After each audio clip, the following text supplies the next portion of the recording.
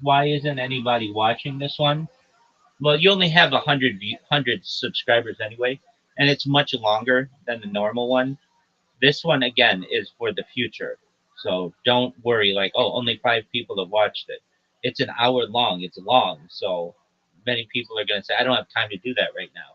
But the people who will are the people who eventually search up something like they're going to be interested in like mapping of the oceans, and in the future episodes that we will have something in the description that says future that says mapping of the oceans, and they'll get into that and they'll be like, wow, this is really interesting, I wonder what else is in here, and they'll find the playlist, and then they'll just start at the top of the playlist and work their way down, and they'll keep it on for hours and hours. Like my playlist, I literally, Tony, watch playlists all day long, and I don't even pay attention to them. But guess what? That means I'm watching videos in their entirety. Sometimes I fall asleep during the videos. That means they're getting like 8 hours of video watch. That's really important for YouTube, Mhm. and that's what you want. Like, let me put it to you this way: the playlists are where it's at when you want people who are watching your content for long periods of time. Most people will just click on your video and be like, oh, okay, and they'll click on something else. But if you can get somebody who just sits there and watches a playlist, you're going to get hundreds of hours of views from people. True. True. But if you don't have So the, yes, if you, so if I were you, I'd have a lot of different playlists. I would have a UFC playlist. I hope Okay, good. I would have you have. a self improvement playlist. You could put our videos, our core videos under a playlist, just whatever it is. The more playlists, the better, because then there's a much better chance that somebody's going to watch 4 or 5 of your videos as opposed to just one. Yeah, yeah, I will going to do playlist when I like home. Okay, so I will go. Okay. I will go. When I you're will going to when change the title and I will be back. absolutely, you want to do I don't know if you want to, but you want to do another episode later today. Yeah, I will text you. Okay. No, you won't. You just come in here. Just tell me. Okay. Okay. So Excellent. I talk to you soon. All right. Best wishes with work. Take care. Good job.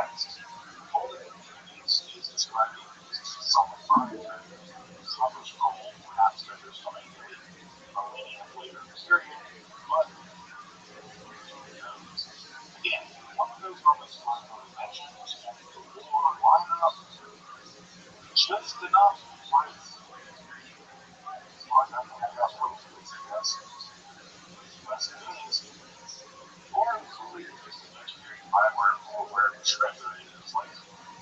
The word El Dorado is occasionally now used for a long lost place that will never be found that's smaller than whatever image is. Pacific Philly are the trading vessels along with all the people of Solomon temple treasure has fired the imagination, fired the ancient imagination, of course, it was also fired the medieval imagination, especially in texts like the national, which is epic that covered the past, history, channel, laws, plans, and laws around the Ark of the Covenant, and epic levels of completeness with the early 20th century British royalists to manage to Tara and Ireland.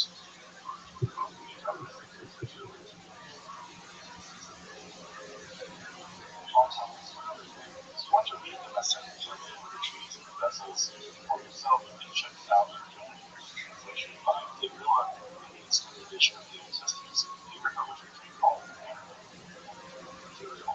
Also, Bill's blogs is absolutely fantastic. I read it as fast as he updates it, so you can subscribe to his blog as well. I'm sure I'm going to circle back to the control with lost treasures of the Second Temple, looking at pretty good historical reasoning of well survived in late antiquity, along with the episode on the Covenant Path as well. Also, highlights among the various legendary magical objects that are owned by Solomon, like this. But until then, I'm going to just sledge find Solomon temple treasure from this episode.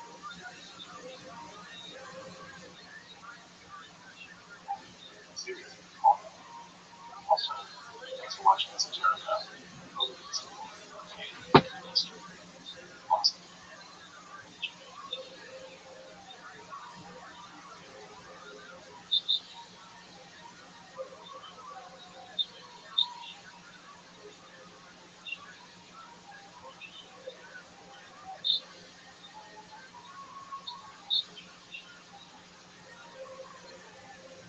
In early 1666, the long-awaited Jewish Messiah was poised to overthrow the Sultan of the Ottoman Empire, cross the Samajjan River, and return astride a lion, leading an army composed of the 10 lost tribes of Israel. He would wed the daughter of Moses the prophet and gather the exiles.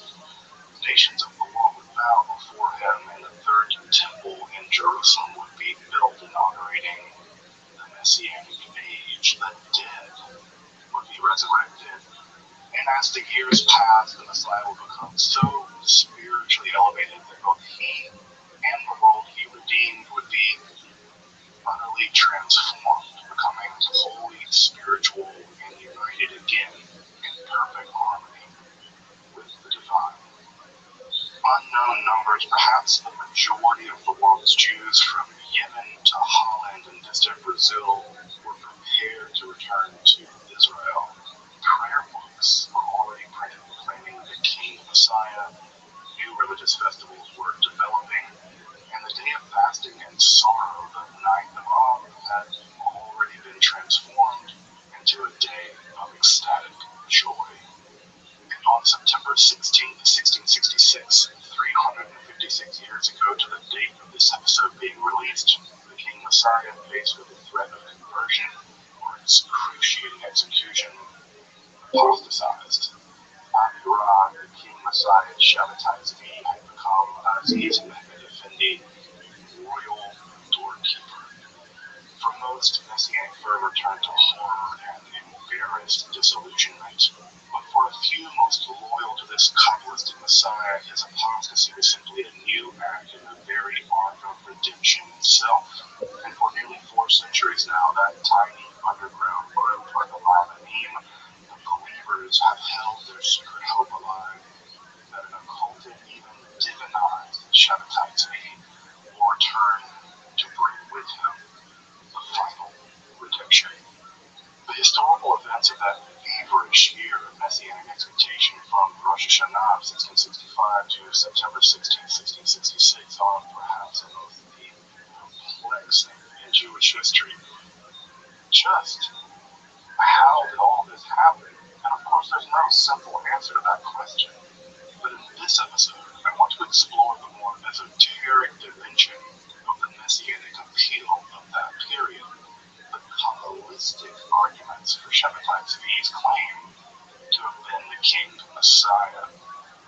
exploring the writings of his chief theoretician, prophet, and, well, PR guy, Gaza, we can see how Lurianic Kabbalah was marshaled, but also deeply transformed to underwrite these messianic claims, including Shabbatai's bizarre behavior, blasphemous behavior, and even the heretical antinomian turns the movement would eventually take. Let's explore the Kabbalistic theology of the heretic Messiah. If you're interested in the history of magic, hermetic philosophy, alchemy, Kabbalah, or the academic study of the occult, make sure to subscribe and check out my other content on topics of esotericism, including different kinds of curated playlists.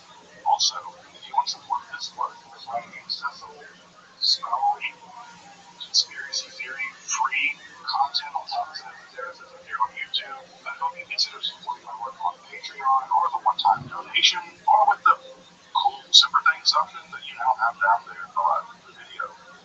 But now, let's turn to the origins of creation, of evil itself, and how the soul of the Messiah plunged into the abyss of pure evil, the realm of the clean poet, would eventually emerge to redeem all of reality itself. The theology of the heretic Messiah, Shabbatai's feet. I'm Dr. Justin Sledge, and welcome to Esoterica, where we explore the arcane in history, philosophy, and religion.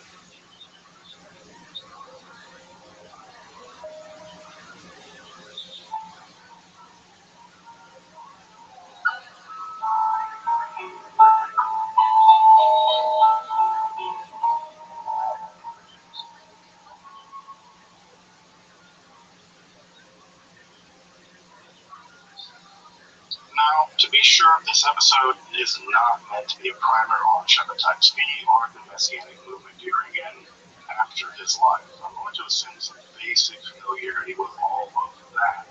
After all, this channel, Esoterica, is meant really to be introductory level content most of the time.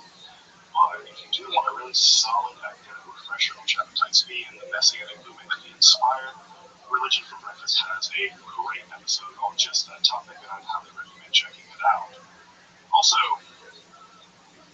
I have to do this. I've warned against 90% of the information on Shabbatai's feet and the Messianic movement that in its wake on the internet is awash with, let's call them valueless, anti-Semitic internet grifters whose analysis will somehow make you stupider having watched it.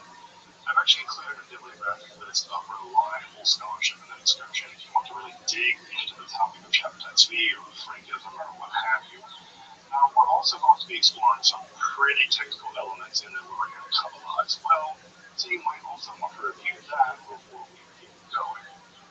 Again, this channel ain't called Esoterica for nothing. Prior to Shabbatai's feet's early proclamation of himself as the Messiah, dating to around 1648 or so, and Nathan's technical Kabbalistic defense of such claims composed in the mid-1660s, both of these guys had profound mystical insights independent of one another. Shabbatai, having learned almost from the Zohar exclusively, had come to a profound, though dynamic, changeable insight into what he called the mystery of the Godhead. And Nathan had developed, well, supernatural healing powers, the very healing powers that would actually eventually attract Shabbatai's feet to visit him there in Gaza in the first place. Further, Nathan, despite his young age, he's only about 20 at the time, would become shockingly proficient in the highly technical intricacies of Lurianic Kabbalah. I mean, it's mind-blowing how fast he learned this stuff, especially learned in the debates around the medieval period of the Tzimtzum, or the divine contraction, up to the penetration of the divine light into that vacuum of the Tzimtzum, but prior to the emanation of the Sephirotic system. Yeah, that primeval, after the first movements of the hidden divine will, but before the Sephiroth themselves became differentiated. Like that early on in the system, that's where the big debates were, but a lot more on that, all of that in just a moment. Now, as I mentioned, Shabbatai's mystical insight into the mystery of the Godhead, despite his while constantly transforming and deepening its meaning through the years, focused on restoring accessibility to the proper object of faith and worship for the people of Israel, i.e., the true God of worship. Shabtai keyed in on a core problem that arises out of the concept of the divine, central in the main book of the Kabbalah, the Sefer Zohar, the book of radiance. There, the primary source of all being, via emanation, remains itself utterly hidden from all knowledge or speculation or comprehension. Ein Sof, the infinite, the divine abyss of nothingness or no thingness, is beyond all comprehension, is beyond all speculation, and is beyond all linguistic predication. One can't even speak of it being in any meaningful sense. Rather, the divine is actually known through a series of later emanations of Sefirot. And even then, the first three Sefirot, Kether, Chochmah, and Binah, are also beyond all comprehension, but are concentrated in the synthetic Sephirah of Tiferet, which is the revealed glory of the divine and corresponds to the name of the divine as revealed to humanity, the Tetragrammaton, Yod-Heh-Vav-Heh. But that creates an odd tension. It renders the true source of divinity not only beyond all comprehension, but also beyond all worship. It makes Judaism as a religion of worship of divine oneness impossible. Shabtai's mystical insight is also a glimpse into his flair for the heterodox. He simply doubled down on the importance of the Sefirah of Tiferet, rather than understanding it as the revealed compression of the otherwise unknowable upper Sefirot, or the utterly unknown causeless cause of all causes, Ein Sof, he posits the ontological priority of Tiferet as Ein Sof, enclosed or made manifest as a very necessary object of faith and worship.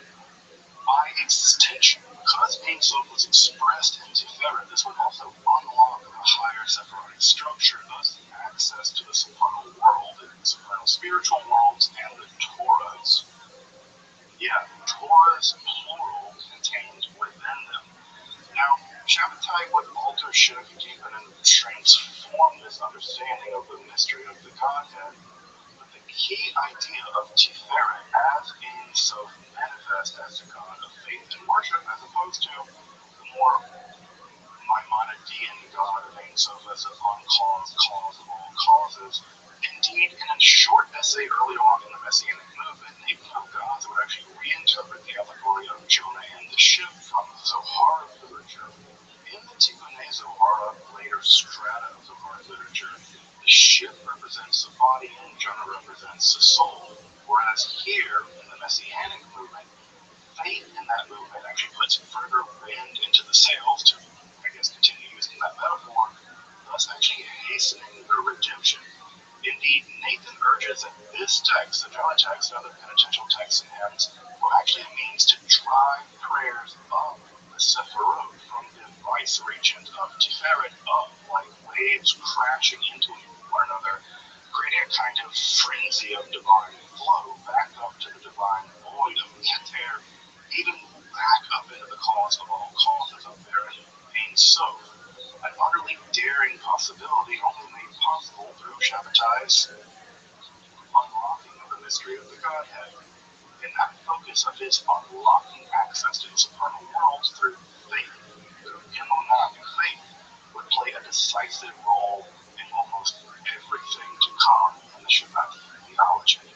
While Shabbatai's speculations about the mystery of the Godhead would provide a unique breakthrough, or an Irish kind heretical breakdown, depending on your mileage here, it would also be up to his prophet, Nathan of God, to actually build out a fully developed Kabbalistic theory to justify not just Shabbatai's messianic claims, but also his aberrant behavior, his apparent apostasy, and, well, his death. Nathan would set to that task in 1665 in a series of extraordinary treaties, letters, and liturgical documents, many of which remain untranslated, many of which only recently got republished. And what I want to do is attempt to trace out what these arguments for the feverish period prior to Shabbatai's apostasy consisted of, and how they function within the larger Lurianic system of Kabbalah more generally, focusing primarily on Nathan's Derush Tanaim, or the treatise on the dragons. Many of these early documents were actually written to explain to the early adopters of the Messianic faith, like, the one which Rabbi Rothschild, who actually bankrolled the first years of the movement. You got to get that guy on board, the one guy. But just what did these people have their faith in exactly? What did it mean for Shabbatai Tzvi to be a Messiah at all? Like all Messianic movements, faith in a leader almost always comes first, with just what that means, sometimes taking centuries to work out. Think of the debates about the nature of Jesus following in the centuries after his followers were sure he was the Messiah. Like that whole time for it. And he came back. Thus, Nathan brings to bear the most powerful theosophical tool he has access to do just that work. The system of the Lurianic Kabbalah on just those messianic questions. Now, I want to impress upon you just how learned Nathan was at the age of basically 20. If you've ever learned Lurianic Kabbalah, you probably actually just learned a relatively tidy version of the system of divine contraction, I would assume, the first ray of the divine light, the shattering of the vessels, the rise of evil from the powers of straight judgment or redeem, the origin of all the souls in the supernal body of Adam Kadmon, the exile and return of Shekhinah, etc., etc. But you might just not be aware of how absolutely contentious most of that was in the early days of grappling with what would become that relatively tiny version of Lurianic Kabbalah. There were significant rival schools. Even Chaim Vital obscured and interpolated his own ideas into the Kibbutz Ha'ari when Luria's own ideas made him theologically uncomfortable. Further, other non-Chaim Vital expressions of Luria's ideas, such as those published by Israel Saru or Joseph Ibn Taful, though less popular now, may actually better represent the primitive Lurianic teachings. This was especially true when it came to the most contentious issues of that time period. What exactly happened in the process after it was consumed by divine contraction, but before the emanation of the Sefirot, especially in terms of regard to the origin of evil or the Klipot. Now, Nathan of Gaza, better than virtually any of us today, understood not only that there was a real debate to be had about this, but he also understood the various positions in that debate. Though he did understand them as all being kind of true at various esoteric levels of analysis, that's a whole other ball of wax. But he would offer a pretty synthetic solution. Further and more importantly, his solution would center on the origins of the soul of the Messiah and its struggle with the demonic Klipot at the heart of that utterly primeval period. A truly radical, novel solution found in neither the Zohar nor in the complex and diverse Lurianic speculations of his day. This is truly Nathan of Gaza's most pioneering move in the history of the Kabbalah. Now, the earliest mystical texts produced by Nathan are pseudepigraphic or forged. Their account of a pious medieval rabbi named Abraham, with visions of the Messiah, literally name an account for the birthday of Shabbatai Tzvi. They name him Shabbatai Tzvi, and they will say he's going to be born on Shabbat of the 9th of Av. That's actually the day held by the rabbis to be the birthday of the Messiah, so that's to be Shabbatai. That aside, the theological core of the text includes the messianic idea of restoring the crown to its pristine glory. This is a reference to Shabbatai's revelation of the mystery of the Godhead mentioned earlier, such that Israel's worship will be properly restored, and that all of this is going to be accomplished through emunah, faith, such that the just shall live by faith. One of the most popular verses from Tanakh and Shabbatian theology. The first two letters of that verse kind of spell out Zevi, like Tzvi from Habakkuk, I mean. Not kidding, they kind of did, but further, that this faith for emunah is required for, among various other reasons, that the Messiah will undergo terrible torments and perform strange and awesome deeds, even up to his own martyrdom to perform These early visionary texts set the stage for the more dramatically developed theology found in Nathan's groundbreaking treatise on the dragons, to which I want to turn to now. The treatise on the dragons, or the Jewish Tannaim, is ostensibly a commentary on Zohar, Volume 2, 34a through 35b, a notoriously difficult mythological section dealing with the origins of evil and the Klipot as a dreadful primeval dragon sunk into the pre-creation watery abyss. Now, as I mentioned in my episode about the origins of the Klipot in the Zohar, or check it out again if you want to review this material, this text can't quite make up its mind about just what the origins of evil are. The Zohar is kind of all over the place with this question, but in this narrative, they seem to be primevally, perhaps even co-eternally real with the divine. That is to say, the divine light of emanation is not fully able to penetrate the murky deep of the demonic abyssal sea.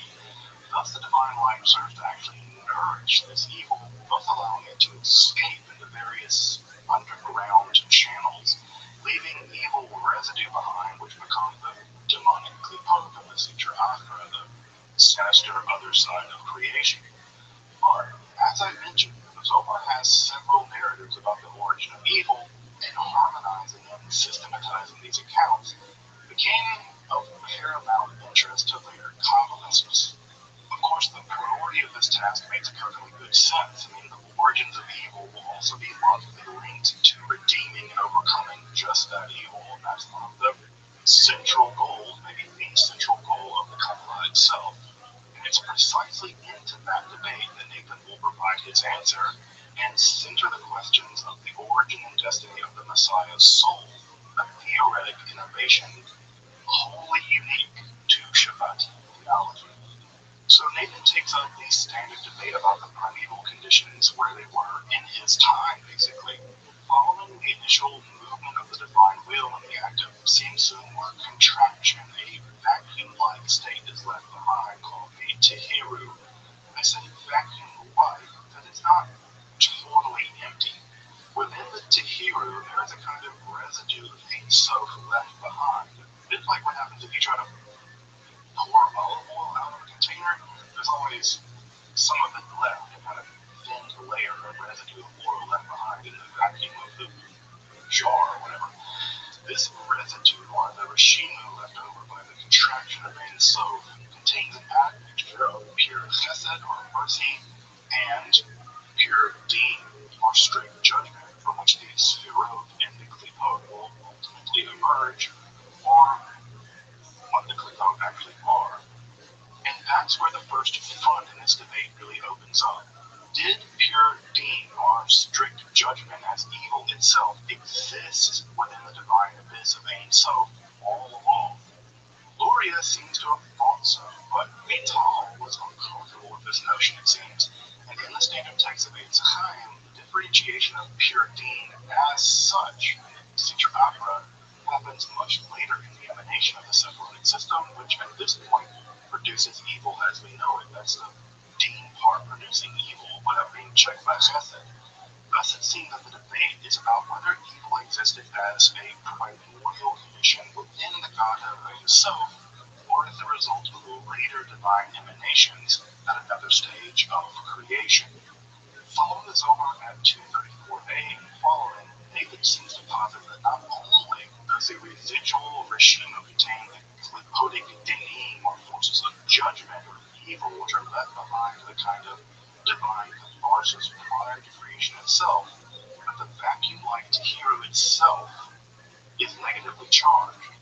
That is to say, there are forces near the divine which are energetically and creatively inclined, but the lower reaches of the tehiru, the region that Nathan terms the golem, or unformed or the undifferentiated, are marked by their passivity and their anti-creation gravitation, dragging into those depths the residual dinim, or klipot, which eventually congregate and collect in the lower half of that vast abyss of the golem.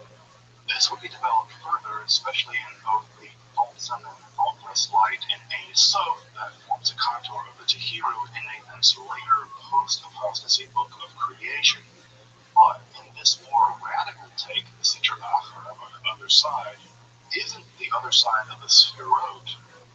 It's the Sitra Achra of Ein Sof itself, probably one of the most daring and provocative ideas ever expressed in Kabbalah. But again, it's more from the book of creation. There's a more modern form we found this idea in the treatise on the dragons. Thus, the primeval state of being prior to the insertion of the divine light, which inaugurates creation properly in the Kabbalah, is for Nathan one profoundly dualistic in nature and even overwhelmingly tending toward evil as a non or even anti-creation force. They are only the forces of the upper Tehillah marked by the Rishimu of pure chesed and one more decisive element, the souls of the righteous that the Klipot clung to within the divine abyss of Ein Sof, dragging them into the darkness. These powerfully righteous souls will go on to be folks like Abraham and Moses, the most important people in this mythology, but they are at this point the fuel upon which the parasitic Klipot feed, which, so far from the divine light, are actually necessary for the demonic husks to maintain any existence at all. Plunged into the very abyss of near non-being, these souls are like fuel cells which prevent the Klipot from tattering off into pure non-existence, at least in this primitive period of creation. And this is where Nathan's most dramatic move happens. Plunged into the deepest depths of the Klipot, into the hellish torment of the parasitism at the very abyss of non-existence, is the tortured soul of the Messiah. Here the soul of the Messiah plunged into the darkest depths of the abyss of the Tehillah, struggles with the worst of the Klipot, the horrid dragon of the abyss. Indeed, in some of the more extreme passages, it appears that the soul of the Messiah even began as an aspect of this horrid dragon of the depths, though Nathan never seems totally willing to commit to that position, and even slight changes in the reading of the Hebrew seem to change whether he actually commits to this. I don't think he ever really does.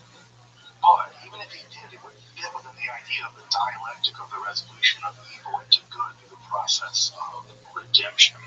But at this point, Nathan picks up on a concept of Chaim Vital, the now representative student of Luria. This is the concept of the holy ruse, the holy deception of the Klipot.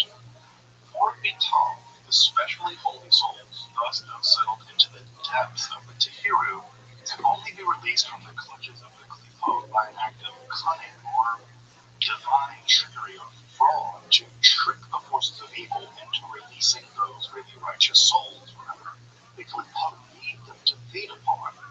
This was primarily done by the divine destining those souls to undergo or commit a deed in their life so awful or morally outrageous that the forces of the Klipot thought that would actually allow them to both feed off of them in this medieval period, but also because such horrible deeds will eventually be committed, they can also recapture these various powerful souls and thus return them to the depths of the abyss, having committed such dreadful misdeeds to feed on them forever.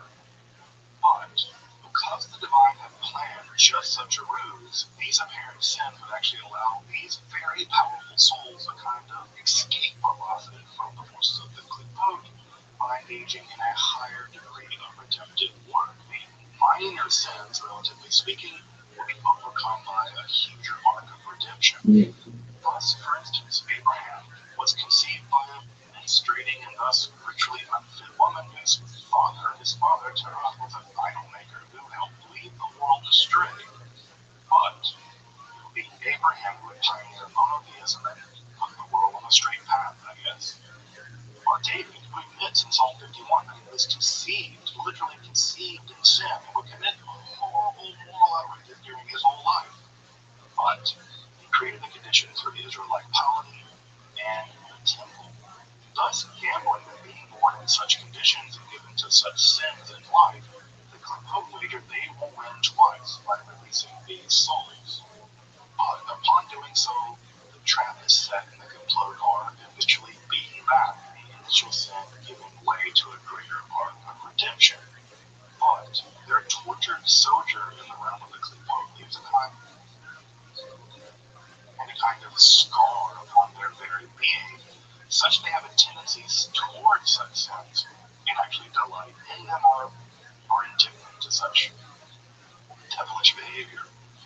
Thus, as the Talmud has it, the more righteous a person is, the more tortured by sin they are, thus explaining David's tendency toward violence and sexual aggression, and Abraham's apparent complete ease at being asked to sacrifice his only son, his beloved son, who isn't his only son, Ishmael, whatever.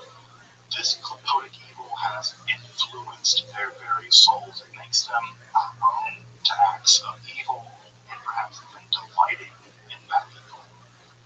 This mechanism of the holy ruse is just what Nebuchadnezzar needs in his messianic theology vis-a-vis Shabbatai's faith.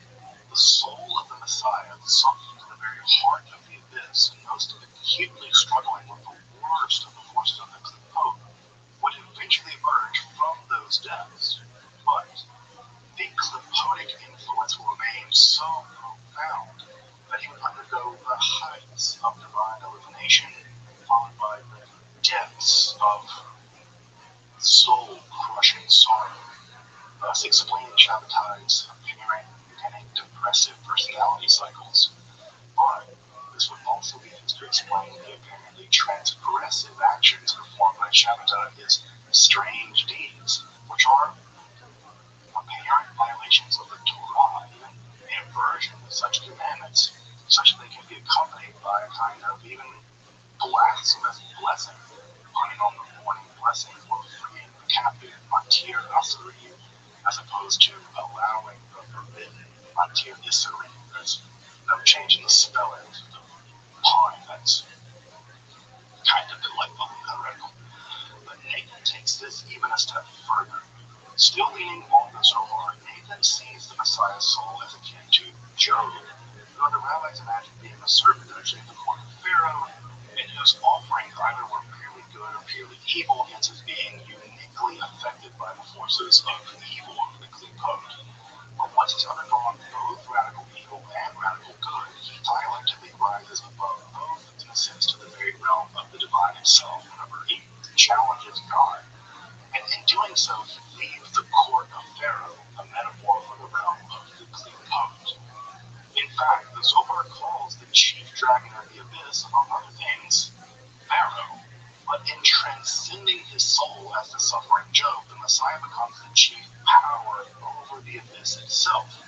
Not as an evil Pharaoh, but in a Hebrew pun, as one that circumcises the power of the clipote, para, removing the impure foreskin and thus redeeming even the great evil of the pharaonic dragon.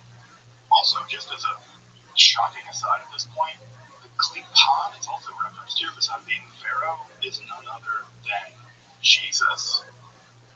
Jesus of Nazareth is taken by Nathan to be the most sinful soul to have ever existed, led the world into apostasy according to him, and was thus dragged back into the world of the clipote after his execution. He afflicts the soul of the true Messiah, and thus must be redeemed in the process of the final tour de force of the process of redemption. Thus, in the depths of the abyss, the true Messiah, Shabbatai's being, must redeem the ultimate false Messiah, Jesus of Nazareth, from evil itself. With people like me reading this being like, oh, nobody, no. I am glad I am not involved in any of that. In addition to these elements in which the soul of the Messiah is introduced to understand the origin of evil and its eventual redemption, Nathan will also introduce an element of early Kabbalah that actually otherwise been rejected by both the great systematizer Cordovera, I'm a total fanboy of, and even Itzhak Luria. This is a super early 13th century proto-Kabbalistic text, maybe probably influenced by apocalyptic Christian prophets like Joachim of Fior, that actually argued for a series of ages or Shemitot, which correspond to a procession within the very symbolic structure itself. This is like a metaphysical clock counting down to the final redemption, passing through each subsequent sphera along the way. Nathan would impose a ruining system of the divine countenances of the Parsifim upon the system, argued that with the coming of the Messiah, this marked this transition of the world, all this world, into the highest grouping, the Parsuf of Abba and Ima, mother and father, thus again allowing the Messiah access to the very cause of all causes and the very apex of the divine countenances of the Parsufim. In fact, this explains Shabbatai's particular love of the rather gaudy Latino love song that Zelda, the Emperor's daughter, to which he actually attached deep Kabbalistic meaning, and Zelda actually became a kind of bona fide Shabbatian hymn in that world. I will say it's actually a really nice song, and the music is just amazing, so if you've never heard this great Shabbatian song, you should look it up. Again, this is a novel use of an older and rejected Kabbalistic concept adapted to Lorrainic Kabbalah in the interest of driving the Messianic agenda forward. And that agenda brings us to the last two early Shabbatian concepts I want to discuss. With the mystery of the Godhead opened the transition of the Parsufim to the highest configuration of Abba and Ima, and the Messiah's soul having escaped the clutches of Klipot, the final Messianic drama could really begin in earnest. Shabbatai, given the exaltation of his soul and its links to Job, which run on the earth for exactly 140 years. Shabbatai was 40 at the time of his declaration that he was the Messiah, and Rabbinical lore has Job living for 140 years, so Shabbatai's going to live for another 100. Then he would leave behind his physical body, whereby he would undergo some type of occultation. This idea is probably being borrowed from Shia theology, and subsequent apotheosis. He would realign the spirit of the tree into its ultimately balanced form, and therefore complete the final redemption of all reality. Well, regardless, recall that even in instances of martyrdom, Messianic martyrdom was conceivable to Nathan in 1665, the vision of Abraham. What wasn't, I strongly suspect, would be his soon coming apostasy. But just as the soul of the Messiah was reaching up into the very heights of divinity, the final souls of human beings were descending from the heels of the primeval spiritual anthropoid Adam Kadmon.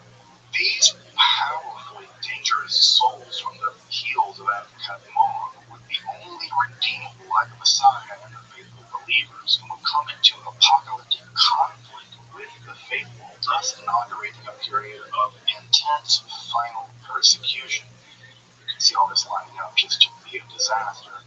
But just as the soul of the Messiah was ever uplifting and the souls from the heels of Adam Kadmon were descending, Nathan of Gaza introduced what is perhaps the most dangerous doctrine of the movement, the reception of the Torah of the upper worlds. In this conception, one actually held by otherwise very orthodox Kabbalists, the physical Torah with its material laws and time-bound commandments was only brought into existence because of the sin of Adam, which produced a physical reality in some ways in the first place. Thus, the Torah of this world was a Torah of physical space and time, of materially putting on tefillin and physically uttering prayers. But the Torah is eternal and exists all around the reality, with laws appropriate to those levels of reality. Thus, the Torah of the higher spiritual realms will not only not be a physical practice performed by bodies in space and time, but may even contain practices inimical to the Torah of the lower physical world. Again, this isn't really anything terribly new.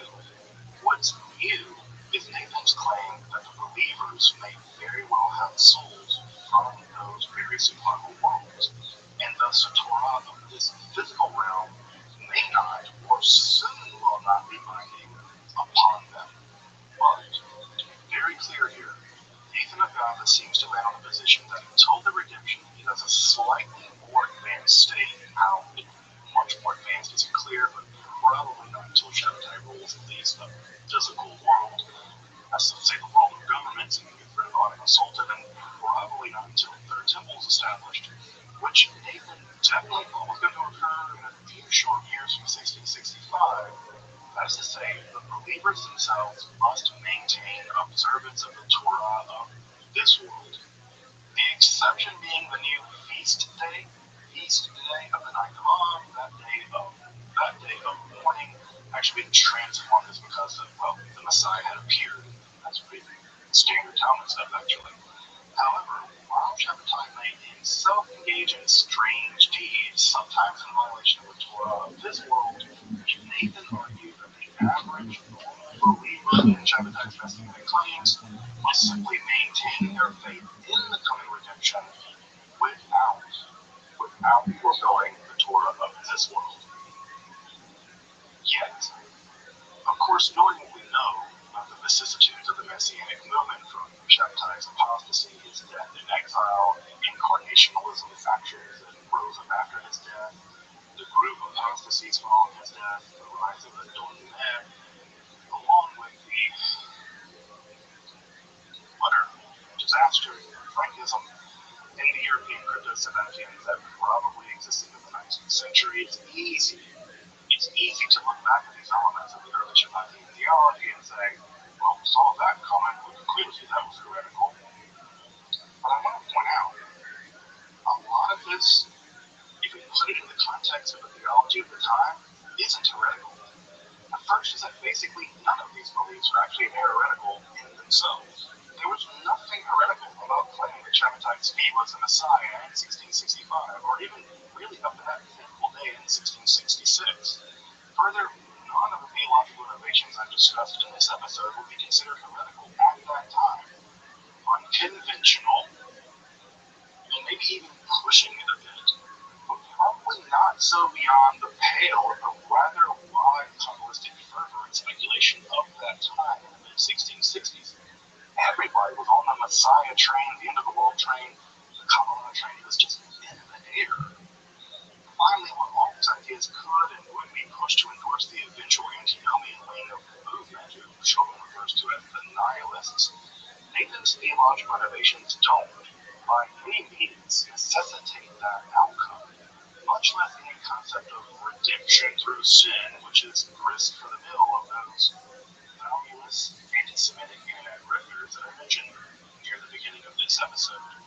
In fact, it's a real pity that Sholem used the concept of mitzvah ha'avera, translated as redemption through sin, in that article as the title for his groundbreaking essay on research into Shabbatianism, because one, that concept doesn't really play any real role in the Shabbatian theology of redemption, certainly not in these foundational documents, and not really in later documents either. And two, mitzvah ha'avera is settled law even in the Talmud. Any mitzvah performed through a sinful act is disqualified.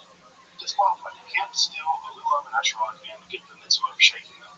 Nathan of Gaza even held the door to the believers appealing to a higher Torah to justify any kind of antinomian behavior.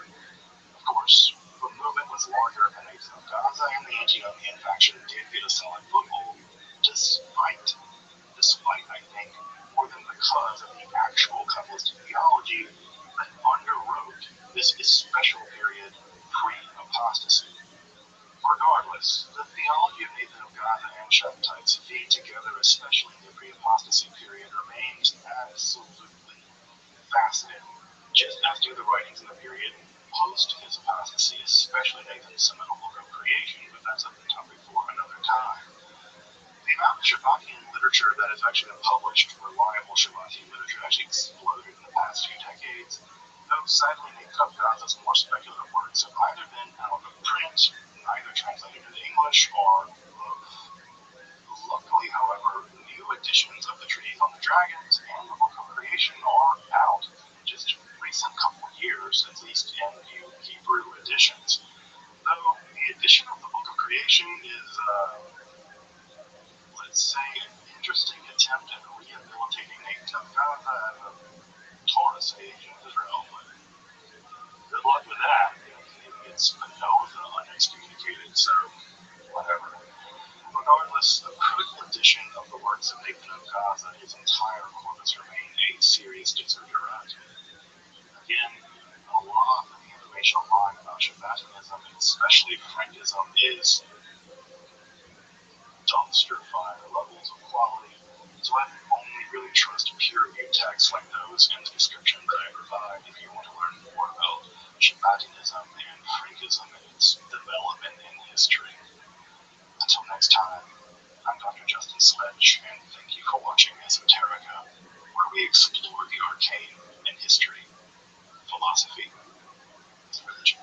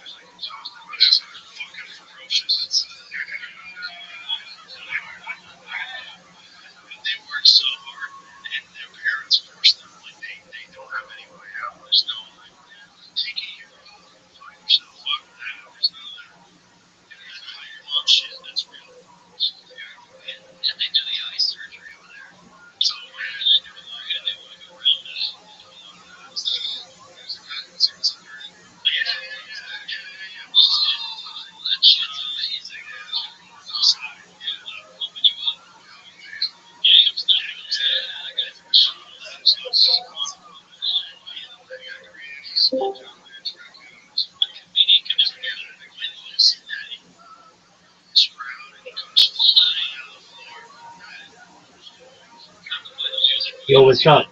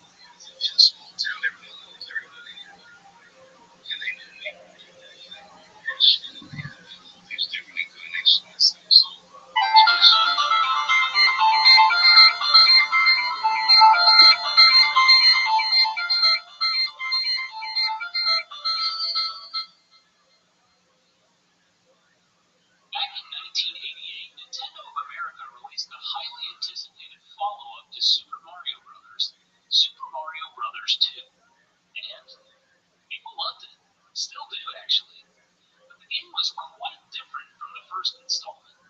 You were no longer stomping on Goombas and Koopas, but instead picking vegetables out of the ground and throwing them at enemies. Bowser, the main villain from the first game, was replaced with a giant toad named Wart. But hey, developers like to try new ideas. Maybe Nintendo just wanted to change things up a bit. No big deal.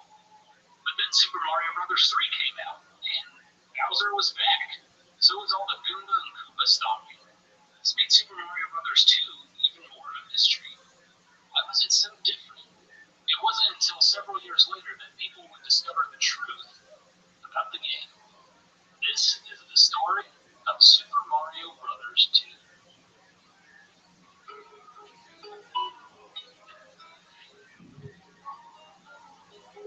In order to understand Super Mario Bros. 2, we first have to look at the original game, Super Mario Bros. Released in 1985, the game was a smash hit. In Japan alone, 6.8 million copies were sold. Worldwide, around 40 million copies. The best-selling book in Japan at the end of 1985 was a strategy guide on how to beat the game.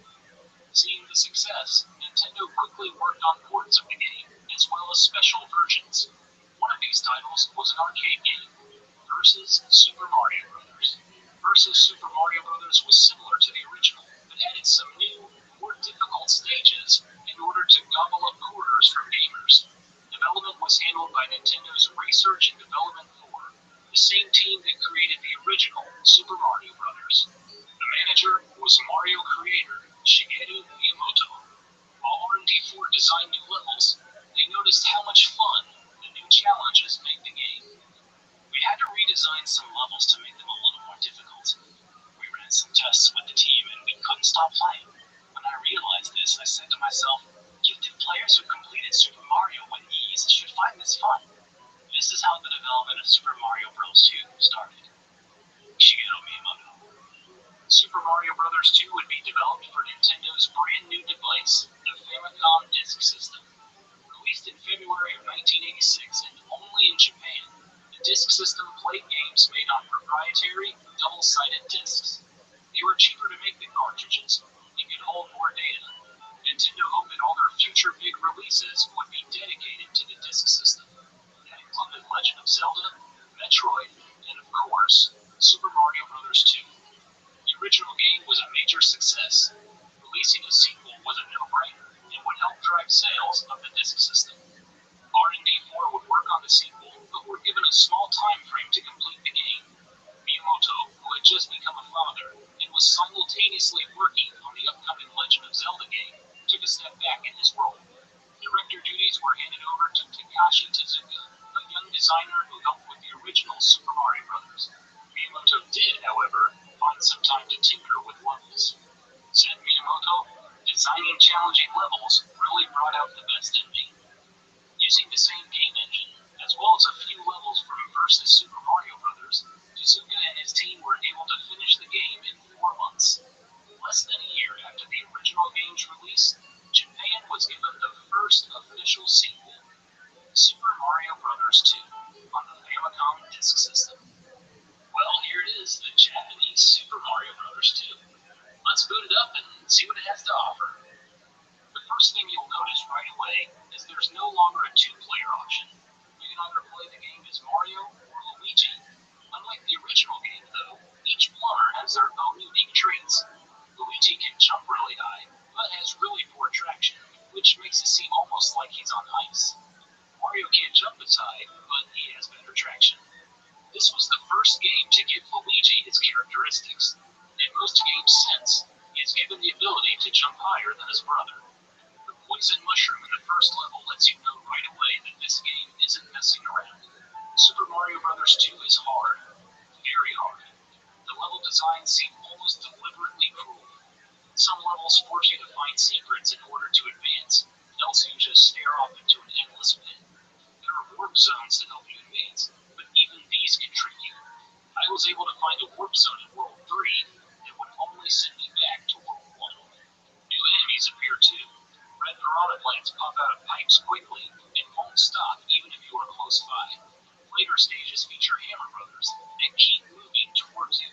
The game even adds wind in some areas. jumps longer and more difficult to accomplish. You only get 3 lives before it's game over. Luckily, the game offers you unlimited continues. As you can see, the game looks just like the first one. The music is exactly the same too, which led many gamers to criticize Super Mario Bros. 2 as a ROM hack or expansion pack of the first game. Regardless, Super Mario Bros. 2 went on to become the best-selling game on the Famicom Disk System, selling 2.5 million units. With the success, Nintendo made plans to release the game in North America. They sent it across the Pacific Ocean for review.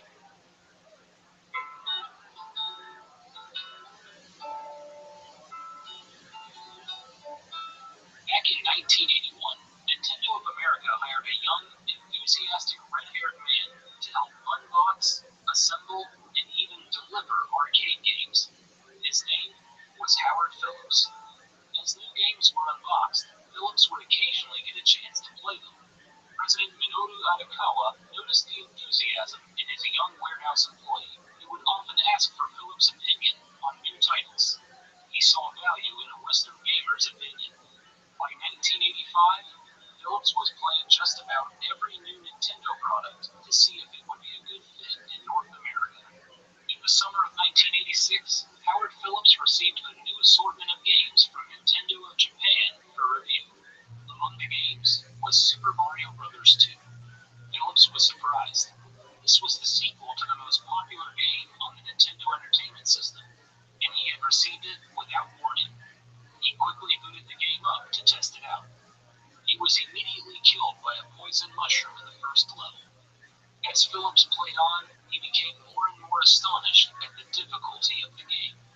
As I continued to play, I thought that Super Mario Bros. 2 asked me again and again to take a leap of faith, and that each of those leaps resulted in my immediate death. This was not a fun game to play. It was punishment. Undeserved punishment. But now my controller astonished that Mr. Miyamoto had chosen to design such a painful game. Howard Phillips. Phillips went to Nintendo of America President Minoru Arakawa to share his thoughts. Arakawa silently nodded. Video games were still on the comeback trail in North America at the time. A difficult sequel to the extremely popular Super Mario Bros. Game could potentially turn off new players. Not only that, but visually, the game looked exactly like the original. Nintendo of America wanted to show off new gameplay and better graphics. The game would also have to be converted from a disk system game into a cartridge. By the time the game could be mass-produced, it would probably seem outdated. Releasing Super Mario Bros. 2 in North America would not be a wise marketing decision. Arakawa contacted his father-in-law, Nintendo of Japan President Hiroshi Yamauchi, asking for a more accessible sequel. It seemed like an impossible task. The Nintendo R&D teams were overwhelmed with other projects, but a sequel was necessary. Nintendo's rival, Sega, was pushing their Alex Kidd character, and third-party Nintendo licensees began making up their own franchises. Nintendo risked having their flagship mascot fade into obscurity. The idea then came to rework an older title as a Mario game. But which game? Nintendo found their answer in the summer of 1987, when Research and Development 4 completed and released a new game on the Famicom Disk System. Yume Kojo Doki Doki Panic.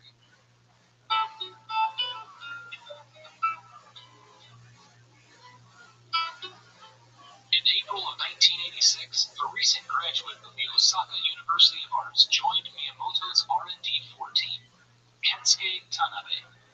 Miyamoto encouraged his team to be creative and come up with potential new ideas for games. Tanabe came up with a platforming game where players would progress through the level vertically rather than horizontally. The idea was that you would have people vertically ascending, and you would have items and blocks so you could pile up to go higher, or you could grab your friend that you were playing with and throw them to try and continue to ascend. Unfortunately, the vertical scrolling gimmick wasn't enough to get us interested in gameplay. Kensuke Tanabe. The technical limitations of the NES made it difficult to program this type of gameplay, and playing it solo just wasn't very fun. The prototype was shelved. But Nintendo is a company known for recycling ideas. An opportunity for the prototype to be used came when the Fuji Television Company approached Nintendo about creating a game for their upcoming summer festival, the Dream Factory. The Dream Factory took place between July and August of 1987 in Tokyo and Osaka. It was used to promote Fuji Television's latest shows and increase viewership. It was a huge celebration, with live concerts, TV specials, and costume events. Fuji TV wanted special products to coincide with the festival, and a collaboration with Nintendo would be huge. The Famicom was selling at a blistering rate. 1 in 4 households in Japan had the system. Kensuke Tanabe was put in charge of the project, and he met with Fuji Television officials to discuss the game. Executives handed Tanabe papers that contained drawings of Arabic-themed characters known as the Dream Factory family. They were the official mascots of the festival. Make a game with this, they said. Tanabe dug up his shelved prototype and went over the concept with his boss, Shigeru Miyamoto. Miyamoto made a few suggestions. Make something a little more Mario-like. An action game, he said. As long as it's fun, anything goes. Development was officially underway, and several veterans of the Mario franchise worked on the game. While Tanabe served as director, Miyamoto supervised the project. Koji Kondo, the composer for Super Mario Bros., would provide the soundtrack. Under Miyamoto's supervision, horizontal levels were added in addition to the vertical ones. The original prototype concept of picking things up became the core gameplay mechanic. Several Mario references were added as well. There were stars, power blocks, coins, and warp zones. At one point, Miyamoto felt the game was too similar to Mario. On July 10, 1987, Yume Kojo Doki Doki Panic was released for the Famicom Disk System. Translated, the game is known as Dream Factory, Heart-Pounding Panic. The game begins with 2 children, named Pokey and Peaky, reading a storybook. Suddenly, an evil hand pulls them inside. Their small monkey, Rusa, runs off to get help from the Dream Factory family, who enter the book to rescue the kids. Doki Doki Panic lets you play as the 4 members of the family. First, there is Imogen, a play on the word imagine. He's the most balanced character, with average jump, speed, and strength. Next is Lena, the sister. She can hover for a short period of time, but isn't very fast or strong. Mama has the ability to jump really high, but has subpar speed and strength. And finally, there is Papa, who is fast and strong, but isn't very good at jumping. The core gameplay revolves around picking things up to use as a weapon, usually a vegetable. Of course, not everything is a vegetable. Sometimes you'll pull up bombs, clocks that stop time, and magic lamps. When you throw these lamps, they conjure up a door to another world where you can potentially upgrade your health and gather coins. The coins allow you to play the bonus slot machine game at the end of each level to earn extra lives. If you jump on top of an enemy, you'll go for a ride, but you can also pick them up and throw them. There's also a variety of masks throughout the levels, all references to the Dream Factory Festival. The game takes place in a variety of locations such as deserts, grassy plateaus, caves, and dungeons. Thanks to the vertical gameplay, you'll be going up into the clouds as well. Doki Doki Panic has a very Arabic feel to it, which matches the characters. Because of their unique abilities, the game offers some strategy in how you want to approach each level. In order to see the true ending, you'll need to beat the game with all 4 characters. Luckily, Doki Doki Panic has a save system, so you won't have to do it all in one sitting. Critically, the game was a success. The popular Japanese magazine Famitsu gave the game a score of 31 out of 40, calling it an action game that's a slight remix of Super Mario. When Nintendo of America requested a more accessible sequel to Super Mario Bros., Nintendo of Japan saw Doki Doki Panic as a potential answer. It was made by the same team that worked on Super Mario. In fact, Miyamoto approached development of Doki Doki Panic as if it were, quote, a full-fledged new Mario. Graphically, the game looked much better than Super Mario Bros., and the gameplay was different. While Fuji Television owned the Doki Doki Panic characters, Nintendo owned everything else. They could replace the Dream Factory characters with Mario characters, and release the game without any legal issues. game was sent to Nintendo of America offices with a note. If you replace the 4 characters with Mario, Luigi, Peach, and Toad, will the American children be happy? Nintendo of America thought yes, and plans were underway to change Doki Doki Panic into a Super Mario sequel for North America. Tanabe and his team went back to work. In 1988, Howard Phillips received a new package on his desk, this time containing a modified copy of Doki Doki Panic. He thought it was a lot of fun, and passed the news on to Mr. Arakawa. Nintendo went to work hyping up its release. Around the same time, the company was getting ready to launch its own paid magazine, known as Nintendo Power. Gail Tilden, who was in charge of the magazine, made the decision to feature Super Mario Bros. 2 on the cover, as well as include a large walkthrough on the first few levels. Will Benton Studios, the same studio that designed the California Raisins claymations, came up with the cover. They created a clay diorama of Super Mario Bros. 2, featuring Mario and the main villain, Wart. In July of 1988, over 600,000 gamers across the continent received the very first issue of Nintendo Power, free of charge. It was the first time gamers would discover they were getting a sequel to Super Mario Bros. Later that year, on October 10, 1988, Super Mario Bros. 2 was officially released in North America.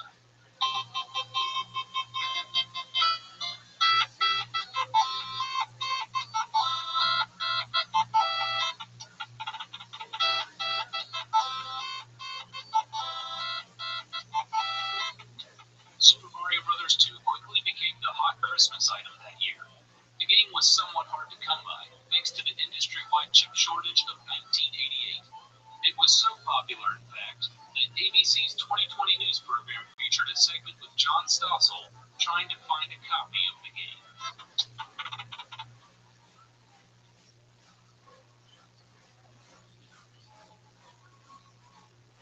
So what are some of the differences between Doki Doki Panic and Super Mario Bros. 2? Well, overall the games are pretty much the same, but there are a few small differences. The most obvious difference is that the characters have been changed. Imogen, the most balanced character, was changed to Mario. Lena, with her hovering abilities, was changed to Princess Toadstool, also known as Princess Peach. Mama, who could jump the highest, was changed to Luigi. And finally, Papa, who was fast and strong but couldn't jump well, was changed to Toad. The plot was changed as well. The opening cinematic was completely removed and replaced with some text, explaining that Mario had a dream about a strange world known as Subcon that was cursed by the evil Wart. After waking up, Mario and his friends have a picnic at a nearby mountain when they stumble upon a cave that leads to Subcon. It's up to the 4 heroes to save the day. The handy save feature from Doki Doki Panic was removed entirely, as the game was converted from a disc to a standard cartridge. Nintendo could have added a save battery, but instead decided to remove the requirement of beating the game with all 4 characters. In Doki Doki Panic, you could only change characters between worlds. Each world consisted of 3 levels. With Super Mario Bros. 2, you now have the ability to change characters between each level. One welcomed change is the ability to run, which was surprisingly absent from Doki Doki Panic. Just like the original Super Mario Bros., you can now hold the B button to run in Mario 2, which makes some areas of the game much easier. Another change to make the game more Mario-like was shrinking. When you got hit in Doki Doki Panic, you simply lost a health bar. In Mario 2, if you get down to 1 health, you'll shrink down, similar to the first game. Nintendo also added a new boss known as Claw Grip to World 5, as the original Doki Doki Panic featured a more difficult battle with a white mouser enemy. Those are probably the biggest changes, but there are a few small audio and visual changes as well. Some animations were improved, such as the grass, cherries, and waterfalls. Several items were replaced with items found in the Mario universe, like mushrooms and Koopa shells. The bonus slot machine game after each level was also given a visual upgrade. Overall, the 2 games are very similar, but Super Mario Bros. 2 does feel like the more polished version. Nintendo kept quiet about the conversion of Doki Doki Panic to Super Mario 2 for a few years. Several magazines at the time did mention it, but most gamers were unaware. The first official acknowledgement came in 1991 with the Mario Mania Strategy Guide, where Nintendo mentioned the Switch in a small blurb at the bottom. In 1993, Nintendo released a compilation of Mario games on the Super Nintendo known as Super Mario All-Stars. The game contained enhanced versions of the first 3 Super Mario games, as well as a game that most had never heard of, Super Mario The Lost Levels. What was The Lost Levels? It was the Japanese Super Mario Bros. 2, the Famicom Disk System game that North America and Europe never saw. For many players, this was their first experience with the game. The realization that North American and European gamers never got the original Super Mario Bros. 2 led some players to consider their version an outlier, not a real Mario game. But Super Mario Bros. 2 had a profound effect on the series as a whole. It sold over 10 million copies worldwide, making it the 3rd best-selling NES game of all time. Several characters that had become staples in the series first appeared in Super Mario 2, including Bob-ombs, Shy Guys, and Birdo. It was also the first time gamers could play as Toad and Princess Peach. The game also established uniformed looks for Mario and Luigi. Luigi was finally updated to stand out from his brother by being taller. Super Mario Bros. 2 proved to be so successful that in 1992, Nintendo re-released the game in Japan as Super Mario USA. Ultimately, the decision to not bring the Japanese Super Mario Bros. 2 to North America and Europe was a good one. The difficulty and similarity to the first game just didn't make sense for the newly revived video game industry. If you want to play this game for yourself, you do have a few options. You can, of course, play it on Super Mario All-Stars, or as an unlockable bonus in Super Mario Bros. Deluxe for the Game Boy Color. However, these versions are slightly modified to make the game a little easier. So if you want the real deal original challenge, I suggest picking it up on the Wii or Wii U Virtual Console. As for the Western Super Mario Bros. 2, I remember playing it as a kid and not really noticing how different it was.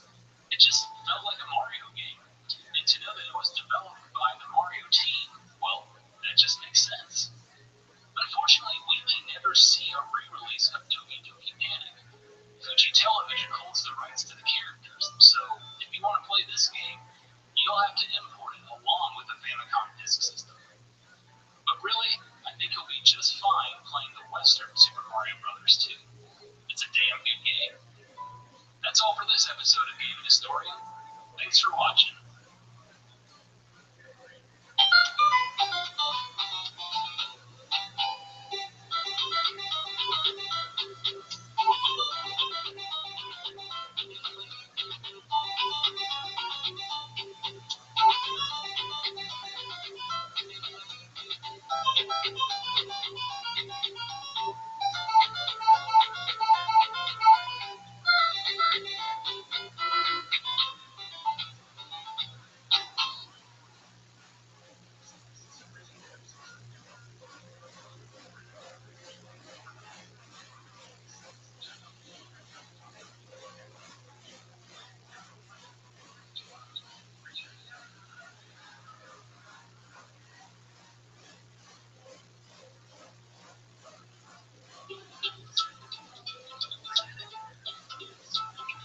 It was February 1990.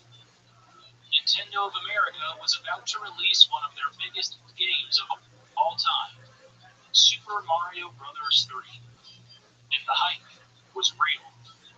Super Mario Bros. 3 came out a year and a half earlier in Japan, and even in a time before internet, North American gamers knew all about it. Throughout 1989, magazines printed previews and teasers. A major Hollywood movie showed off the game. Some stores even sold import or bootleg versions of the game. But Super Mario Bros. 3 was more than just another game in the series. It proved that Nintendo and Super Mario Bros. Were not a fad. And even with competition from other companies, Nintendo was still the king of video games. This is the story of how one game captured the hearts and minds of an entire generation of players. This is the story of Super Mario Bros. 3.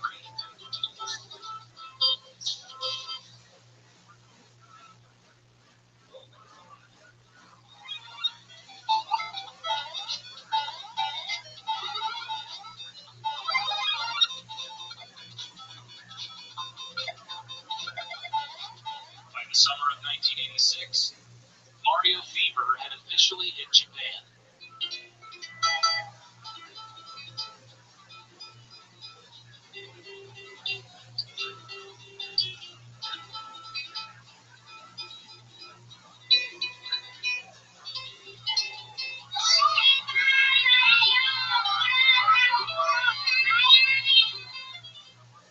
Nintendo's Super Mario Bros. For the Famicom was a smash hit, selling more than 3 million copies. The country's best-selling book was Super Mario Bros., the complete strategy guide, which contained tips and tricks on how to beat the game. The Mario Bros. Theme song was given lyrics and released as a single, Go Go Mario.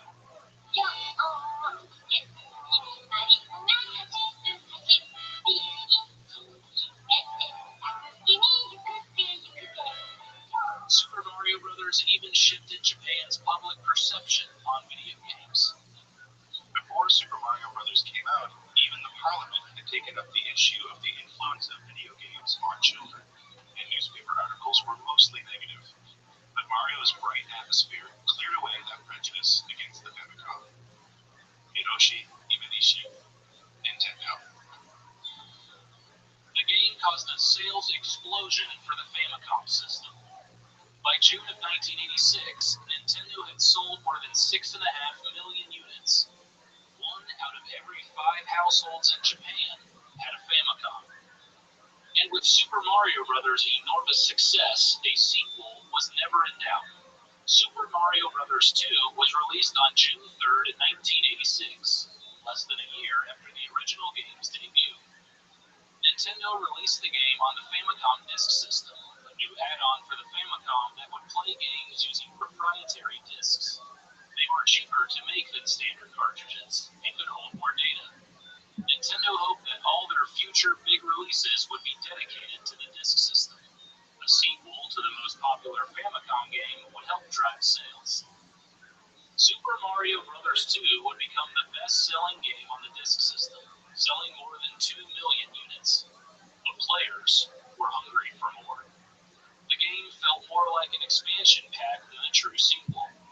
Visually, Super Mario Bros. And Super Mario Bros. 2 were almost identical. It was also an extremely difficult game, which was a turnoff for new players. Nintendo even advertised it as such, slapping a "For Super Players" label on the game's packaging. And players weren't the only ones who wanted a true sequel. Research and Development 4, the team behind the first 2 Super Mario Bros. Games, were ready to provide the Famicom with the ultimate Mario game. So Nintendo got to work. A team of over 10 people at R&D 4 would be responsible for making Super Mario Bros. 3. Their leader was Shigeru Miyamoto. If Mario was Nintendo's Mickey Mouse, Shigeru Miyamoto was Nintendo's Walt Disney. He created Mario back in 1981, and since then had seen his character become the face of the company. Miyamoto took a step back during the development of Super Mario Bros. 2. He had recently become a father and was involved in too many projects. But now he was ready to throw himself completely into a sequel. He would oversee almost every aspect of the creation of Super Mario Bros. 3. Miyamoto's right-hand man, Takashi Tezuka, was named the game's director. Tezuka joined Nintendo 2 years earlier at the age of 24 and was instrumental in the design and development of Super Mario Bros. And The Legend of Zelda. Following that, Tezuka was given his first director job on Super Mario Bros. 2. His work on that game, while facing a tight deadline, proved he was more than capable of doing the job. But Super Mario Bros. 3 would prove to be a challenge. Toshihiko Nakago was the main programmer. He began his career at Nintendo in 1983 by porting arcade games to the Famicom. Sakago proved invaluable when he helped Miyamoto and Tezuka bring their ideas to life by programming The Legend of Zelda and Super Mario Bros. Working alone as the composer was Koji Kondo. Before Kondo arrived at Nintendo in 1984, music and sound effects were handled by the programmers. Kondo was one of the first members of Nintendo's dedicated music staff. Along with veterans, Research and Development 4 had a group of young designers and programmers eager to prove their value. Among them was Kensuke Tanabe, a new hire who not only had to design levels for Super Mario Bros. 3, but was also directing his own game, Yume Kojo, Doki Doki Panic. Kazuaki Morita, a programming whiz who helped program Super Mario Bros. At the age of 19. Katsuya Eguchi, a graphic artist whose talent caught the eye of Miyamoto, who was brought on as a level designer. And Hideki Kono, a designer who had dreamed of working at Nintendo ever since he started playing Famicom games. With his team assembled, Miyamoto could begin production on his ultimate Mario game. But making this new game would require a lot of power. Luckily, it was available. Although Super Mario Bros. 2 was released on the Famicom disk system, new advancements in cartridge technology quickly made the disk system obsolete. Chip prices were coming down, and storage capabilities were increasing. Internally, Nintendo developed MMC chips, multi-memory controllers, which greatly expanded the Famicom's capabilities. Developers made games never before thought possible. Miyamoto credited MMC chips as the reason the Famicom lasted so long on the market. Super Mario Bros. 3 utilized the MMC3 chip, which allowed better graphics, screen splitting, diagonal scrolling, and more memory. With this new power, Tezuka was ready to try something new. We made Super Mario Bros. 2 by changing the original game's difficulty and stage design, but we couldn't do that again. So I wanted to change everything. Takashi Tezuka. R&D 4's first new idea was to change the perspective. They experimented with making a Mario game using an isometric view, but Miyamoto wasn't a fan. With a diagonal view from slightly overhead, you lost your sense of distance to the ground. So I told him that development would be difficult, he said. R&D 4 scrapped the idea and went back to the standard side view. Nintendo referred to Super Mario games as athletic games, games where players could move freely, run fast, and jump high. It's a type of game that is easily approachable for younger, inexperienced players, but can also be played by experienced hardcores without getting tired of it, said Miyamoto. This game philosophy re-emerged. R&D 4 began brainstorming new ways to make Super Mario feel even more athletic. They could let Mario slide down hills, pick up and kick objects, and even fly through the air. Graphically, Mario could not stay the same. The first two Super Mario games looked too similar. So R&D 4 gave the Mario universe a complete makeover. Nothing from the first two games carried over. Every single character, enemy, item, and environment was brand new. There was a cutesy aesthetic to the graphics, thanks to director Takashi Tezuka. In the previous Mario game, he added eyeballs to many objects. He did the same thing in Super Mario Bros. 3. He wanted to add eyes to just about everything, said designer Katsuya Eguchi. Colors were bright and varied. Trees and bushes danced on screen. The visuals had a theatrical element. A curtain rose to introduce the game. Hanging platforms and blocks bolted to the background resembled set pieces. Mario finished each level by exiting the stage. R&D 4 put these new visuals in an all-new world as well. Now Mario had 8 new areas to explore, each with their own visual theme. Grassland, desert hills, oceanside, big island, the sky, Iceland. Pipe Maze. The Castle of Koopa. The designers cranked out levels. Hideki Kono didn't remember the experience fondly. We laid tracing paper over graph paper and painstakingly drew levels every day, he recalled. Once finished, the designers brought their levels to the map room, a long, narrow room where programmers took the sheets of graph paper and programmed map data. It was a long process. Designers had to wait a whole day before seeing their creation on screen, and even then, there were plenty of bugs to work out. To connect all the levels, the development team added an overworld map. Levels were no longer played in a linear order. Now, players could choose their own path to the end of each area. How did Research and Development 4 come up with these new worlds? They may have gotten inspiration from the most magical place on Earth. In 1987, Shigeru Miyamoto and other members of the Research and Development 4 team needed inspiration, so they took a trip to the United States. They visited several places, including New York City, San Francisco, and Disney World in Orlando, Florida. Disney World had several unique areas, and it felt like a fairy tale land. Super Mario Bros. 3 was similar, with its 8 different colorful worlds. Cinderella's castle sat in the center of the park, connecting everything together. It was similar in Super Mario Bros. 3. The White Castle in each world helped guide the player along, and was the key to getting to the next area. No one at Nintendo has ever confirmed that Super Mario Bros. 3 was inspired by Disney World, but the similarities are interesting. New graphics and levels weren't the only addition to Super Mario Bros. 3. R&D 4 added new power-ups as well.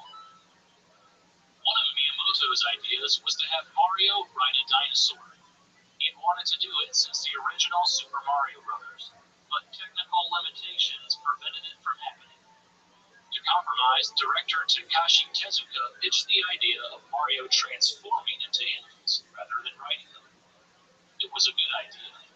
Mario could get different power-ups and suits that would transform him into animals with their own powers and abilities.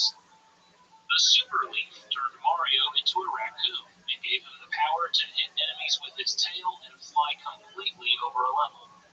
But the ability to fly was initially too powerful. Head programmer Toshihiko Nakago voiced his concerns. If we had gone with that, all of the obstacles and the objects on the ground that we managed to create would have been wasted, he said. But Tezuka insisted they come up with a way to make it work. To compromise, the programmers made some restrictions. Mario could only fly if he took off from a runway, and even then, the flight was temporary. The frog suit let Mario jump higher and swim faster, but he slowed down when using the suit on land. The hammer suit gave Mario the ability to throw hammer projectiles and protect himself with a fireproof shell. There was also the Tanuki suit, based on a mythical Japanese creature. It was identical to the raccoon suit, except it also let Mario transform into a statue, granting temporary invincibility. Miyamoto loved the Tanuki suit. Even though I knew it wouldn't make sense to non-Japanese players, I was so excited about it that I left it in, he said. At one point, someone pitched the idea of Mario turning into a centaur. It got rejected. With new power-ups came a cast of enemies for Mario to defeat. The usual suspects were still around. Goombas, Koopa Troopas, Hammer Brothers. But there were a ton of new faces as well.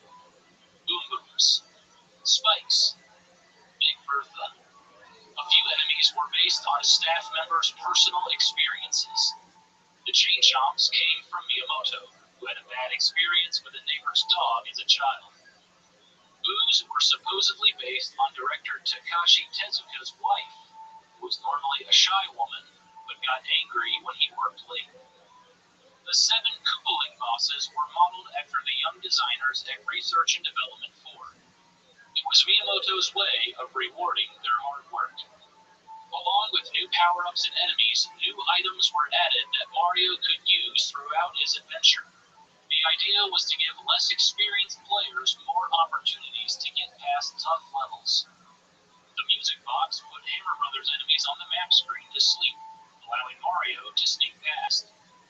A warp whistle, taken from the Legend of Zelda series, let Mario skip ahead to new worlds.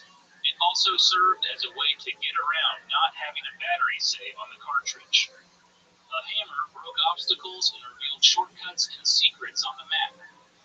Jubim's Cloud, also known as Lakitu's Cloud, allowed players to skip a level. The P-Wing allowed Mario to fly completely through a level, a holdover from the original raccoon suit idea. Through the flurry of changes, Miyamoto had to ensure two major concepts were present in Super Mario Bros. 3. The first was that players of all skill levels could enjoy the game. New players could find plenty of one-ups, coins, and power-ups scattered throughout the early levels. Minigames and toad houses were placed on the overworld map, giving players even more chances to earn items. As the levels got harder, players would be well stocked. The second major concept was making a game that was fun for two people to play. In the original Super Mario Bros., players would take turns when the other died. In Super Mario Bros. 3, players got a turn after each level was completed and could either work together or compete for the high score. A battle mode was added as well, based on the 1983 Mario Bros. Arcade game. Implementing all of the new moves, graphics, levels, power-ups, and items took a toll on the entire staff at R&D 4. They were exhausted. Miyamoto would sometimes work through the night. He kept a close eye on his designers and wasn't afraid to make them fix the smallest detail, even if it meant delaying the game. If it'll make the game even a little bit better, Miyamoto-san's always been unhesitant about making changes, said designer Katsuya Higuchi. Director Takashi Tezuka recalled the struggle. It wouldn't come together well and dragged on, he said. Miss Aquarius, my apologies for missing last night. I was quite tired. How are you, my friend? Okay, how are you? I'm lovely. Are you ready for your weekend? Yeah, but I gotta go to the neurologist today. My first appointment. All right, you ready to go? You got it taken care of? You got it on lock? Yeah, I'm see what they say. Yeah, we're gonna see. I think they're just gonna do kind of a consultation, maybe just see, what's all going on, and then we might not do nothing today. I don't know. We'll I understand. Well, I want you to know you're a real all-star for putting up with me. Apologies see. for my Hey, sleepiness. we must do. I can't believe how tired I've been, but it is what it is. And I hope that Yeah. you have a wonderful appointment at the neurologist and keep me updated. And you're certainly in my thoughts. Okay. Thank you. You're welcome, madam. Let me know if you need anything, okay? All right, I will. Excellent, madam. You always been a true person. You always will. Thank you, Rabbi. Absolutely, Mrs. Frears. The feeling is Yeah, I mutual. appreciate you. We appreciate you. You're so sweet. Absolutely, my friend. Thank you for being such a good friend. Oh, you're welcome. You too. Oh. Okay, I'm gonna go because you're gonna make me cry. Absolutely. I'm gonna go. We'll see you later, God willing. Okay. Take care. I see you later. You too. That's Mrs. Frears. Koji Kondo. 2 years earlier, he composed one of the most iconic jingles in video game history, the Super Mario Bros. Theme. Now, he had to make the theme for Super Mario Bros. 3. It was a tough act to follow. I couldn't figure out how to change it from the original Super Mario Bros., he said. When he made the first Super Mario Bros. Theme, Kondo simply made music that went along with the gameplay. This time around, he focused on genre. Kondo worked in lots of percussion, resulting in a reggae sound. By the end of development, he had composed multiple songs and had Miyamoto and Tezuka help him pick the best ones. By the spring of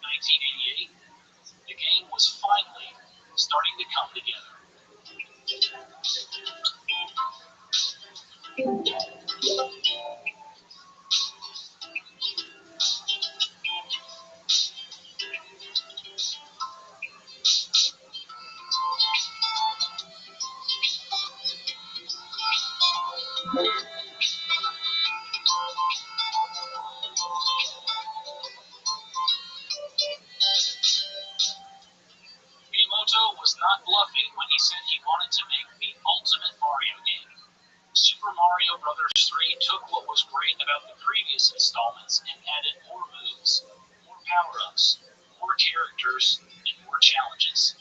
It was also chock full of secrets. Many of the new features, such as auto-scrolling and the overworld map, became staples in the franchise. It took research and development for more than 2 years to make Super Mario Bros. 3. It was also expensive, reportedly costing $800,000 to develop.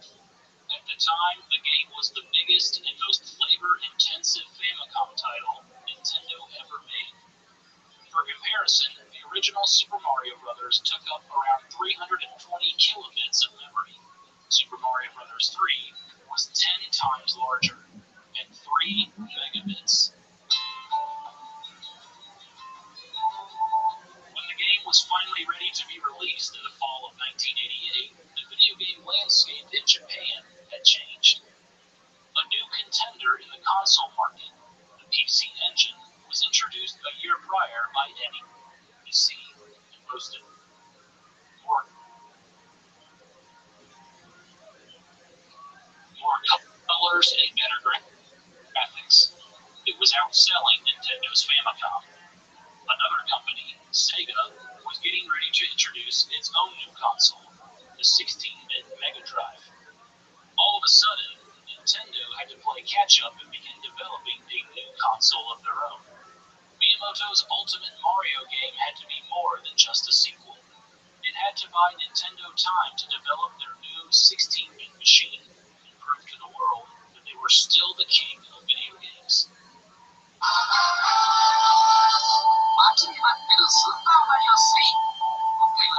Video previews of the game debuted in September of 1988. Players wouldn't have to wait long to try it out themselves. On October 23rd, 1988, Super Mario Bros. 3 was released in Japan. Hey, there he is. What's up, Tim? It was clear. Yo, dog. Everybody stop what you're doing. It's time to talk with Tony. What's up, my man? Hello, I just finished my job. How did it go? Good. Okay. Are you going to come back on Monday? I don't know. I need to check. Okay. Can I say something? You can say whatever you want, my friend. Do you remember when we yesterday talked about love and this shit? Yeah, I remember vividly. Maybe you have to. Maybe I will get one more chance. But Oh, you're going to get lots of chances. we did good. You We did. had one who got away. Don't see it. And if not, Don't see it that way. what? Don't see it that way. You're looking at life from a 22-year-old view. Look at life from a 22 million year view. If you can potentially But live indefinitely, you'll get lots of chances at this girl, and she will, I bet, within the next 5 years, uh, see what you're doing and see that you've gotten very popular, and wake up and recognize that you're the one that she wants.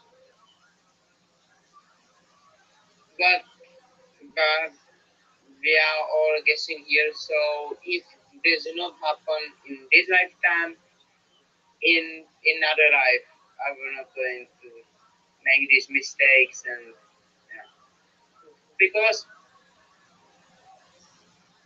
maybe I'm stupid. Maybe I don't see like many girls, so I cannot choose. Don't see it. Don't see it that way. You need to see it in a way. So Don't see it that way. You need to see it in a way that, let's see here. Okay, this is, I don't know if it's a great analogy, but here we go. Imagine you're a little kid and Mm-hmm. You can have any food that you want. You go to, like, you know what a buffet is? Yeah, yeah. Okay, you know what a buffet is. So you go there and you can get any food you want. You could have candy, you could have ice cream, you could have steak, you could have vegetables, you could have salad, you could have whatever you want. Okay? And she's there and she's at the buffet. And she sees that she can have as much ice cream as she wants. So she goes and she's getting as much ice cream as she wants. But what she recognizes is that she gets sick of ice cream after a little bit of time, and recognizes that it's not all that it cracked up to be, that sometimes that much sugar just becomes plain and doesn't really have the same opportunity that other foods have. And she might try some other foods as well. But eventually she's going to get to the steak. And you, Tony, are our steak. And she's going to find that she could eat steak every single day for the rest of her life and be absolutely happy. But she doesn't know yet because she went with what's bright and colorful with sprinkles and cherries and whipped cream. And the steak's kind of brown and just not all that entertaining, but she does not know that the steak is the thing that can give her the nutrients that she needs for the rest of her life. Does this make sense to you? Yeah, it's a weird, but it makes sense. So right now she's on ice cream, but you're the steak and Yeah. you will get your opportunity, especially when she I finds. will tell you more. You tell me what you want. I will tell you more. I'm sure to interrupt you.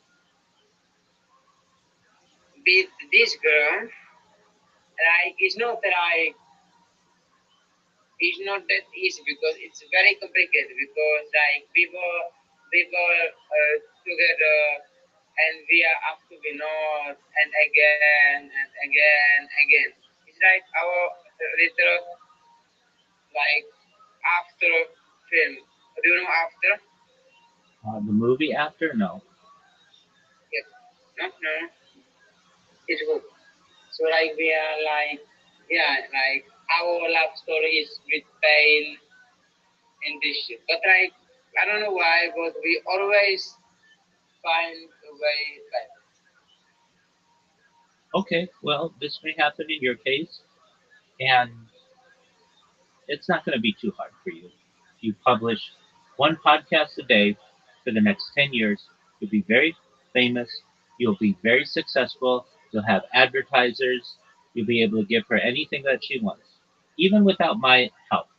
If you did that, if you said to yourself, just like I play one game of chess no matter what every day, I am going to publish one podcast. If I can't find a podcast guest, I'm gonna go on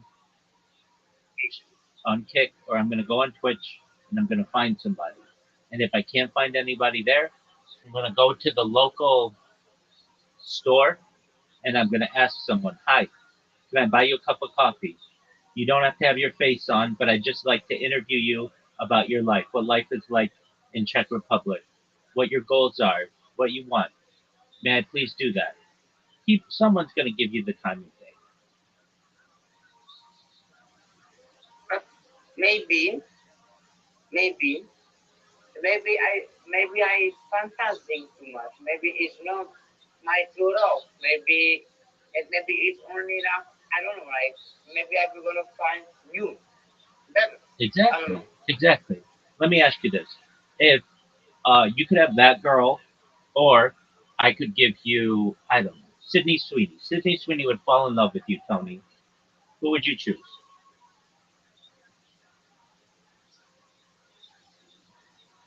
Right now, in my state of mind, Get out of here. right Get out now, of here. You would choose Sydney Sweeney in a heartbeat. Sydney Sweeney is young and pretty and rich and would make all your friends very jealous of you, and you'd forget this girl's name in a heartbeat. I know that. Don't tell me that you would choose your little high school girlfriend or whatever over one of the most desired women in the world. Sydney Sweeney could say to you, "Oh, you have a podcast? Cool, I'll be on it," and you get 100,000 followers immediately. Like those are all the things that she'd be able to do for you that your little high school girlfriend wouldn't be able to do. You would take Sydney Sweeney in a heartbeat. I understand that. I get that. Let's be realistic. You're just you're just enamored. You're just focused on this girl, and that's cool. It happens, but you have to recognize that it's not over. And have I gotten every single girl that I've ever wanted? Sometimes I get the girl at a different time. I've had girls where I'd like them, and maybe they didn't like me at the time, and we've gone on a date or something, and I just kind of thought that it was an okay date. I mean, it was fine, or whatever. And then I find out they really, really like me. Like I had no idea. It blindsides me. Uh, that has happened to me. I've had situations where uh, I like the girl. She may not have known it or whatever. And then I had found out, like, found somebody else. And then I find out that she liked me. And a month or two goes by, and you end up, going on a date or whatever. Like, these things happen. Uh, and even for any girl out there who, let's say, I don't know if I have any girl that got away. I don't really feel like I do. Uh, I can get them all in the future. And Tony, uh, I have to be an interesting individual. I know I am, but it's like I don't even talk in reality. It's like, you're like, Rabbi. I just worked an 8-hour day at a warehouse or whatever, and you're over here talking about living for a million years. Like, those are two different worlds. Like, if I were to take what you say to me, Rabbi, to anybody with whom I work, they're gonna say that person's bonkers. How do you do that?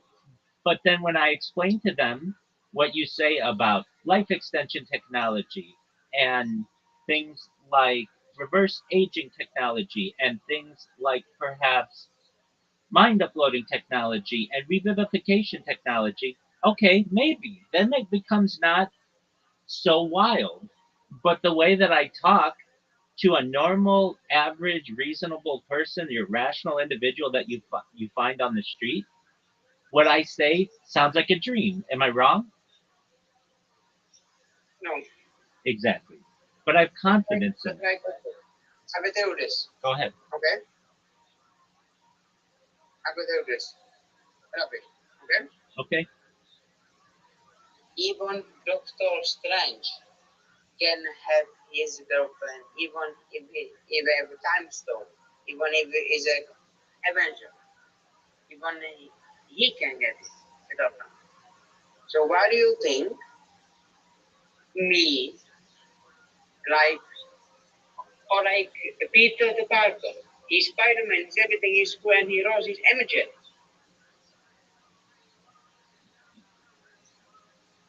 Okay, what about him? So like these guys lost their lovable life. And why do you think us is different? And these guys they were fucking supernatural Avengers and this shit.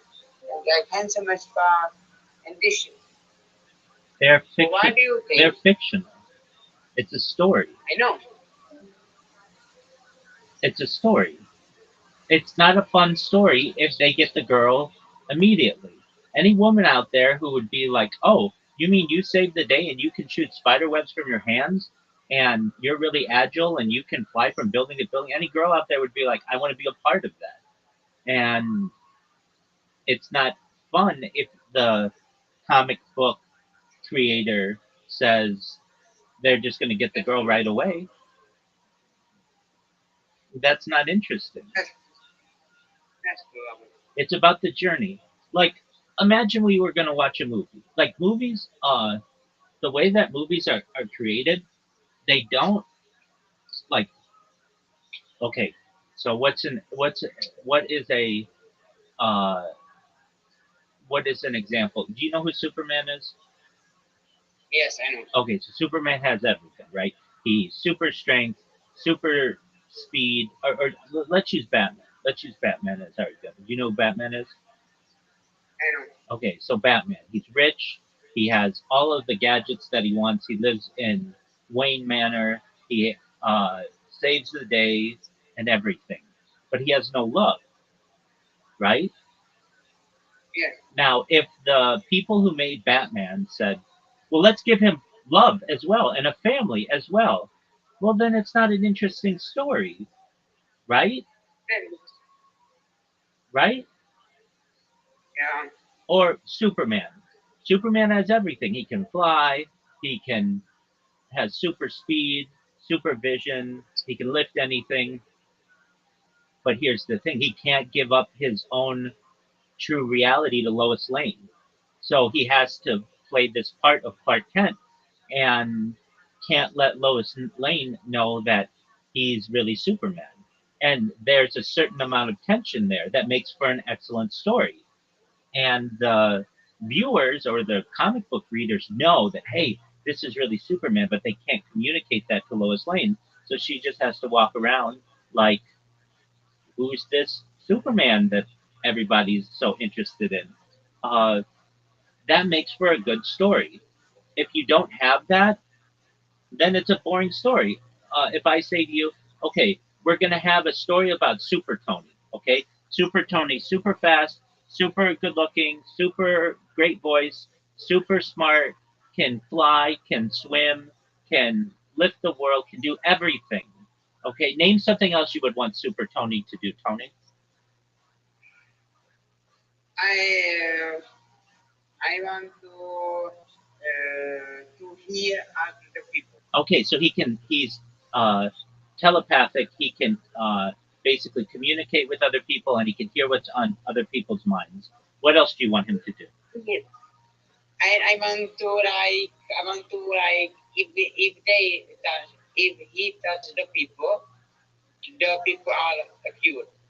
They're cured or they're healed. Okay, great. He has Yeah. super touch. What else do you want him to have? I want to have um, that's a good question. I don't know. Okay, well, whatever it is. Okay, and we're going to give him a beautiful wife and a beautiful family and a beautiful house and a beautiful car and a great dog and everything else that anybody else would want in the world. And he lives in a happy, perfect world. Okay, well, then what story is there? He's got everything. Then that's boring. Nobody wants to buy the comic book where there's no story, where there's no struggle. Struggle is interesting, right? If you gave Super Tony everything, then there's no interest. Even Superman has kryptonite that like could hurt him, and so that makes for an interesting story, or the Lois Lane aspect of it. But like, uh, everybody needs that story, and I think that there will be a movie made of you and your friend who's a girl or whatever in the very far future. Why? Because you're on my stream, and my stream has many different characters, and they will have their own branches of this.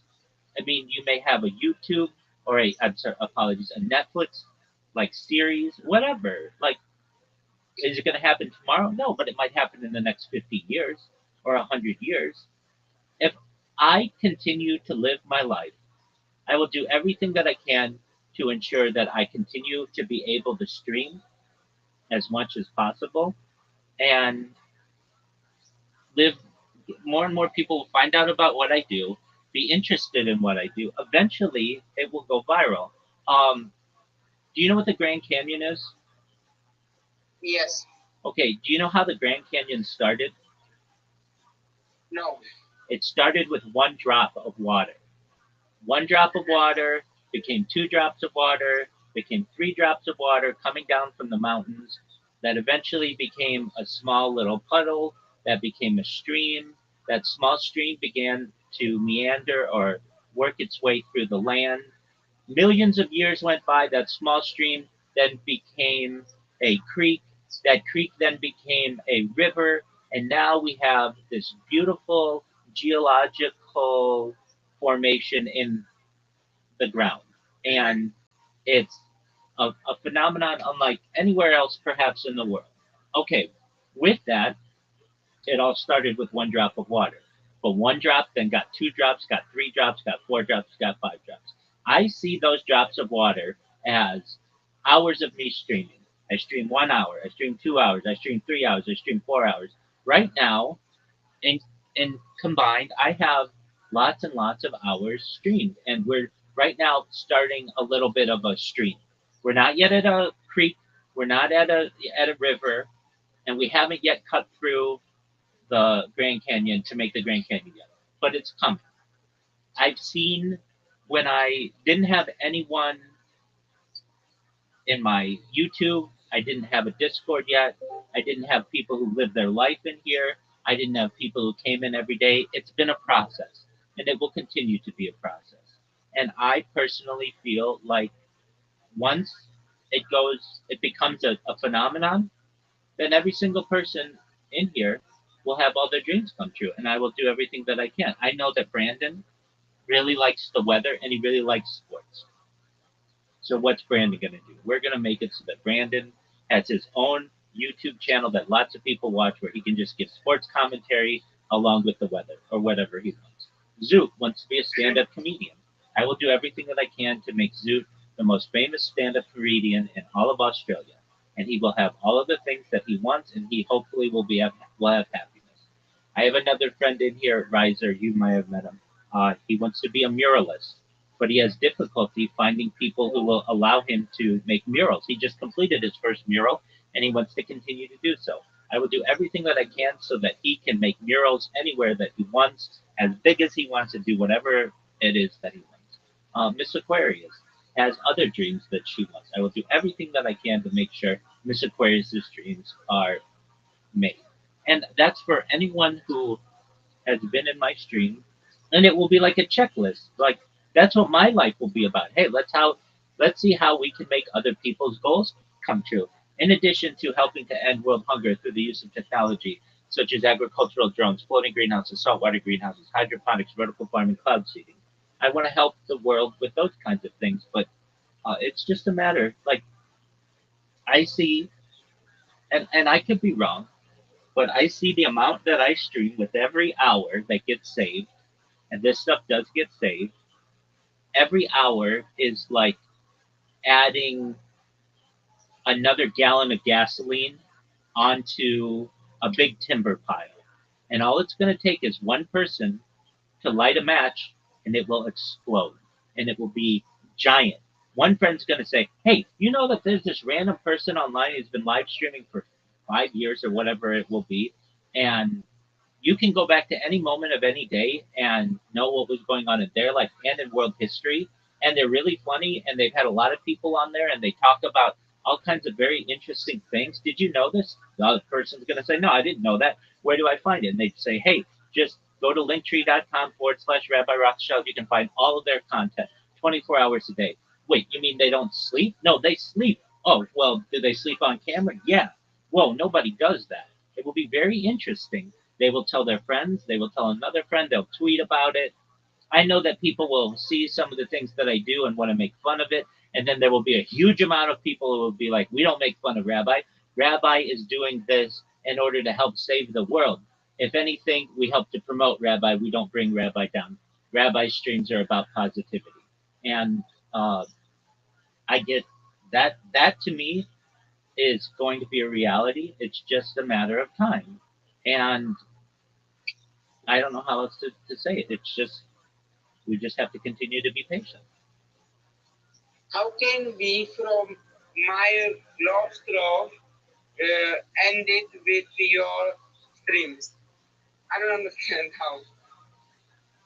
Because my streams are going to give me the opportunity to make anybody's dreams come true, including yours, to be able to have a movie about you and your love.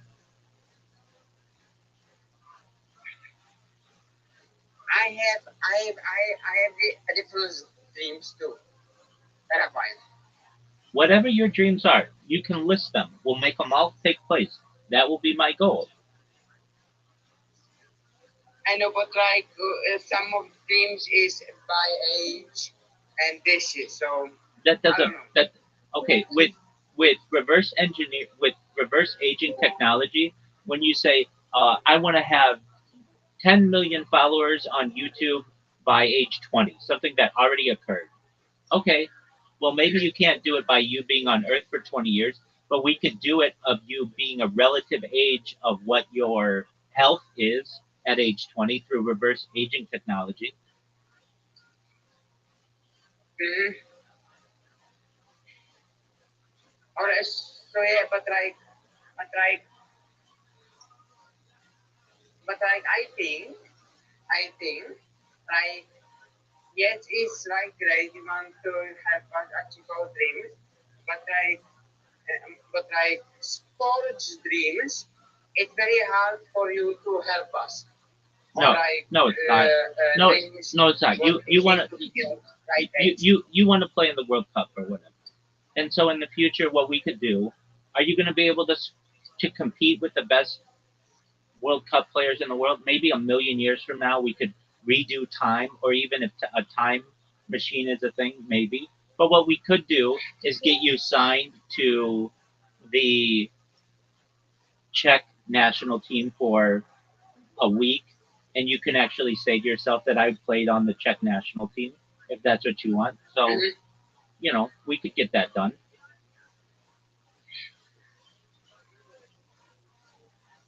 Yeah, like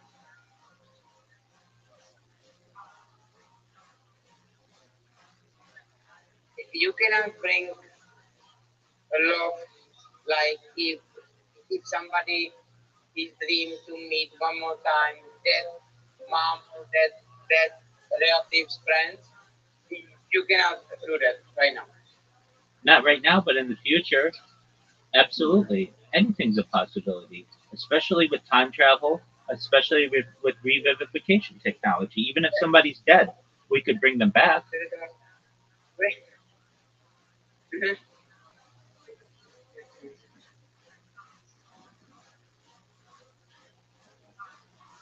My dream, my dream from childhood is to have any professional contracts with a football team and play football professionally. Okay, It doesn't have to be the World Cup. okay, well, we could get that done. That's not hard. Will you be able to play every moment of every day? No, but we might be able to get you on the field for 5 minutes. Sure. Mhm.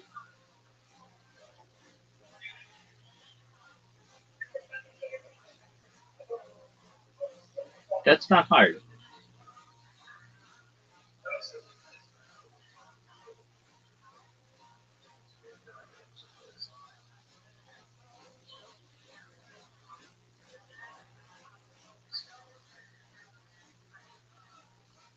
How long till you're home? At 20 minutes, Okay. 30 minutes. Okay. I need to eat. I'm I'm hungry as fuck. Okay. You do what you need to do, big dog.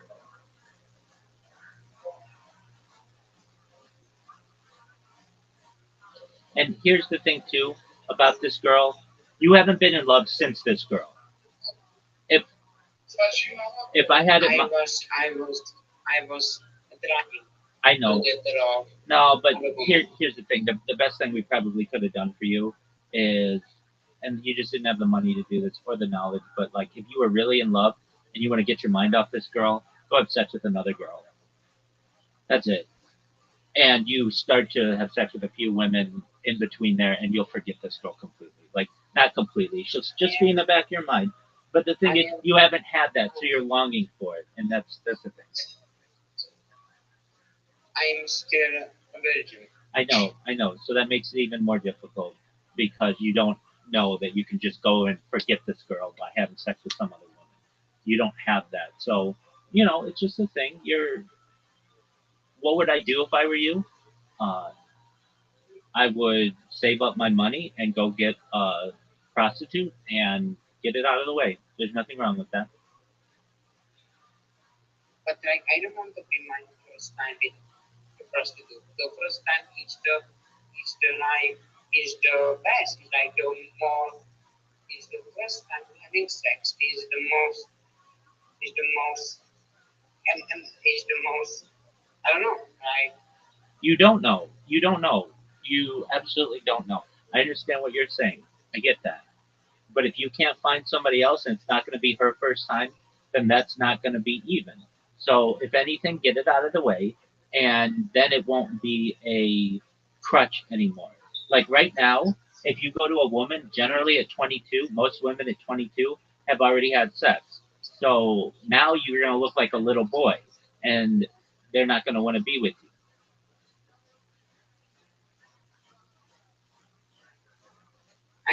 I'm the type of guy with this, like for me, with the best scenario, I will have one woman for the rest of my life. So like I'm not like Andrew Tate or like maybe you was like have like three girlfriends same time. I don't have it. Let me say this. Let me say this.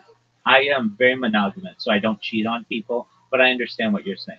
And in your case, yeah, everybody wants that. That's not reality, though. What do you mean? Everybody wants a situation where they find one girl, she's a virgin, he's a virgin, and they're together for the rest of their life. It's just that's not real. That's not realistic. I'm not saying like she needs to be virgin, and I'm not saying that. I am just saying that when I have my first sex, I need to have like connection with that person, not just physically, but mentally too. I understand. And if you do that, that's fine.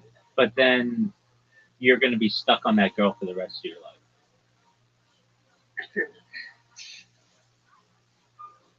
And that's cool. I mean, that's fine. You will never know. You will never know. Maybe God will put me. Never. Perhaps.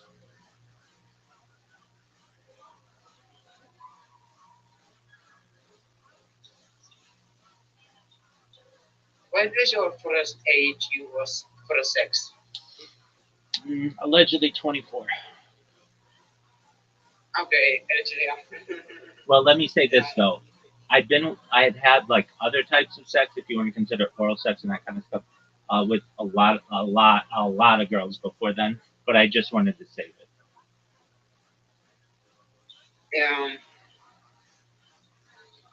And uh, I mean, I grew up very religious, so uh, that's not like something that you do, not outside of marriage or whatever. But I personally, I did not find a prostitute. What I did is I found an older woman who I wanted to teach me everything so that I wasn't scared anymore, and that's what happened.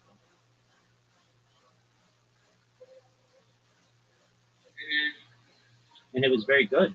And then I became somebody who would get paid to do it, and with like, you just like it's part of life. You become. I'm somebody who once I start to do something, I want to be the best at it, and then I became the best at it, and I would. It was known that if you want a good time, contact Grandpa, and and that's just kind of what it's just how it happened. In your case, I understand what you're saying. I mean, I was what you are plus more plus 2 extra years, so I completely understand. Have you ever kissed a girl? Yes. Okay. I was my first kiss like 6 years old. No, that doesn't count. Have you ever kissed a girl after age 13? Yes. Okay. Have you ever kissed a girl after age 18? Oh, my first kiss, I think 17 Okay. or 8. I don't Okay. know. I don't. That I works. don't remember. Absolutely. That that works. That works. And I understand you're saying I want to find a girlfriend and we'll be together forever or whatever, and that's cool. That's a fun story, and everybody appreciates that. But it's just not always reality. And sometimes once you get older, probably like over age 25, it becomes a hindrance. Once a woman finds out you've never had sex, then they don't want to be around you simply from the fact that they find out that you're a virgin. Like it's something's wrong with you, and you don't want that either. That's true. But I don't want to have prostitute. No, not right now. I want to try. amount to like amount to I have 3 years. I mean, you don't necessarily have to say that, but that's fine. Focus on yourself. Focus on your career. Focus on your podcast. Focus on chess. Focus on self improvement, and it will come. I know, but I see the upper, I see like the law, and I'm starting to miss something. Okay. Uh, all you need to do is get a few dollars in your pocket, and you can start dating on dating sites. It's pretty easy. Mhm. Like if you don't have any money, I think you can't take a girl out. But if you have some money, you can take a girl out. You can go on a date. You can buy her coffee. You can buy her, flowers or whatever it is you want. And she can recognize that, hey, you may not be extremely wealthy right now, but you're willing to give what you can to have a good time. and I will tell you like this.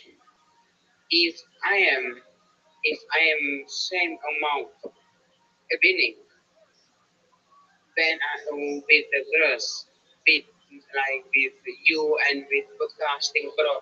Right now I am married. I'm doing like that.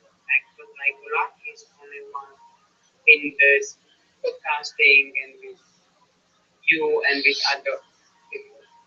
Okay, you've just gotta focus on your career, getting skills, getting certifications, doing your podcast, and it will come.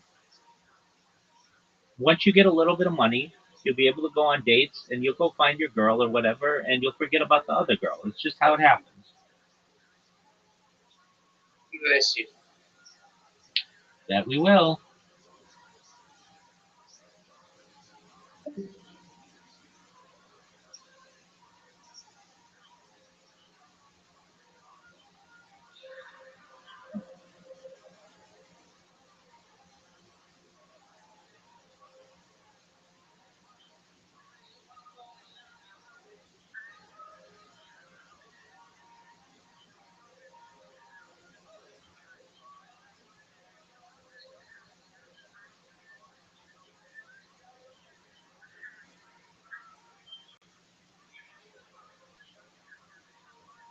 Do you know what Super Mario is?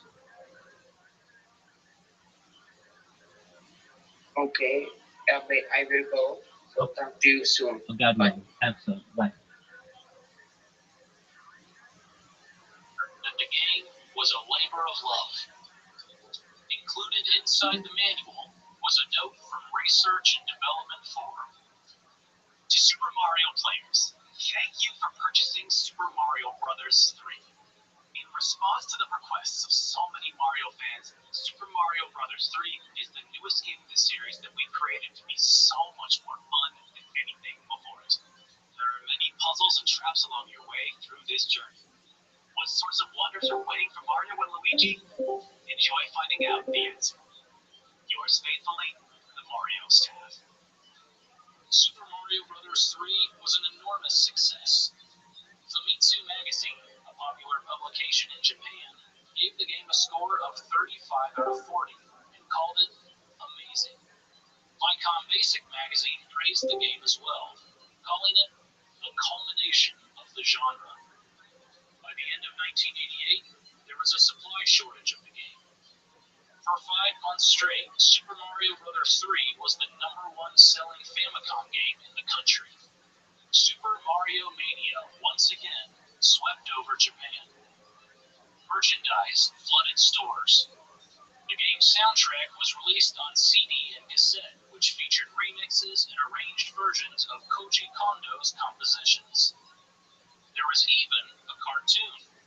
The Yamada anime series, Super Mario Bros., was a retelling of 3 fairy tales, featuring characters from Super Mario Bros. 3. While Japanese gamers enjoyed everything Super Mario Bros. 3, the rest of the world waited. It would take more than a year for the game to reach North America. Europe had to wait almost 3 years. All that waiting led to the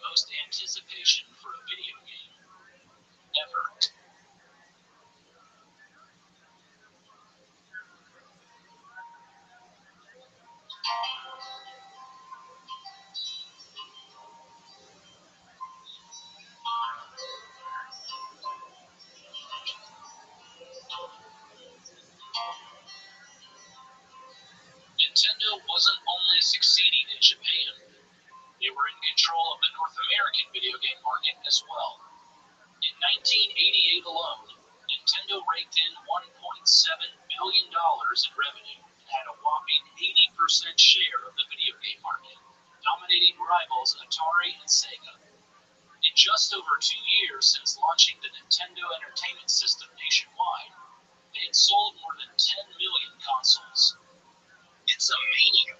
The kids of America are saying, this is great, we've got to have one.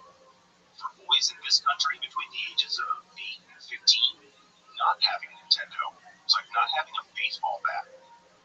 Rick Anguilla, the way in business world. Nintendo's success was in large part thanks to the popularity of Super Mario Bros. Nintendo of America packed the game in their Control Deck set. It quickly became their most popular title. Fans were eager for more. In October of 1988, the same month Super Mario Bros. 3 launched in Japan, Nintendo of America released Super Mario Bros. 2. Only, it wasn't the same game as the Japanese version. Nintendo of America's product analysis manager Howard Phillips, who reviewed new games from Japan, had famously rejected the Japanese version of Super Mario Bros. 2. The game looked exactly like the first, and, more importantly, it was too difficult. I put down my controller, astonished that Mr. Miyamoto had chosen to design such a painful game, he said. Releasing the Japanese Super Mario Bros. 2 in North America would not be a wise marketing decision, so instead, Nintendo took another title and made it a Mario game.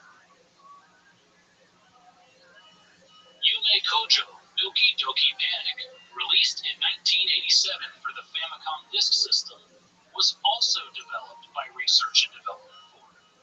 Shigeru Miyamoto had worked on the game, and Mario 3 level designer Kensuke Tanabe was the director. Graphically, it looked better than Super Mario Bros., and it fit the mold of an athletic game. So Nintendo swapped out the characters of Yume Kojo Doki Doki Panic with Mario and Friends, and released it as Super Mario Bros. 2 in North America and Europe. Players were none the wiser, and Super Mario Bros. 2 became one of the hottest Christmas items of the 1988 holiday season. It sold out quickly. But popularity wasn't the only reason the game was hard to find in stores. That year, the entire electronics industry suffered a chip shortage. A new generation of semiconductor and chip technology caused manufacturers to split their production capacity, and demand was higher than ever, with camcorders and portable telephones selling like hotcakes. Prices skyrocketed. Chips that were $2 in 1987 now cost $10 to $12 each. Nintendo was hit hard. To free up supply, they discontinued a dozen games. And because Nintendo controlled all manufacturing, including third-party games, it caused tension with their licensees. Companies were notified that they would be getting fewer cartridges than initially ordered. Some stores took advantage, increasing game prices to $70 each. Analysts estimated that video game supply would be up to 15% less than market demand. When a reporter asked Peter Main, Nintendo of America's vice president of marketing, what they were doing about the shortage, he replied, "You mean besides hoping and praying?" In the meantime, Nintendo of America had received a copy of Super Mario Bros. 3 from Japan for analysis. Internally, the company knew the game would be huge. When product analysis manager Howard Phillips played the game for review, he was blown away. For me, when I saw it, I thought this is not just another game, and it's not just a fun and challenging game. It was truly a quintessential video game. Howard Phillips. However, a few changes needed to be made. The game wasn't as hard as the Japanese Super Mario Bros. 2, but it still proved to be a challenge. In the Japanese version, when Mario got hit while holding a power-up, he shrunk. In the North American version, Mario would stay big when hit. The names of enemies had to be changed as well, most notably the Koopalings. Dave Brooks, a localizer at Nintendo of America and an avid music fan, gave the Koopalings their names based on famous rock stars. When he set eyes on a Koopaling with wild hair, he immediately thought of Ludwig von Beethoven. Thus, Ludwig von Koopa. Wendy O. Koopa was inspired by punk rocker Wendy O. Williams. Iggy Koopa, punk star Iggy Pop. The speckled Roy Koopa got his name from Roy Orbison. Lemmy Koopa was inspired by the legendary Lemmy from Motorhead. But not all the Koopalings were based on musicians. Morton Koopa Jr. struck Brooks as a wise guy, a big talker, so he named the character after the talk show host Morton Downey Jr., the so-called trash TV pioneer. As for Larry Koopa, that name just seemed like a good fit. Meanwhile, industry insiders wondered, when would Super Mario Bros. 3, the best-selling game in Japan, come to North America? Nintendo of America was in a bind. With a chip shortage, they couldn't even make enough games to meet demand. But experts predicted the shortage would end in 1989. Super Mario Bros. 2 had just been released and was selling well. It would be premature to bring over Super Mario Bros. 3. There was also the Game Boy, Nintendo's new handheld system. The plan was to release the system in the summer of 1989. A game like Super Mario Bros. 3 might overshadow the release of the Game Boy. Rather than simply wait around, Nintendo took advantage. They planned to release the game in the first quarter of 1990. Historically, the first quarter of the year had strong software sales. They would spend 1989 teasing the game and building a $25 million advertising campaign. In January of 1989, 700,000 Nintendo Power subscribers saw the first tease of Super Mario Bros. 3. And it was merely a sentence. In issue number 4, an advertisement for the Play Choice 10, an arcade cabinet that featured select Nintendo titles, mentioned that Super Mario Bros. 3 was on the way. Nintendo teased it again in issue number 5, when they talked about the contest to win a trip to the Summer Consumer Electronics Show in Chicago. Players wrote into Nintendo, asking about the game. In issue number 6 of Nintendo Power, a reader asked if Nintendo would ever release Super Mario Bros. 3. The reply confirmed it was coming to Play Choice 10, but that there are no immediate plans to release it for use with the NES. But in the Pack-Watch section in the back, where Nintendo teased future releases, Super Mario Bros. 3 was listed. By the summer of 1989, magazines like Electronic Gaming Monthly and Game Pro imported the game from Japan and wrote up extensive previews with screenshots. For many North American players, this was their first look at the game. But by July, a few people were playing Super Mario Bros. 3. On July 15th, 1989, Nintendo released the game for Play Choice 10 arcade machines. A Nintendo of America executive called it the best we've ever produced for the system. Although there were far fewer Play Choice 10s than Nintendo Entertainment Systems, word seemed to spread quickly. Operators reported earnings of Play Choice 10 cabinets with Super Mario Bros. 3 had tripled. Meanwhile, in Nevada and California, Universal Pictures was shooting a film that would make Super Mario Bros. 3 the most anticipated video game of all time.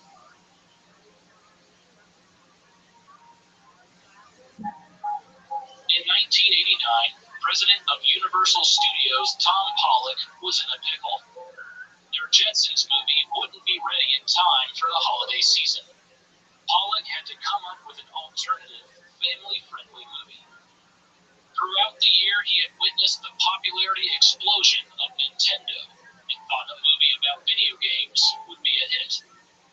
So Pollock met with Nintendo marketing executives Bill White and Peter Main about a collaboration. His idea was a kid's version of the movie Tommy, a rock drama film about a disabled boy becoming a pinball champion. Nintendo couldn't have bought a better ad. In exchange for using their products in the movie, Nintendo received a licensing fee and approval over the script and game footage. Bill White frequented the film set to oversee production. All we were worried about was just making sure that the game footage was spectacular, he said. The movie was called The Wizard.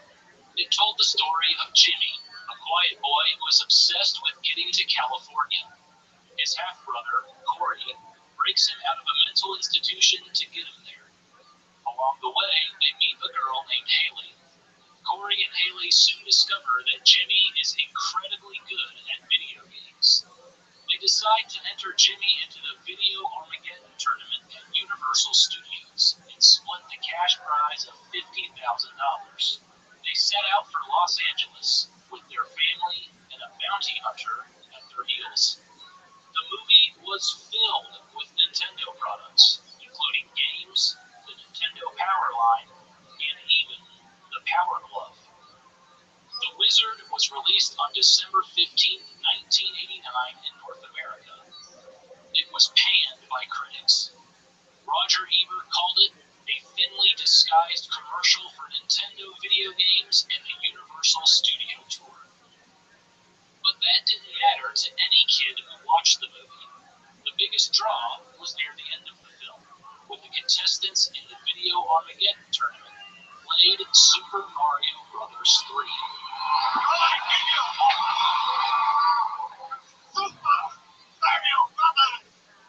3!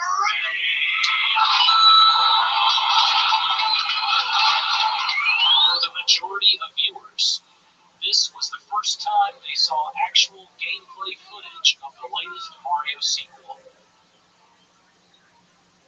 Nintendo's dominance in the video game market and its establishment in pop culture continued to grow, and there were no signs of slowing down.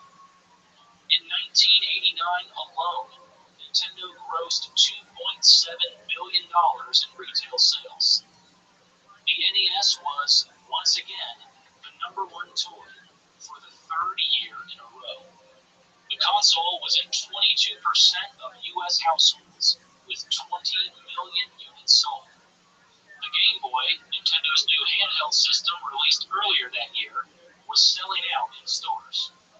Merchandising exploded with more than 200 licensed Super Mario products. World of Nintendo departments popped up in stores around the country, dedicated to selling Nintendo products. Nintendo Power magazine grew to 1.8 million subscribers. The Nintendo Power line, where players could call in for game tips, received 140,000 calls a week. The excitement around Nintendo and Super Mario Bros. 3 reached a boiling point. Children asked for the game for Christmas, despite not knowing when it would be released. They didn't have to wait long.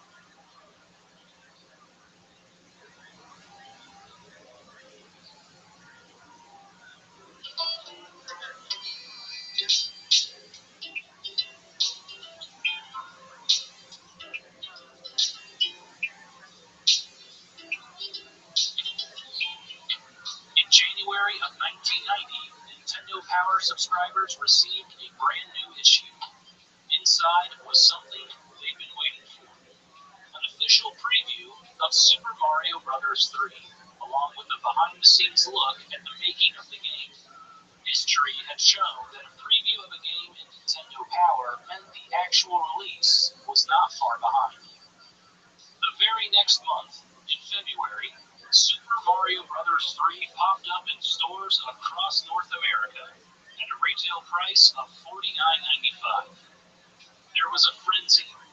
Within 2 days, 250,000 units were gone, sold out everywhere. Nintendo couldn't make the game fast enough. Stores sold out within a day. Every other call weekend is about Nintendo and Super Mario Bros. 3, said one Toys R Us employee in Chicago. We never know when we'll get it, but we'll sell out as soon as it gets here.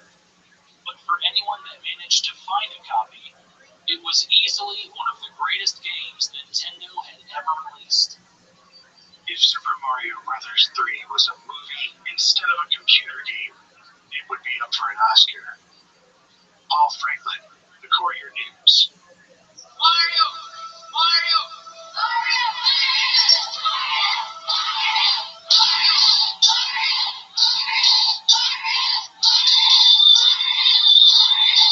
By March, 700,000 copies had been sold. Nintendo of America unleashed their $25 million advertising campaign. Commercials aired on TV. There were cross-promotions with other companies, including Popsicle and Nabisco.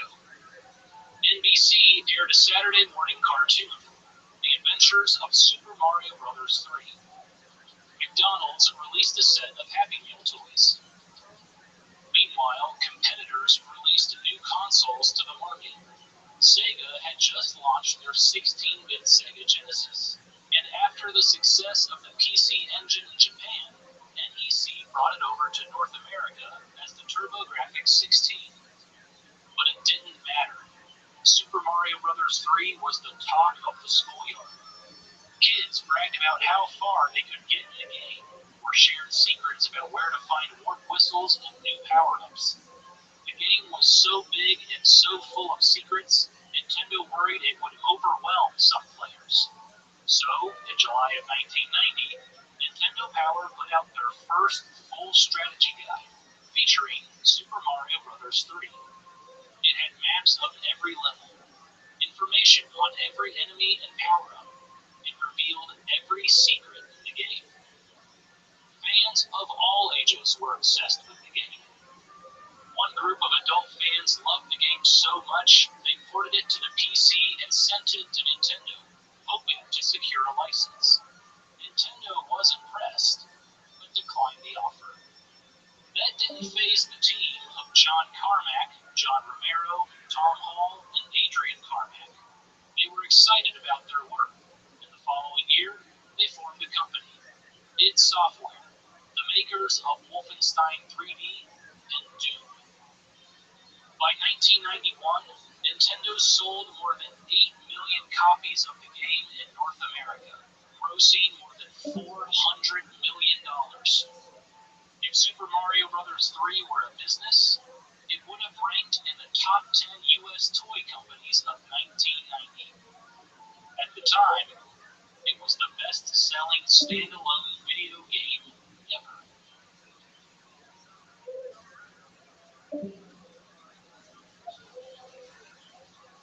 Before Super Mario Bros. 3, critics questioned whether Nintendo was just a passing craze.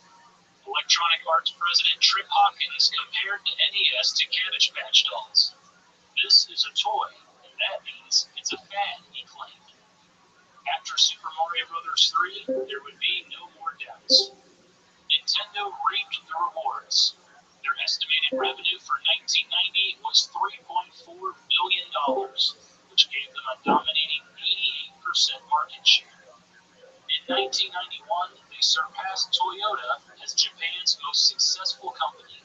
Nintendo earned $1.5 million per employee. But it wasn't all roses.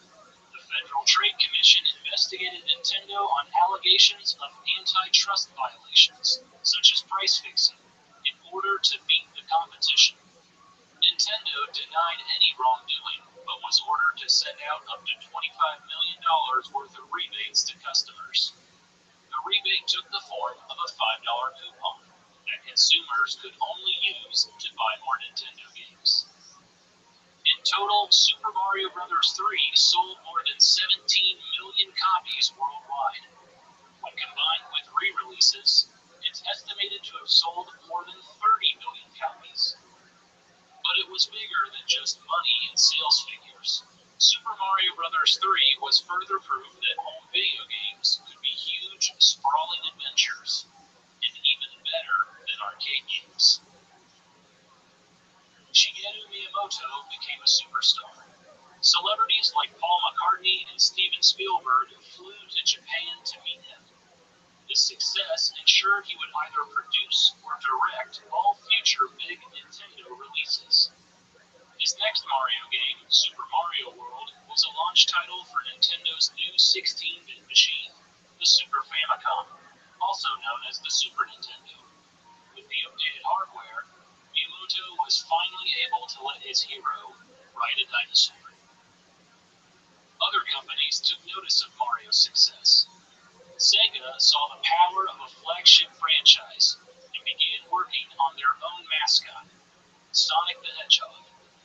His debut in 1991 on the Mega Drive and Genesis created legit competition in the market, leading to the great console wars of the 90s. Even after Nintendo came out with the Super Nintendo, people continued to play and love Super Mario Bros. 3. It was listed in the top 20 NES games of Nintendo Power until the system was discontinued in 1995. When people look back on their childhood memories with the NES, they almost always, without fail, think of Super Mario Bros. 3. A game that felt nostalgic, yet revolutionary at the same time. A game that lived up to its unparalleled hype.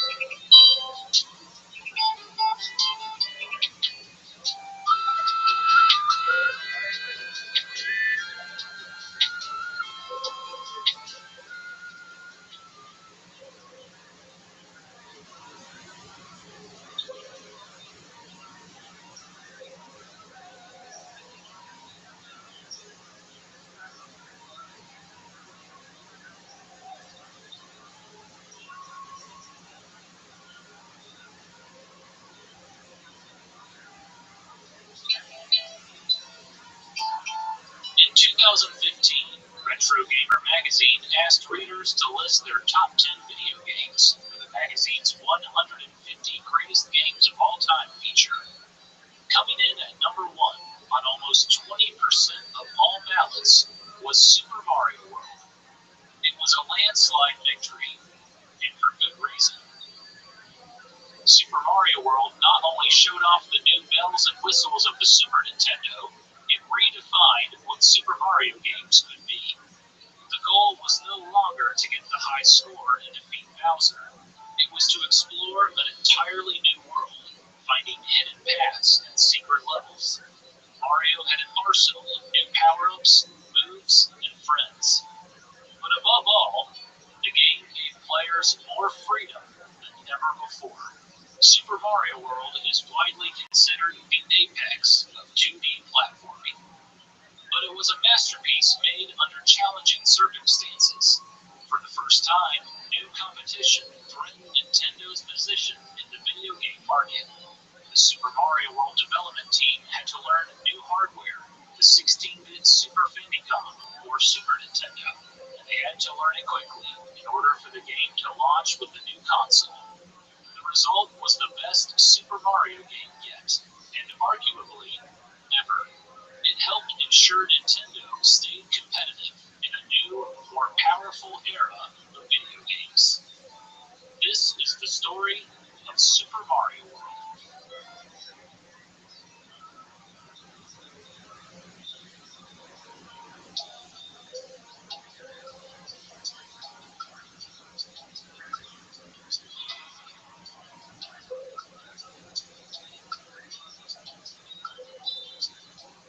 It's about time for the Famicom to start dropping off.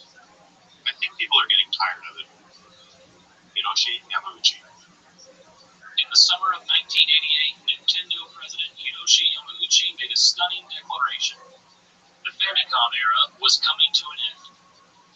Nintendo's Family Computer Console, or Famicom for short, was first released in Japan in July of 1983.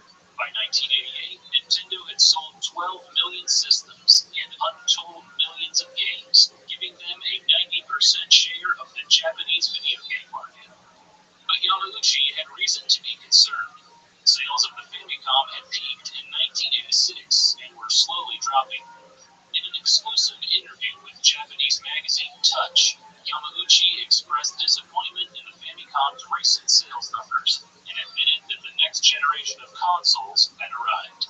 There was new competition in the video game market. In October of 1987, NEC, a massive electronics corporation, threw its hat in the ring with the PC Engine console.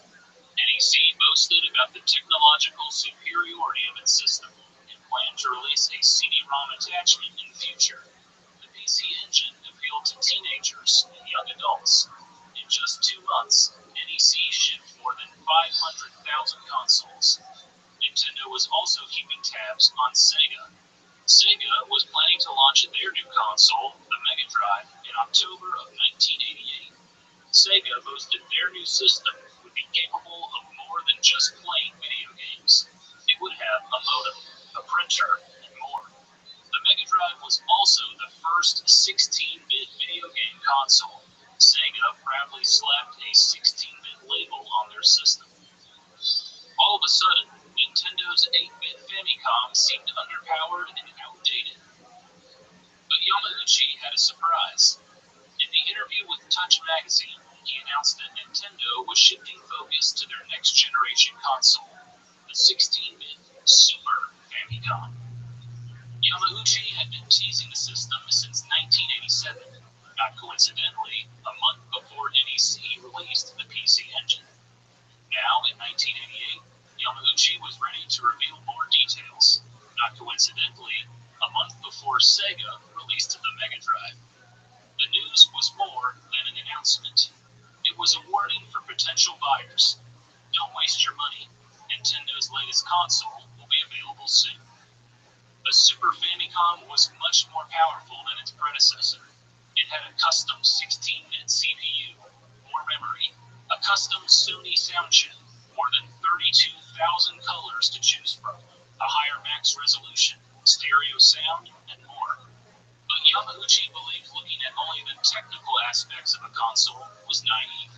The strength of a video game system was in the software, and the Super Famicom, he boasted, would allow developers to make games they'd never thought possible.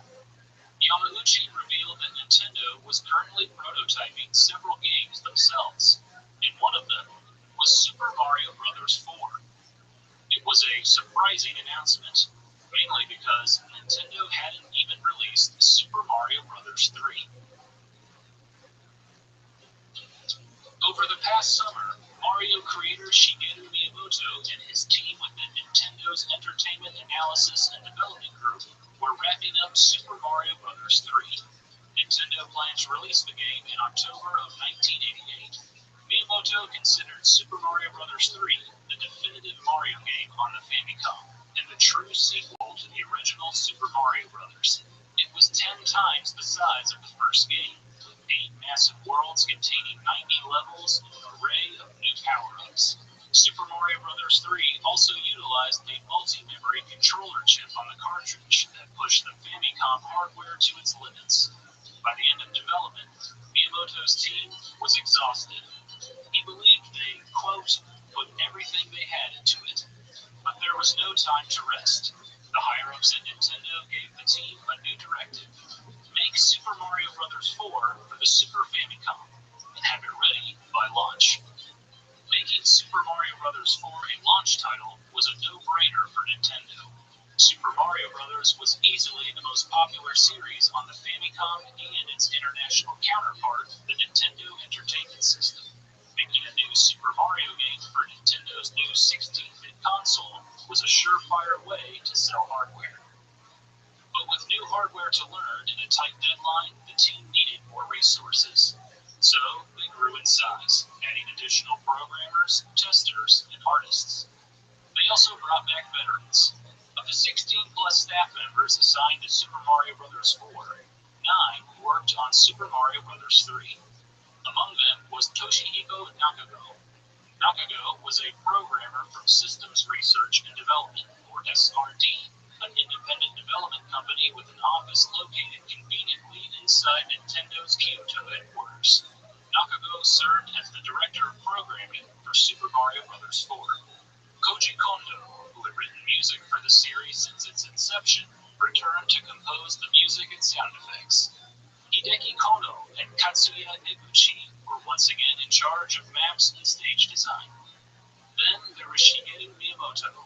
By 1988, Miyamoto was Nintendo's rockstar developer and chief software producer, and with the Super Famicom in development, his responsibilities increased dramatically. Along with consulting on the Super Famicom's console and controller design, Miyamoto had to work on 3 other upcoming games. So out of necessity, Miyamoto took a step back in his role as producer for Super Mario Bros. 4. He later recalled, basically, I stood by and watched closely, interjecting various ideas of my own here and there. And finally, Takashi Tezuka, an unsung hero of the Super Mario series, was put in charge of the Super Mario Bros. 4 project. Tezuka first joined Nintendo in 1984 as a designer, making instruction manuals and playing cards. But occasionally, artists got teamed up with game designers to work on projects. And one day, Tezuka got paired up with Shigeru Miyamoto. The two formed a powerful partnership.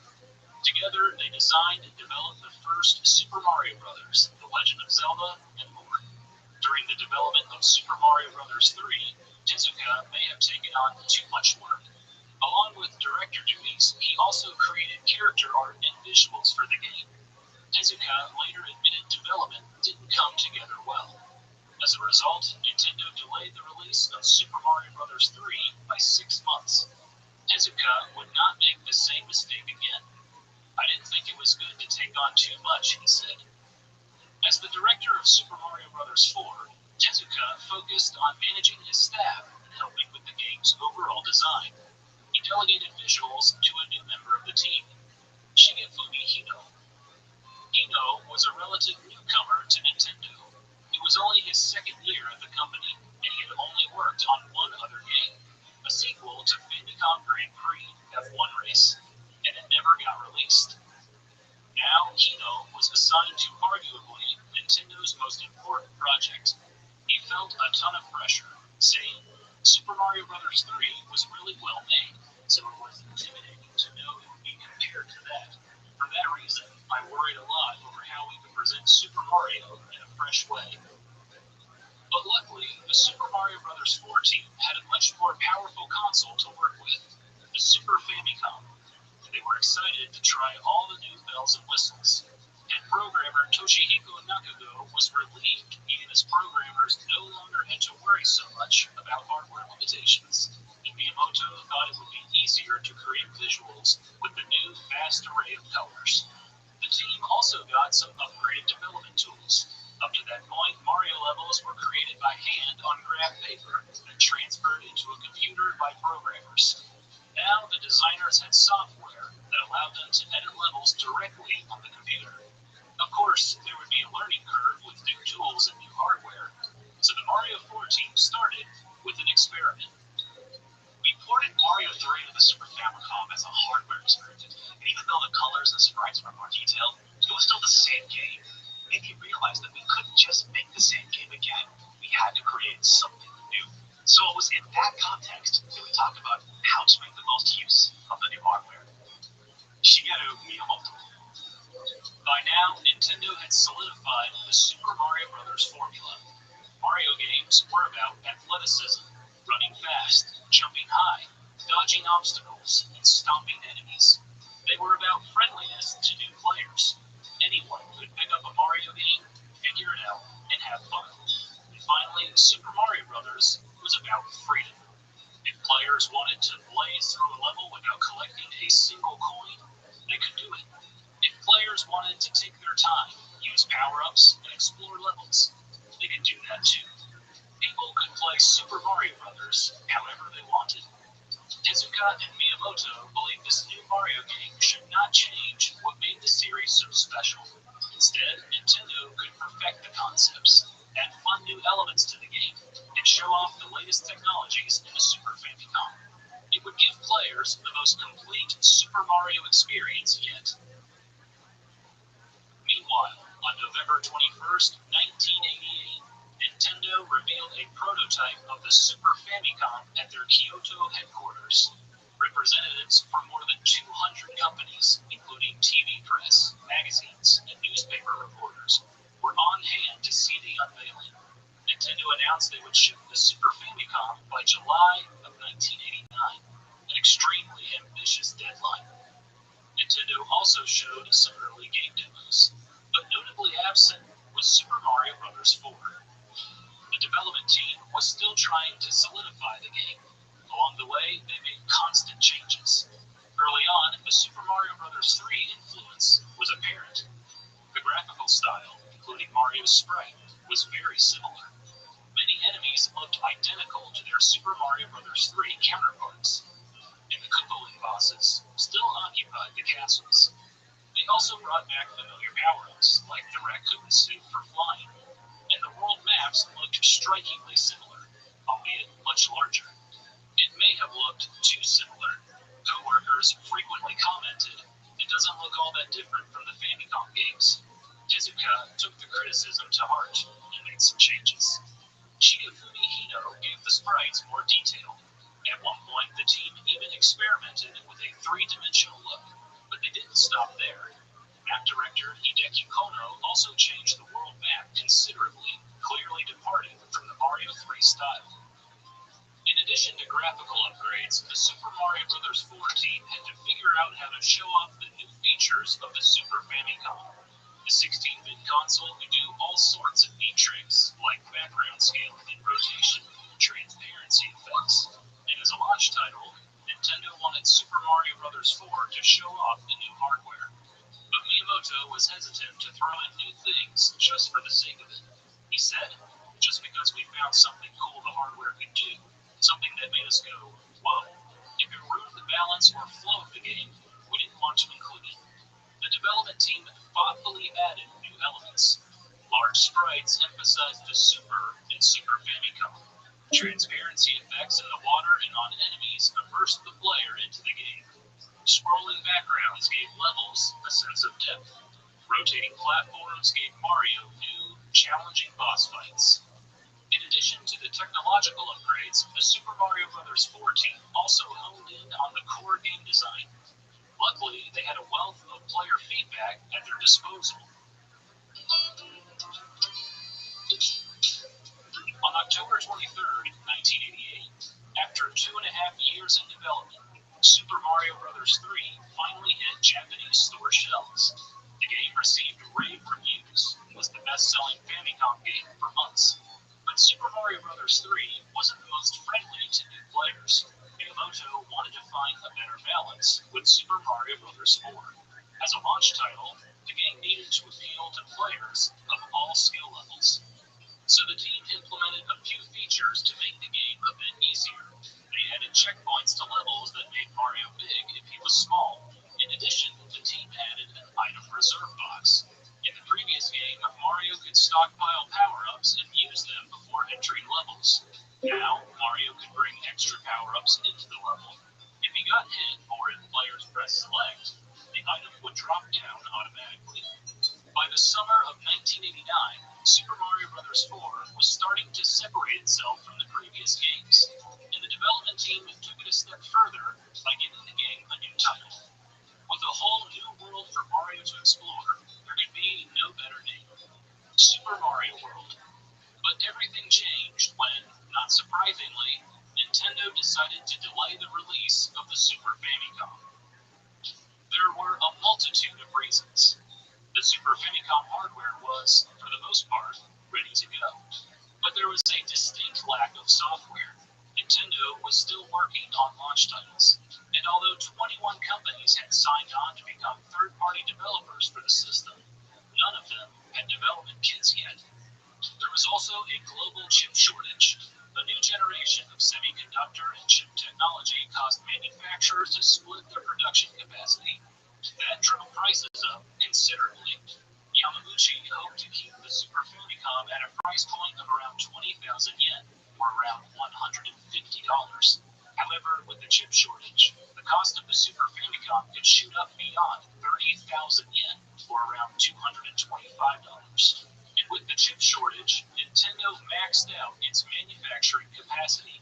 At that time, Nintendo produced 3 million Famicoms and Nintendo Entertainment Systems per month. They were also dealing with stock shortages of their new handheld system, the Game Boy. Nintendo planned to launch the Game Boy in North America later that year. The stock shortages led one columnist to comment, "Why launch a competing product when you cannot cope with what you already have?" There was also still life left in the 8-bit Famicom. Super Mario Bros. 3 was a huge success, and NX's upcoming Dragon Quest IV was guaranteed to fly off store shelves. It was so popular that NX planned to release the game on the weekend to prevent kids from skipping school to buy it. Yamauchi's early teasing of the Super Famicom seemed to have worked. In a Famitsu magazine survey, many readers claimed they would rather wait for the Super Famicom than buy a PC engine. Although NEC's PC Engine was selling well, it was still nowhere near the reach of the Famicom, which was now in 1/3 of Japanese households. And Sega's 16-bit Mega Drive failed to make much of an impact. They had only sold 400,000 units up to that point. With the threat of competition dying down, there was simply no need to rush the Super Famicom's launch. So on July 28, 1989, Nintendo held a press conference at their Kyoto headquarters and announced they were delaying the Super Famicom for an entire year. But while the delay made headlines, there was more to share. Nintendo unveiled a new design of the Super Famicom, and for the first time, they previewed their most anticipated game, Super Mario World. But surprisingly, the reaction was mixed. While many publications were impressed by the technological advancements, they felt somewhat disappointed in the gameplay and graphics. Famitsu magazine commented that it looks to be the same as the previous Mario game.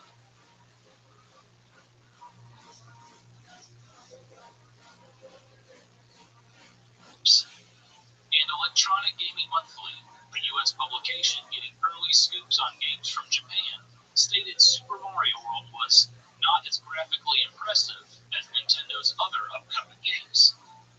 But this would not deter Takashi Tezuka, Shigeru Miyamoto, and the rest of the Super Mario World team. The delay of the Super Famicom turned out to be a blessing in disguise. With another year of development at their disposal, there was plenty more to add that would turn Super Mario World into one of the greatest platformers of all time.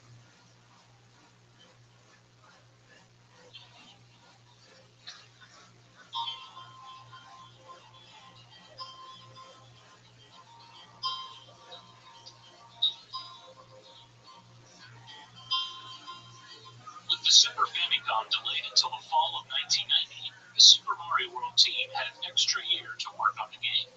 For Shigeru Miyamoto and Takashi Tezuka, it was a chance to refine the game's balance. How could the development team ensure both newcomers and veterans got the most out of Super Mario? And how could they give these players more freedom to play the game in their own way? The team often met late into the night discussing potential ideas. But one idea unearthed a wealth of possibilities.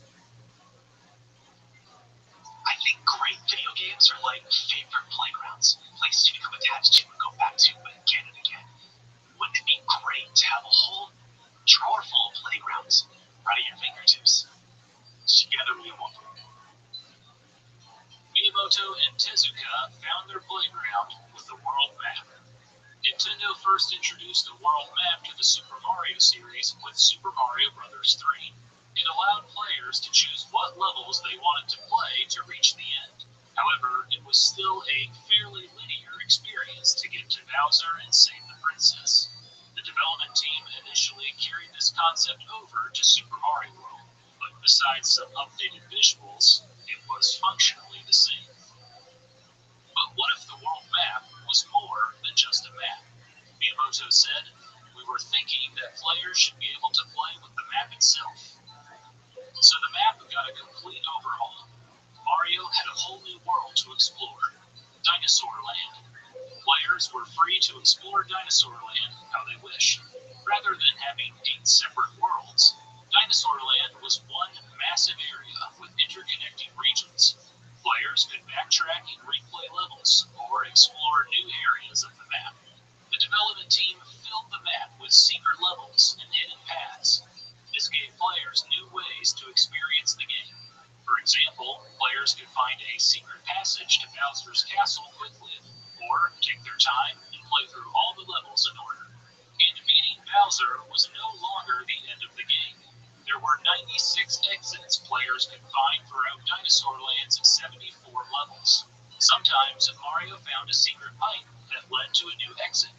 Other times, a key opened up a new pathway on the map. Players might find an area that they previously thought was unreachable. The development team provided clues to help the player find these secret exits. For example, levels that flashed red had multiple exits. Visual clues, like a notch on the cliffside or a pipe off the main path, might mean a nearby secret. And thanks to a save battery on the cartridge, players could take their time to find all the exits. A number on the main menu let players know their progress. But the changes to the world map were not just about levels and secrets. They also brought balance to the game. For many games, developers would add an easy mode or hard mode to the main menu to change the difficulty. But Miyamoto was not a fan of this design choice. Instead, he wanted players to adjust the difficulty as they played. So the director of programming, Toshihiko Nakano, came up with an idea: dotted line blocks. The idea started from a simple addition. The team wanted to try new block types and levels. From there, it evolved into much more. Throughout levels, players came across various colored dotted lines. When the player found the corresponding switch palace on the map, the blocks activated. It made levels easier by providing a new platform for Mario to jump on, or providing power-ups. If players wanted to make the game harder, they could ignore the switch palaces. Dinosaur Land now resembled a board game. There were 9 unique areas to explore, like Forest of Illusion, Twin Bridges, and Star World. And many regions were named after food, like Donut Plains, Vanilla Dome, and Chocolate Island. path and unique regions for Mario to explore, character designer Shigefumi Hino saw an opportunity to update many of the game's visuals. Mario got a makeover with back pockets on his overalls, an emblem on his hat, and improved shadows. Miyamoto specifically requested Mario have light in his eyes. Hino complied with the request, but left Mario with tiny black eyes when he was small. He thought it gave Mario more character. Hino also added small details. Mario flashed a peace sign when he finished a level. When Mario lost a life, a look of horror swept over his face. But Hino didn't stop with Mario. Many classic enemies, including Goombas, Lakitus, and Drybones, got a new look. Koopa Troopas changed significantly. Previously, Koopa Troopas acted like turtles, slowly moving around levels. Now, Koopa Troopas walked upright. Mario could bounce them out of their shell, revealing a vulnerable little reptile in its underwear. Some would even try to recover their shells or kick them at Mario. Along with classic enemies, Hino and Tezuka came up with new ones. Among them was Wiggler, a volatile caterpillar, Chargin' Chuck, a football-playing Koopa that took 3 hits to take down, and Rip Van Fish, a sleepy fish who excitedly chased Mario when he woke up. And what was Dinosaur Land without a few dinosaurs? There was Rex, who required 2 stomps to take down. Dino Rhino, a large nearsighted enemy who turned into a dino torch if you stomped on him. Reznor, a fire-breathing triceratops that guarded several fortresses. And Blarg, a massive dinosaur who lurked beneath the lava, waiting for Mario to pass by. But not every dinosaur was an enemy. In fact, one new friend would forever change the Super Mario series.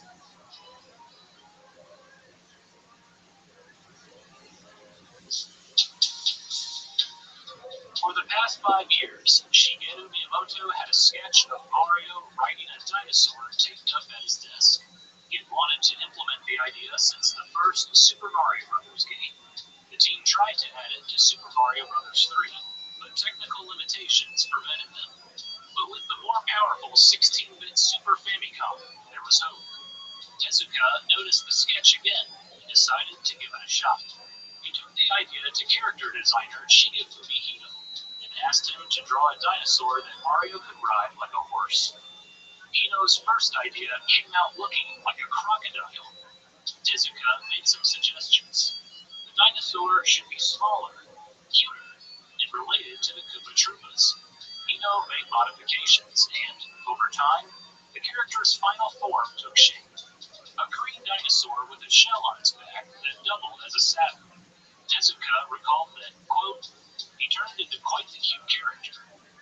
As a placeholder, they named the character Yoshi, the nickname of Mie Yoshimura, an artist on staff. But the name stuck. Writing Yoshi was a fun new way to explore levels because What's he up, offered Yoshi, you more little than bitch? just transportation. Yoshi could eat enemies or grab hard-to-reach items, help Mario jump extra high, and traverse rough terrain. Yoshi could also gain new powers. For example, with the different colored Koopa shells, Yoshi could breathe fire, temporarily fly, or stomp the ground. In addition, he could eat berries scattered around levels to earn more time, power-ups, and coins. Yoshi also provided Mario with a free hit. When an enemy hit Mario, Yoshi would run away, but the player had an opportunity to get Yoshi back. The team also added adorable baby Yoshis in various colors. Mario could feed the Yoshi's enemies to make them grow up, and each colored Yoshi had specific traits when they gobbled up Koopa shells. Essentially, Yoshi was a new, robust power-up for Mario to use on his journey. The development team brought back old power-ups as well. There were the usuals, the Super Mushroom to make Mario big, the Fire Flower that let Mario shoot fireballs, and a Superstar that granted temporary invincibility. The development team initially brought back the Super Leaf, which turned Mario into a raccoon and allowed him to fly temporarily. But with all the other changes happening, they thought they could do better. So they experimented with a few ideas, such as wings, before finally settling on a cape. The cape, acquired by picking up a feather, worked similarly to the raccoon suit. Players could hit enemies with it, and, after a brief runoff, could temporarily fly. But it offered so much more. Players had more control mid-flight, and by rocking back and forth, they could stay in the air much longer. Mario could also attack enemies from above. It was the most intricate power-up in the series thus far. The development team constantly tinkered with the game controls. Many test players found it too difficult at first. And thanks to the extra buttons available on the Super Famicom controller, Mario also had a new move, the spin jump. By pressing the A button, Mario could destroy blocks from above, bounce off obstacles, and stomp enemies. The development team even utilized the shoulder L and R buttons on the new controller. It allowed the player to scroll the screen forward or backward slightly. In previous Super Mario games, certain levels required players to take a blind leap of faith. Now, players could scout out what was ahead before making a decision. Super Mario World was finally coming into its own. The development team overhauled almost everything. A new world, new enemies, new friends, new minigames, and new power-ups. And to complement everything were the brilliant compositions and sound effects from composer Koji Kondo. Since the beginning, Kondo had worked on the Super Mario Bros. Series, composing the memorable original theme. While working on Super Mario Bros. 3, he composed a plethora of new music with a distinct reggae vibe and a ton of percussion. But after completing the project, Kondo thought he may have composed too much music. As a result, he felt like each song made less of an impact. Kondo's favorite songs were ones with beautiful melodies. He felt they left a more profound impression on people. So, with Super Mario World, he wanted to focus on one melody incorporated into multiple songs. But due to the new hardware, he found the work, quote, 100 times more difficult. Kondo had to make all the sound samples himself and learn new software tools. But he quickly realized the Super Famicom allowed him to do so much more with the music. The Famicom only had 5 audio channels and was limited to electronic sounds. But the Super Famicom had 8 dedicated sound channels and supported samples and sound effects from all kinds of instruments. As a result, Kondo got to completely rethink what game music could be. Kondo used a variety of instruments for both the music and sound effects. It resulted in a rich, warm sound unlike anything players had ever heard before in a Super Mario game.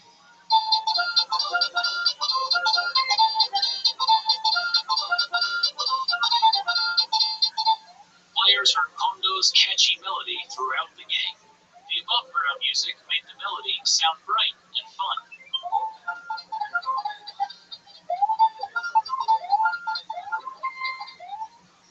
In contrast, the Fortress music gave the melody a sinister, mysterious vibe.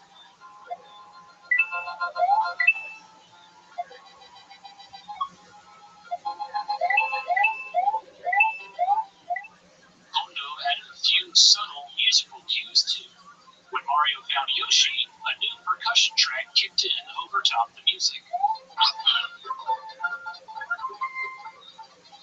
Kondo even added a reverb effect to the sounds while Mario was underground, adding to the level's atmosphere.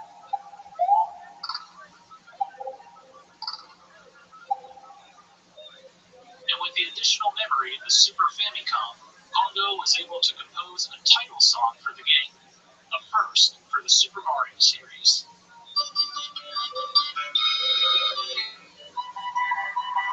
By the summer of 1990, 2 years after development started, Super Mario World was mostly complete. Tezuka and his team felt they had taken the concepts that made the series so special, freedom, athleticism, friendliness, and perfected them. It was a massive, side-scrolling 2D platformer. Nintendo packed everything into a 4 megabit cartridge, an impressive feat considering all the new graphics and sound. On the game's packaging, Nintendo added Super Mario Bros. 4 as a subtitle, reminding players that this was a continuation of the beloved series from the Famicom. Super Mario World was the quintessential launch title. It showcased the hardware's new technologies, while at the same time providing fans of the series comfort and familiarity. In many ways, it embodied the Super Famicom.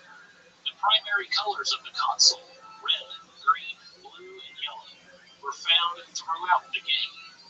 In Koopa shells, Yoshi's, and even on the game's box art. Shigefumi Hino, who had been nervous even to start development, felt that they had perfected the genre. I felt like with Super Mario World, we had done everything we could with a side-scrolling jumping game, he said. With development finished, all that was left was for Nintendo to release the Super Famicom. Ever since Nintendo announced the delay of the system a year earlier, the company had been mostly silent. But on June 21st, 1990, they finally had an update. The Super Famicom was coming out on November 21st, 1990. On August 28th and 29th, Nintendo held a Shoshinkai trade show at the Harumi International Exhibition Center in Tokyo. There were now 33 developers making games for the Super Famicom. Many of the companies were at the show to demonstrate their upcoming games. But all eyes were on Nintendo. For the first time, they premiered the final version of the Super Famicom. The system would cost 25,000 yen, or around $170, and come with two controllers. To keep the price down, Nintendo didn't include any cables or power adapters. Nintendo also premiered their two launch titles. The first was F-Zero, an ultra-fast arcade racing game. It showcased one of the Super Famicom's new technologies, Mode 7, which gave a faux 3D effect. The second game was Super Mario World. Nintendo set up 10 Super Famicom stations at the trade show so attendees could try out the new games. 8 of them were dedicated to Super Mario World. People packed the booth for the entire show. The media was impressed by all the latest changes to the game. Electronic Gaming Monthly called it the premier piece of software shipping with the Super Famicom. The hype for Super Mario World and the Super Famicom was bigger than ever. Nintendo received 1.5 million pre-orders for their new console from wholesalers. With so many pre-orders, Nintendo worried that launch day might be a little chaotic. So they encouraged retailers to implement a reservation system when selling the Super Famicom. One store had so many reservation requests, they held a lottery and sent out postcards to the winners. 2 years after announcing the system, Nintendo was finally ready to enter the next generation. And for the first time, they were launching a new console with real competition in the market. In the early morning of November 20th, Nintendo loaded 100 trucks with boxes of Super Famicom consoles, along with F-Zero and Super Mario World cartridges. In an event dubbed Operation Midnight Shipping, Nintendo sent out their newest console and games in the dead of night, hoping to ward off thieves. And on the morning of November 21st, 1990, the Super Famicom and Super Mario World were officially on store shelves in Japan. Launch day was a mixed bag. The Haku Hinkan Toy Parts Store, which didn't take reservations, had a massive line outside the entrance. The store sold Super Famicoms on a first-come, first-served basis. As a result, many customers left without a console. But other stores, like the Odakyu department store, were relatively calm. The store issued reservation tickets 6 weeks ahead of time, anticipating that kids would play hooky to get the system. The store sold 1,500 Super Famicoms on launch day. But the biggest issue was the lack of stock. Although Nintendo had 1.5 million pre-orders, they could only ship 300,000 consoles. Many smaller stores, particularly mom-and-pop shops, didn't receive any consoles. Some stores took advantage of the shortage by offering the Super Famicom bundled with software at a marked-up price. Retailers accused Nintendo of stalling production to create a false shortage and drive up demand. Nintendo responded by promising to increase their manufacturing capacity in 1991. Despite the issues, the Super Famicom was a hit. According to a report from Nintendo, the initial stock of 300,000 consoles sold out in just 3 days, and Super Mario World was the crown jewel of the system. To put it simply, it's everything a game should be. Challenging, frustrating, rewarding, and most important of all, unbelievably addictive.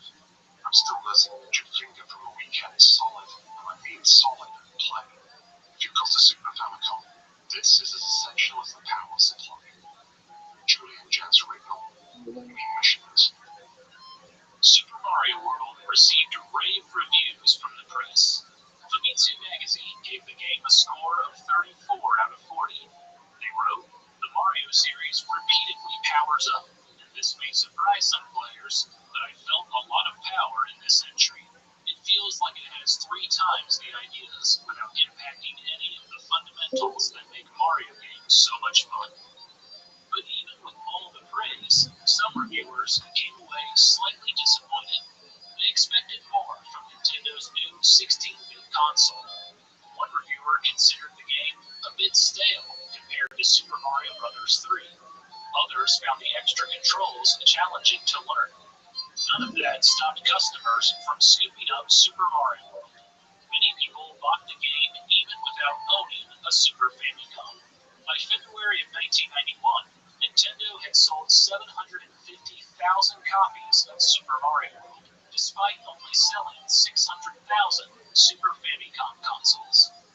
Super Mario Mania, once again, swept over Japan. A new wave of Super Mario merchandise, including plushies and toys, hit store shelves. Bandai released Super Mario World, Mario and Yoshi's Adventure Land, an interactive anime compatible with Bandai's Tedabiko toy phone. There were cross-promotions with food and beverage companies, including McDonald's. There were mangas based on the game, such as the Super Mario Kun series. Nintendo and Warner Pioneer released the game's soundtrack on CD, featuring new jazz arrangements of Koji Kondo's music. Konami even released a gambling machine, Mario Roulette, based on the minigame in Super Mario World. The Super Famicom and Super Mario World were a success. Nintendo hit its goal of selling 3 million consoles within a year by August of 1991, 3 months ahead of time. And in total, Nintendo would sell 3.5 million copies of Super Mario World in Japan, making it the second best-selling game on the Super Famicom. By 1992, the Super Famicom overtook NEC's PC Engine in sales, cementing Nintendo as the top dog in the Japanese video game market. But when it came time to bring the Super Famicom and Super Mario World over to North America, things wouldn't be so easy.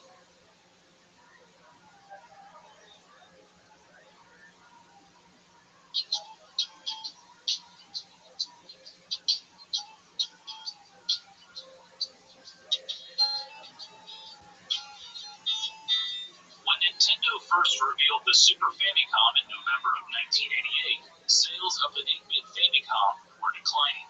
But its North American counterpart, the Nintendo Entertainment System, was setting sales records. In 1988, Nintendo of America sold 7 million NES consoles and more than 40 million games. For the second year in a row, the NES was the #1 toy in the United States. The country had Nintendo fever. If you haven't heard about the Nintendo Entertainment System, odds are you either just awakened from a 2-year sleep or you don't have a child under the age of 14. Nintendo is simply the toy of the late 80s, a marketing phenomenon every bit as remarkable as the Cabbage Patch Kids craze a few years back.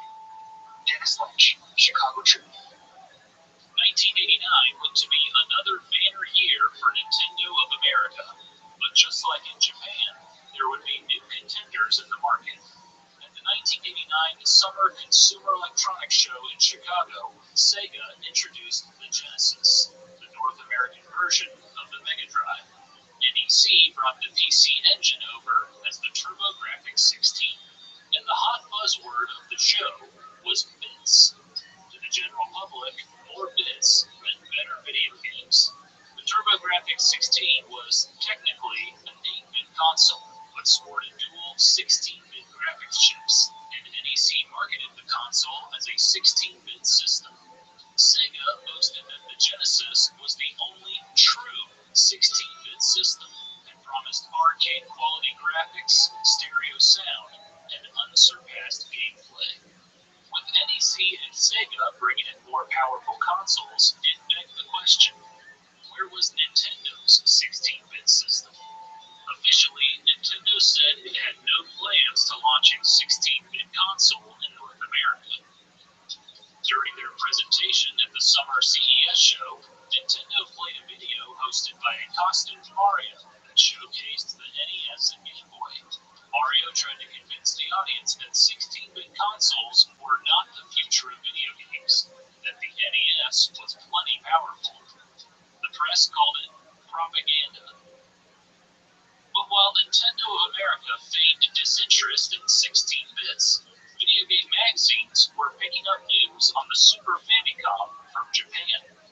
Video game magazines had seen a resurgence in the past year thanks to a booming video game industry. Nintendo even had a magazine, Nintendo Power, with an estimated 1.2 million subscribers.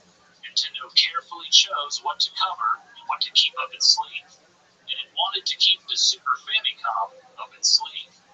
But other magazines didn't have those restrictions and regularly looked to Japan for the latest video game news and rumors. There was GamePro, video games and computer entertainment, and Game Players. But by far, the magazine with the most coverage of Japan was Electronic Gaming Monthly, or EGM. In their very first issue from May of 1989, the magazine revealed the Super Famicom, calling it the most incredible game system ever seen. In their second issue, EGM had full-color photos of the Super Famicom prototype, along with the first mention of a new Super Mario game, Super Mario Bros. 4. It couldn't have made Nintendo happy. Super Mario Bros. 2 hadn't even been out for a year in North America, and Nintendo was spending 1989 hyping up Super Mario Bros. 3, due to come out in early 1990. By the fall of 1989, Nintendo of America could no longer deny that a 16-bit machine was in the works. Vice President of Marketing Peter May confirmed the Super Famicom was real, coming to Japan. But he stopped short of announcing a North American release. Instead, May affirmed that the company wanted to wring every last megabyte of power from the Nintendo Entertainment System before jumping into the 16-bit generation. In other words, any announcement of a new 16-bit system would cut into Nintendo of America's sales. But that didn't stop the press from talking about the Super Famicom in Super Mario Bros. 4. Electronic Gaming Monthly repeatedly brought over the latest news from Japan. In issue 4, they confirmed that Super Mario Bros. 4 was now called Super Mario World, and showed the game's first screenshots. Despite the whisperings of a 16-bit console, Nintendo of America had another record year in 1989. They sold an astonishing 9 million NES consoles. For the third year in a row, the NES was the #1 selling toy. In addition, Nintendo's new Game Boy handheld, introduced in August of 1989, sold around 1 million units in less than 6 months. And despite the new competition, Nintendo still controlled about 80% of the $4 billion video game market. In 1990 looked like another big year. Nintendo of America was preparing to launch their highly anticipated new game, Super Mario Bros. 3. The company spent the past year hyping up the game with teasers and early releases on the PlayChoice 10 arcade cabinet. The game was even in a Hollywood film, The Wizard. In January of 1990, Nintendo Power had an article about the making of Super Mario Bros. 3, featuring a write-up on Mario creator Shigeru Miyamoto. The article briefly mentioned that Miyamoto was working on games for the Super Famicom, including Super Mario Bros. 4. But that wasn't all. In the mailbag section, a reader noted he read about the Super Famicom in other magazines and wondered why Nintendo Power had not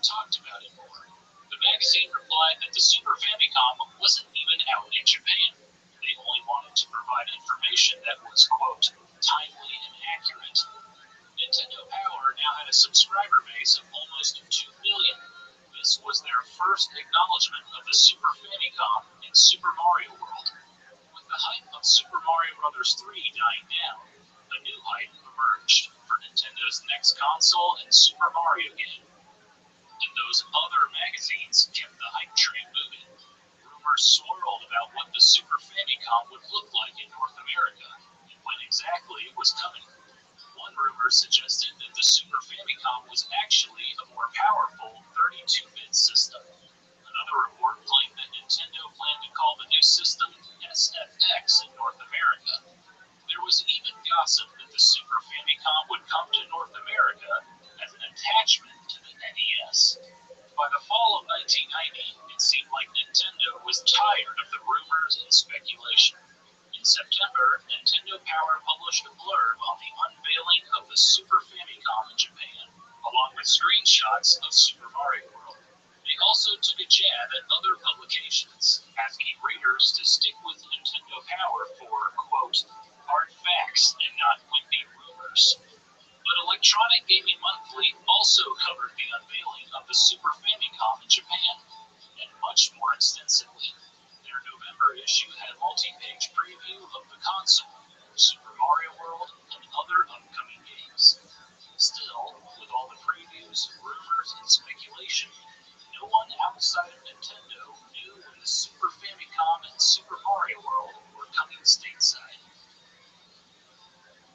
But 1990 proved to be a defining year for Nintendo of America. The company had another record-breaking year with $3.4 billion in sales. Nintendo now controlled 87% of the video game market. Super Mario Bros. 3 was a colossal hit, selling 7.5 million copies and grossing more than $400 million.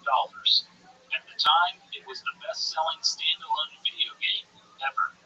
Nintendo also sold 3.2 million Game Boys, along with 9 million games.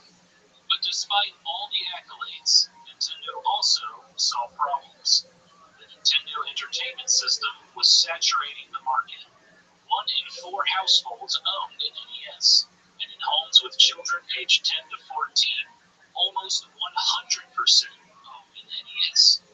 For the first time in North America, NES sales declined down to 7.2 million units, and the company's projections for 1991 were even lower. Nintendo estimated they would only sell 4.5 million NES systems. There was also the threat of competitors, particularly Sega. Nintendo president Hiroshi Yamauchi once stated that Sega was not a legitimate contender in the US market. But that had changed. By the end of 1990, Sega had sold around 1.5 million Genesis consoles and had an 80% share of the 16-bit market. The company expected to sell even more consoles in 1991. The public was ready for the next generation. According to Sega, 60% of Genesis owners were Nintendo fans who traded up. A Rand Youth poll revealed that one of the most requested items on a teenage boy's wish list was a new video game system, despite 90% of the participants already owning the system. The venerable NES is finally showing its age. Compared with its competition, the NES offers inferior sound and fuzzy graphics. In Japan, buyers are being treated to Nintendo's Super Famicom, an awesome new game machine, but no plans have been made for the US debut of this system. Come on, Nintendo, how about equal rights for American buyers? Dennis Lynch, Chicago Tribune. Nintendo of America saw the writing on the wall. It was time to enter the 16-bit generation. In January of 1991, less than 2 months after the Super Famicom hit stores in Japan, Nintendo of America officially confirmed that the Super Famicom was coming to North America. At the 1991 Winter Consumer Electronics Show, attendees waited in line for 20 minutes to see a demonstration of the system. Nintendo showed previews of a few games, including Pilot Wings and F-Zero. But the biggest hit was Super Mario World. One reporter said it looked like, quote, the best Mario game yet. Sega's Peter Main predicted the Super Famicom would go on sale in the United States by the second half of 1991. Nintendo wanted to have more software available before launching. To entice developers and compete with Sega, Nintendo removed their exclusivity agreement. The Super Famicom would have a new design and, eventually, a new name in North America: the Super Nintendo Entertainment System. Nintendo predicted it would sell 2 million consoles by the end of 1991. But selling the 16-bit system would be much more challenging in the United States than in Japan. In Japan, the economy was booming. Nintendo was selling Super Famicoms faster than they could make them, and this was despite a shrinking consumer base. Since the mid-1970s, Japan's birth rate had declined, and the average family had 1.5 children. The result? As one analyst explained, fewer children are surrounded by more rich adults, and that means that the money spent on each child increases. But in the United States, the situation was much different. The country was in the tail end of a recession. War in the Middle East more than doubled oil prices. The failure of many savings and loan institutions hit the lending market hard. More than 1.8 million people were added to unemployment. Because of this, consumers were spending less and saving money wherever possible. So when Nintendo announced a $200 video game system that was not compatible with NES games, many parents were outraged. In the United States, the average family spent $225 on toys per child. Almost all of it would have to go to the Super Nintendo. When a reporter asked a mother of 3 if she was going to buy a Super Nintendo for her kids, she exclaimed, "No way. We're not shoving the old Nintendo in the closet. I've got $700 invested in that baby." A father from California called it immoral. The press jumped on the controversy, claiming the Super Nintendo would make the Nintendo Entertainment System obsolete. Nintendo had to do some serious damage control. They argued that adding backward compatibility would make the Super Nintendo even more expensive. They also insisted they were not abandoning the Nintendo Entertainment System. The NES, they claimed, was an entry-level system for people not wanting the latest graphics, sound, or challenge. It was a cassette tape, and the Super Nintendo was a CD, a console for the veteran player who had gotten their full enjoyment out of the NES. But it wasn't just the Super Nintendo. Parents blamed Nintendo for their child's lower school grades and eye strain and claimed the games were too violent.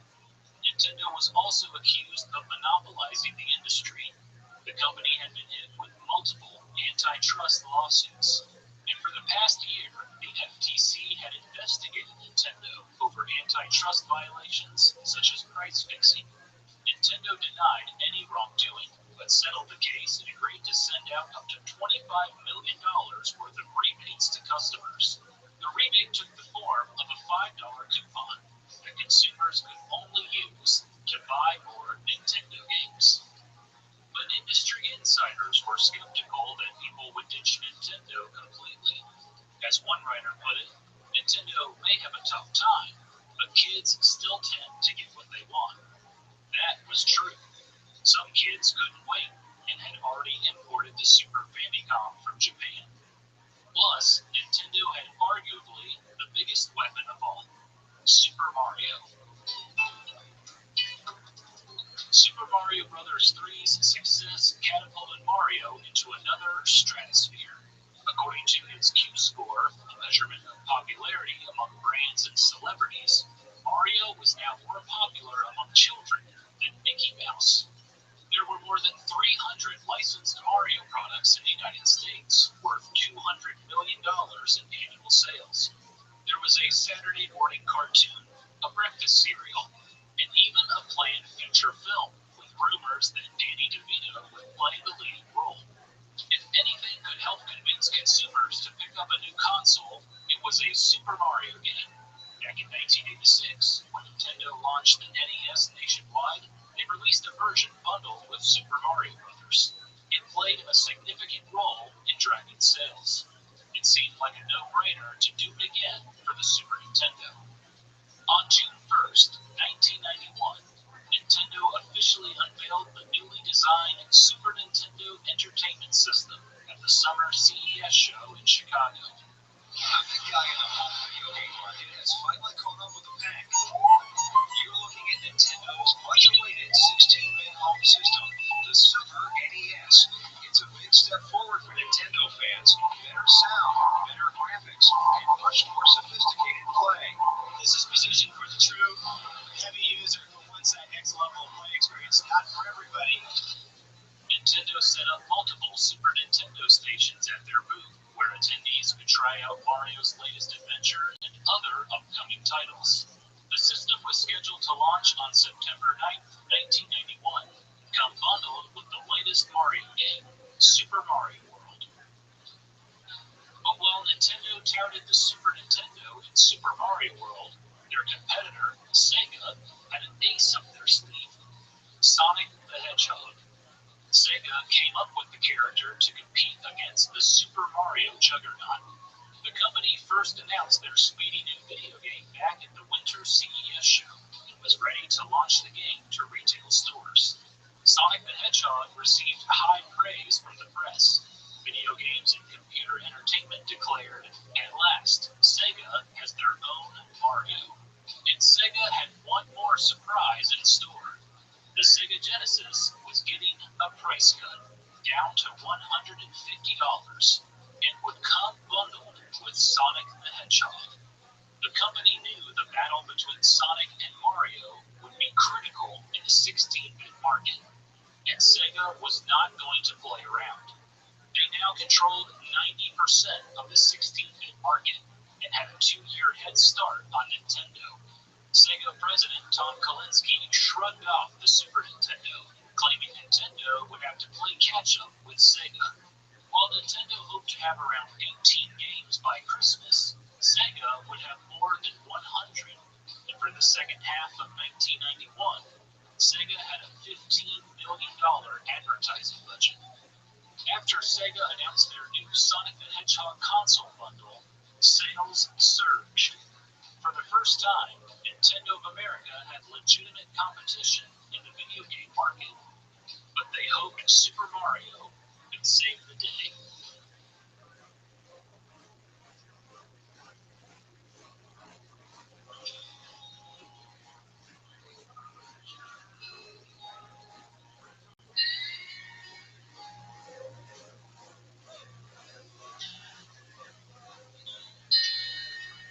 On Wednesday, August 21st, 1991, a Toys R Us store in Cerritos, California opened a shipment box from Nintendo. Inside was their new 16-bit console, the Super Nintendo. The system arrived almost 3 weeks ahead of time.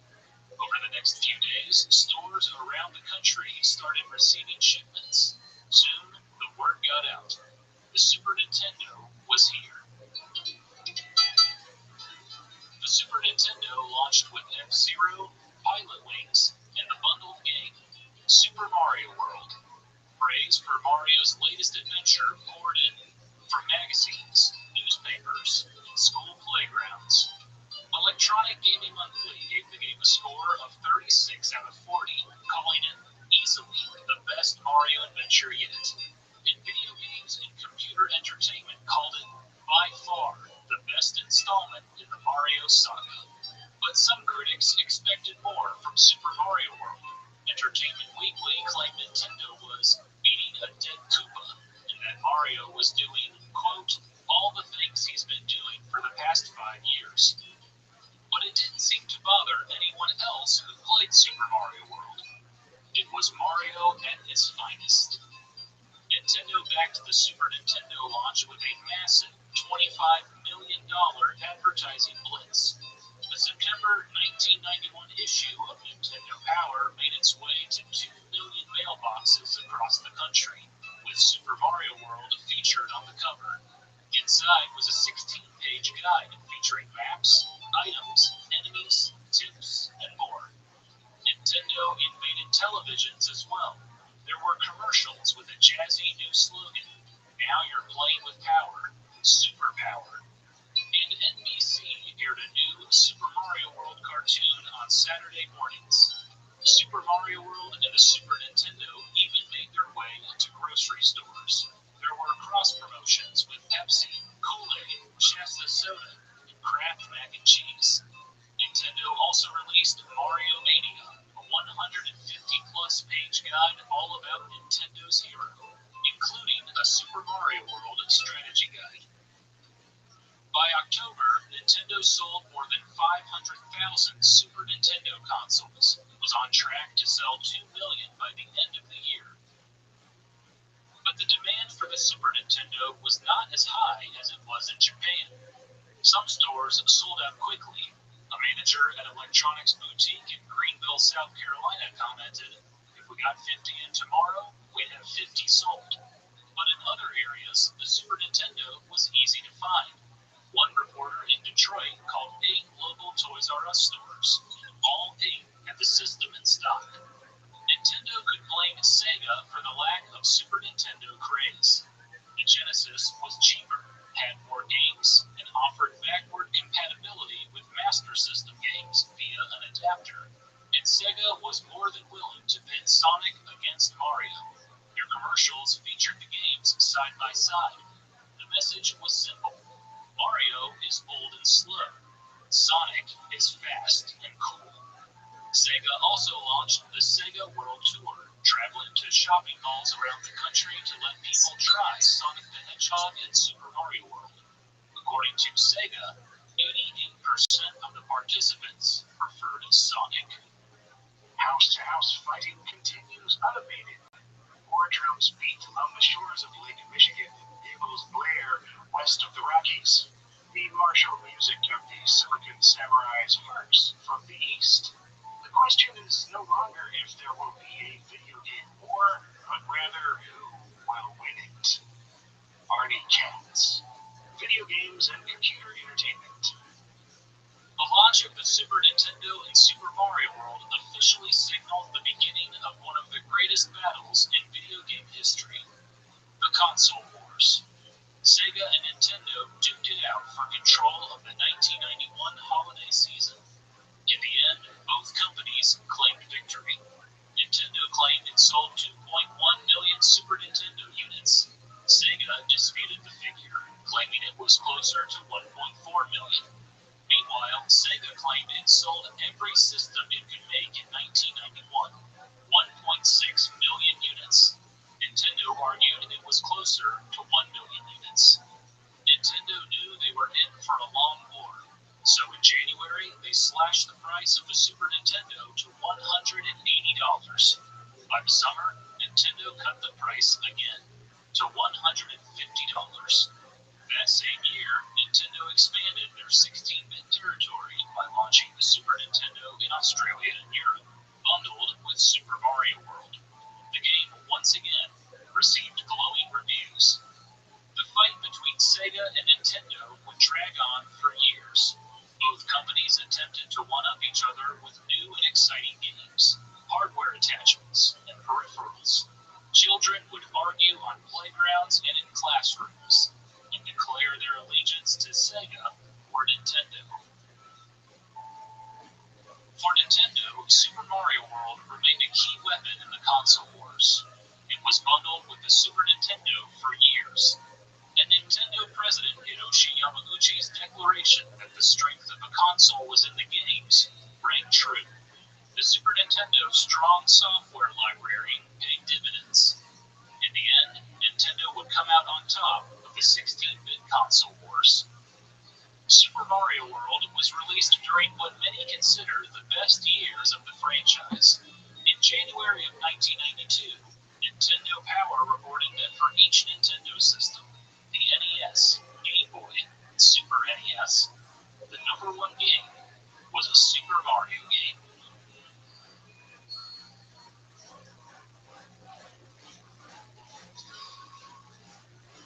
When the Super Nintendo first launched, Nintendo's vice president of marketing, Peter May, commented that the system was evolutionary, not revolutionary.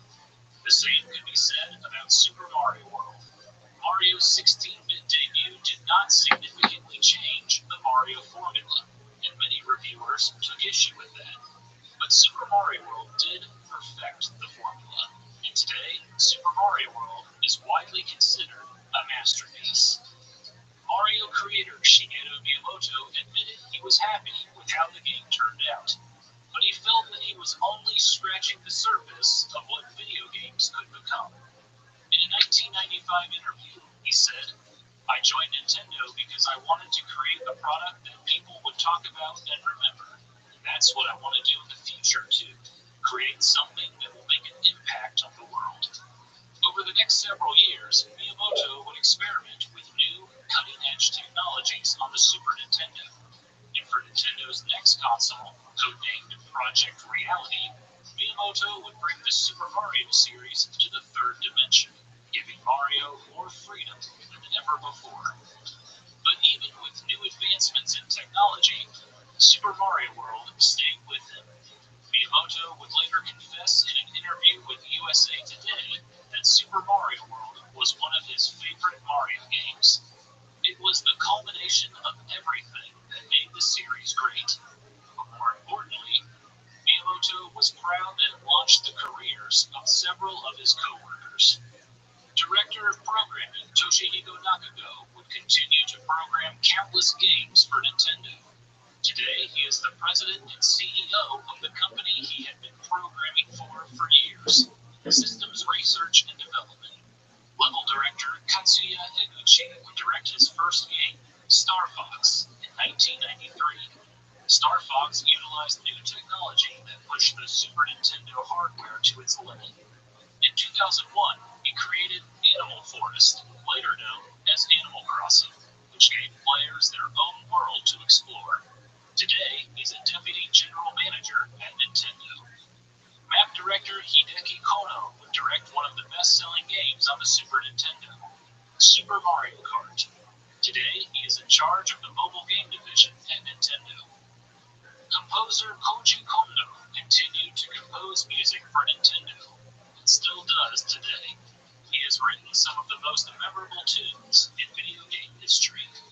Shigefumi Hino worked as a character designer for several more years before getting to tackle his own game, the quirky strategy game Pikmin for the GameCube.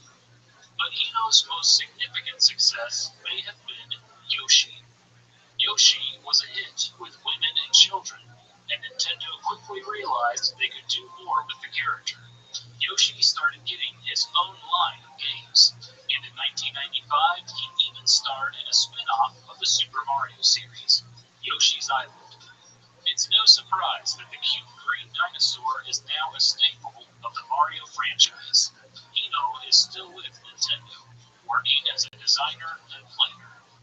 Director Takashi Tezuka would be heavily involved in just about every future Mario and Zelda game. Today, he is an executive officer in Nintendo's game development division. Over the years, his game design philosophy has remained consistent. I want to make games that, no matter how many times you play them, you want to keep that game and hold on to it with a treasure. I want to keep making games with that mindset. Takashi Tezuka. With Super Mario World, Tezuka succeeded in making a game that people cherished. Nintendo has re-released it many times. In 1994, they included the game in an updated version of the Super Mario All-Stars collection and bundled the game with the Super Nintendo. In 1998, Nintendo released Super Mario World under their Player's Choice banner, an honor given to Nintendo's best-selling games. In the early 2000s, Nintendo ported the game to the Game Boy Advance. Super Mario World has also been available to download on the Nintendo Wii, Wii U, 3DS, and Switch consoles. Some players who grew up with Super Mario World couldn't get enough. In the early 2000s, the internet brought Super Mario World enthusiasts from all over the globe together, and soon fan-made hacks of the game appeared online. One notable genre of hacks, known as Kaizo, contains extremely challenging Super Mario World levels. Oh my god, oh my god, oh my god, oh my god, oh my god! In 2015, Takashi Tezuka led development on a dream game for Mario fans, Super Mario Maker. Now, players could make their various Mario games, including Super Mario World. For more than 30 years, Super Mario World has captivated players young and old. It's no surprise that many people consider it one of the greatest games of all time. For anyone still on the fence about Super Mario World, the answer is yes. Download it now. This is the apex of 16-bit platforming, a cornerstone of the gaming canon, and most importantly, just as much fun to play today as it was 20 years ago.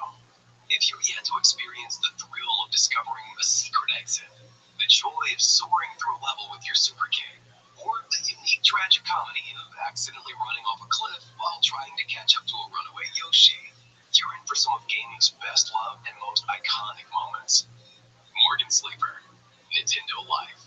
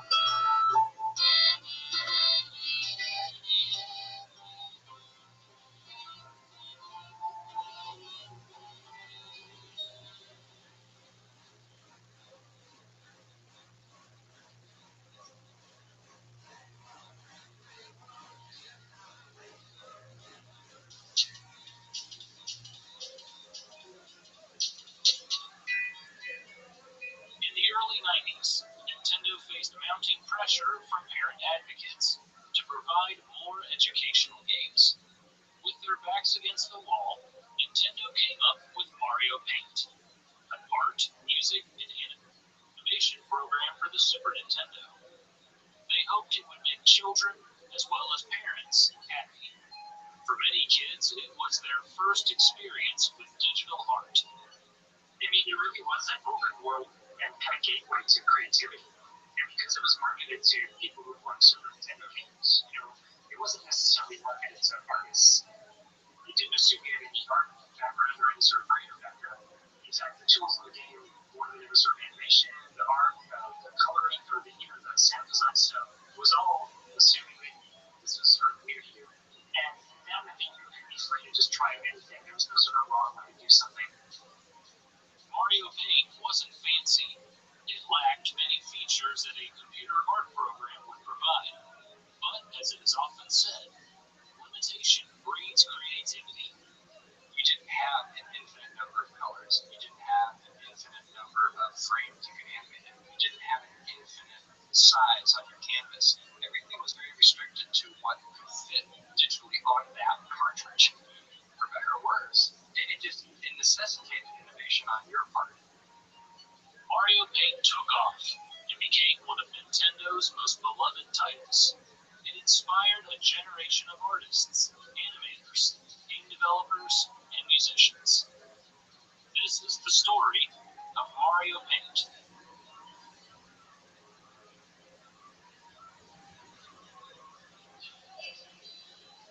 In 1990, it seemed like Nintendo could do no wrong. The Nintendo Entertainment System and its growing library of games was a mainstay of pop culture. Growing up, I was definitely a Nintendo kid. If you were a kid back then, you could tell that Nintendo was reaching out to you specifically to play their games, to love their brand and their characters. I had Mario blankets, Mario pillows, I had Mario cereal in the morning. We talked about Mario on the bus, on the school, on the playground. We acted out as Mario. So growing up around the time Nintendo was starting to gain popularity, it was super difficult to ignore. It was everywhere. But as the company's popularity grew, so did concerns from parents. Nintendo video systems have become as essential in the American home as microwave ovens and cordless phones have just about as plentiful. The games are colorful, imaginative, and wondrously entertaining for children and adults. But as annual sales shoot towards $2 billion, some parents are preparing to discard Contra, Commando, Ninja Kid, and the rest of the Nintendo arsenal. Neil Rubin, The Dispatch. What effects did video games have on children? A small but vocal minority of parents complained that video games made children less sociable and more irritable. They said children suffered from the Nintendo tantrums. Therapists held group sessions for families that felt their children played too many video games. The Council for Children's Television provided guidelines for parents that included limiting playtime, unplugging the system after each use, and refusing to buy violent games. Psychologists mostly disagreed, saying that video games were not inherently dangerous. But there was one thing parent advocates and psychologists did agree on, that video games had the potential to be great educational tools. But there was little incentive for console developers to make educational games.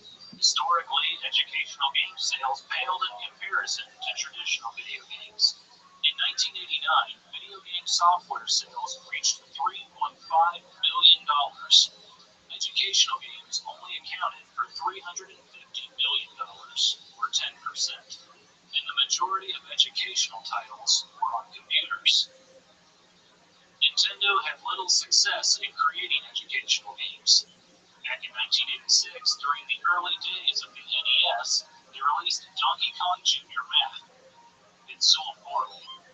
Anytime you label a game educational, it's the kiss of death, said one Nintendo marketing executive.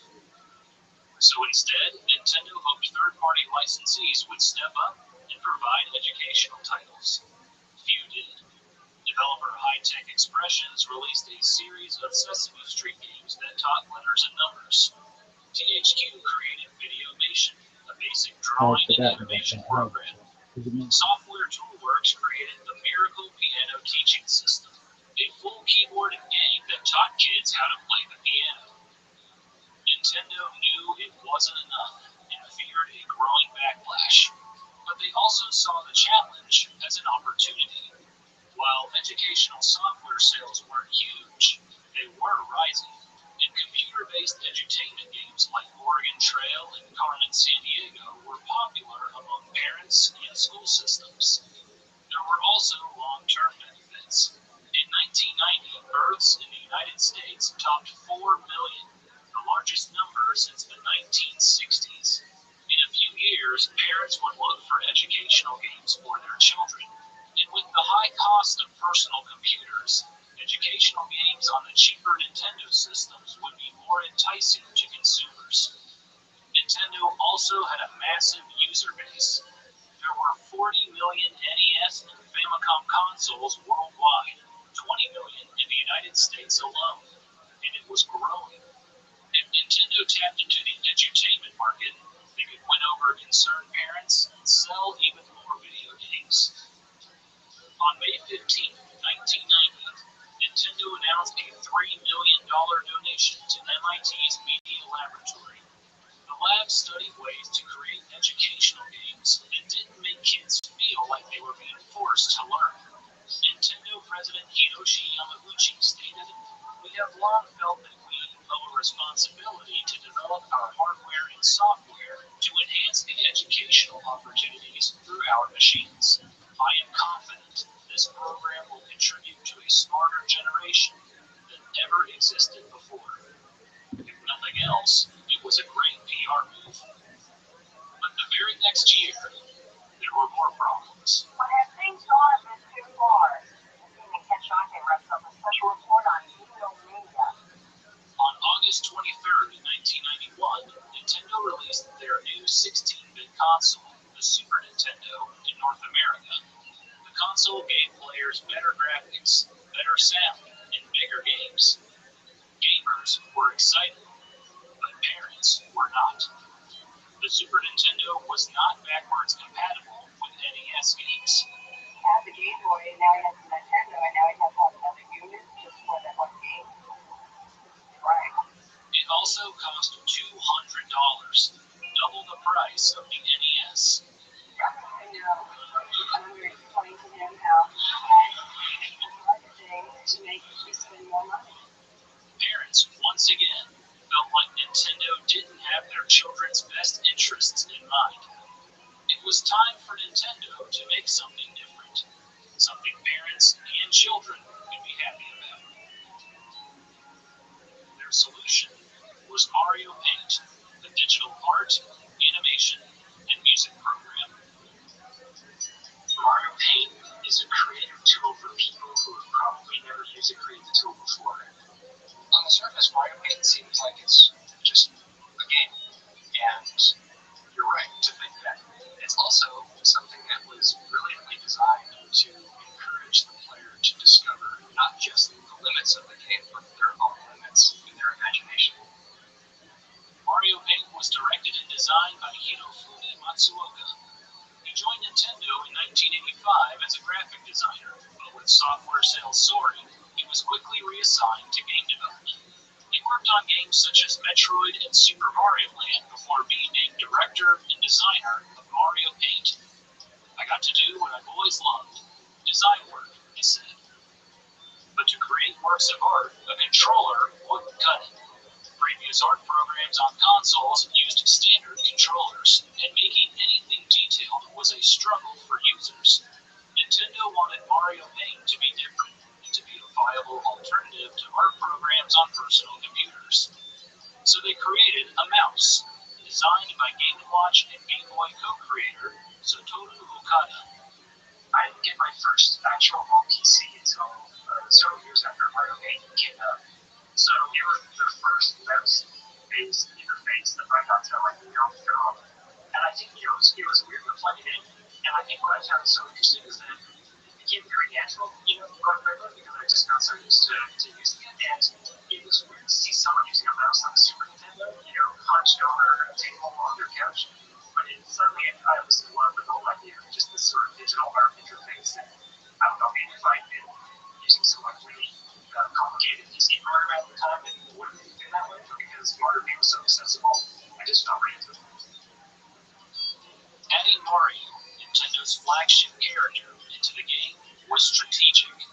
It would, of course, drive sales, but it would also show that Nintendo was serious about expanding into edutainment games. In a press release, Nintendo stated, "Mario Paint and Mouse will open the doors to a new array of exciting learning games." I think it was a great decision to have Mario as the main image for Nintendo because Mario games really pull in everybody. And I think we all wish to be just like Super Mario. We all want to have the super abilities to save the day, to do some good. And I think that's what Mario means to me. In June of 1992, less than a year after the Super Nintendo's launch, Nintendo unveiled Mario Paint at the Summer Consumer Electronics Show in Chicago. Professional artists at the Nintendo booth drew caricatures of attendees. A couple games that we're, really super excited about. One called Mario Paint, and basically is the first time a mouse has ever been used in a video game, and kids or adults can animate, take pictures, you can then put music to it, you can save your work. Pretty in-depth and pretty neat product. Nintendo also announced price cuts to the Super Nintendo. Consumers could now buy a console for just $99.99. Mario Paint cost $59.99. For $160, parents could give their child a digital art program. Compared to the $1,000 price tag of a computer, it was enticing.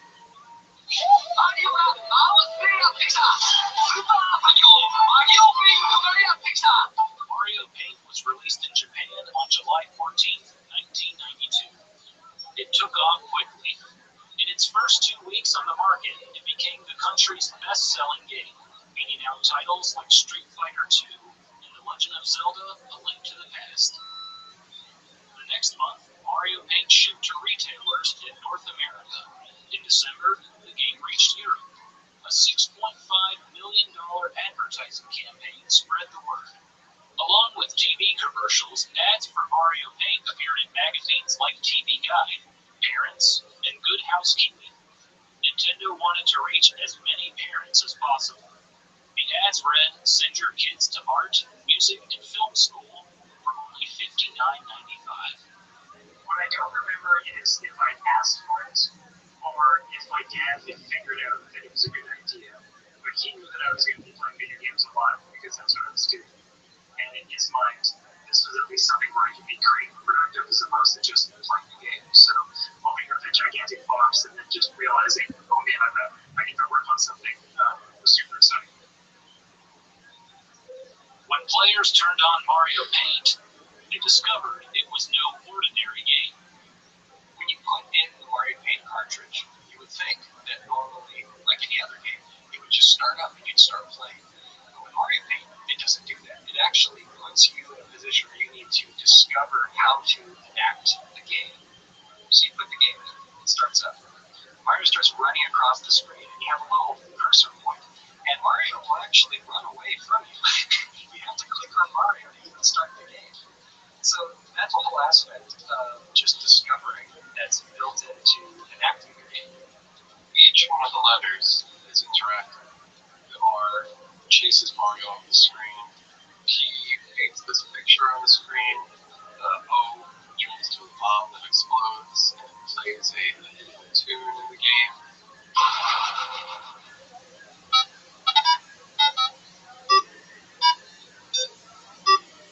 Another one scrolls to the credits of the game. I think it's just all creative fun. The title screen was only the beginning of the strange world of Mario Paint. An animation of two people working out greeted the player before a blank canvas with various tools appeared before them. It may have seemed overwhelming to some, but Mario Paint encouraged players to experience the game at their own pace. Mario Paint has a universal language in that regard. That language being discovery. It literally is something where you need to discover how to play the game in a very playful way. This isn't like other games where it's poorly made, and so you need to figure out how to work these bad tools that the game designers put in. Mario Paint is not that way. Mario Paint is a very well-designed experience as far as programming goes. It's not that the tools don't work. It's that they don't explain to you how they work, and so you need to discover that for yourself. When it came to making works of art, Mario Paint contained all the essentials for the budding artist. Multiple-sized brushes, a spray paint tool, a shape maker to create squares and circles, a fill tool to quickly color in blank spaces, text which included letters, numbers, and even Japanese characters like katakana and kanji, erasers along with 9 different animations to erase the canvas. Players could even copy and paste. A friendly undo dog got rid of mistakes. So Nintendo also offered a coloring book section where you can color in pre-recorded art, and they had different options for you to use. They had Super Mario World,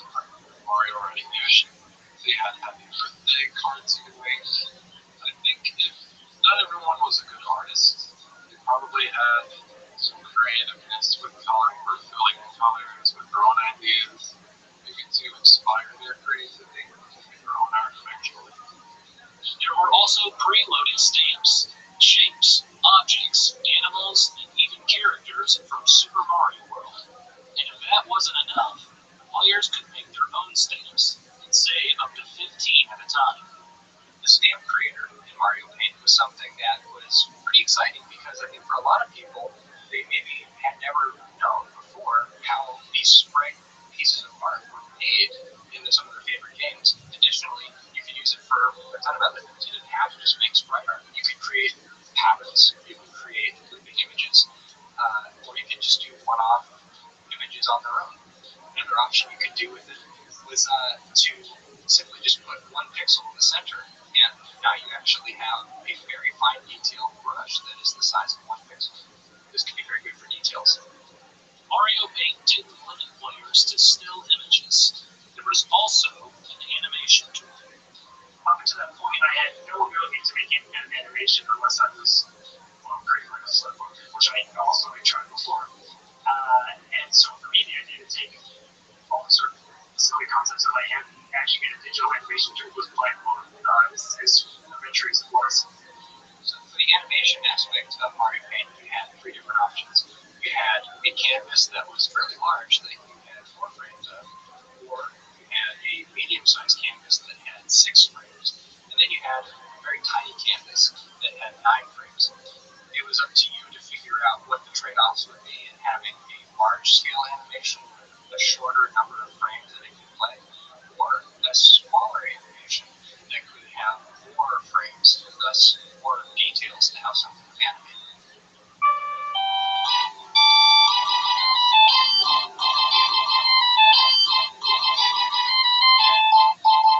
In addition to drawing and animation, Mario Paint also had something unique to an art program, a music editor, where players could make their own songs. I remember jumping right into the music player because that's what I was really interested in trying. The music editor featured a whole bunch of different sound effects. They would pair up a sound with a familiar Nintendo character or icon or power up or something. The guitar, which is one of my favorites, is an airplane. A heart's created a bass sound, and when I think of a heartbeat, I think of something very low. So the heart was designed to sound like a very low instrument. The stars were like a twinkle sounds, and they had this weird baby bass that would make this weird sound, like a laugh or a chuckle. And everything was tuned exactly where it needed to be. Even the dogs and the cats would bark and meow right on pitch. My painting came with 3 preloaded songs. I had not been able to read music very well, but I knew the sounds I wanted to make. I knew where I wanted the sounds to go. I just didn't know how to do it yet. So by listening to the demos, I was able to get a head start on that process. For me, to be able to hear music without playing it was a skill that thank Mario Paint for. As you're drawing on Mario Paint Music Editor, you can see the sequence of notes going higher, or see them going down, but you can also hear them as you're moving along that. And that benefit translates very quickly back to us as musicians. Drawing, animation, and music could be combined to make movies, music videos, and more. The possibilities seemed endless. But there were drawbacks. The cartridge could only save one creation at a time. But Nintendo had a solution. So you could only save one thing at a time on the Mario Paint cartridge. You just had a limited memory, and that was the reality. So one of the things that Nintendo encouraged was for users to hook up their Nintendo to their VCR and save their creations that way, and even share them amongst people. I think they even recommended to send somebody a VHS tape in the mail, some kind of birthday greeting or something. I don't know how many people actually did that, but that was the predominant way to save these things back in the 90s. I was assigned to do a project on Picture Camera, and I was really into Mario Paint at the time. And all I did in the animator was a this, counting this. I read the line, give me liberty or give me death over a microphone pointed into the VCR.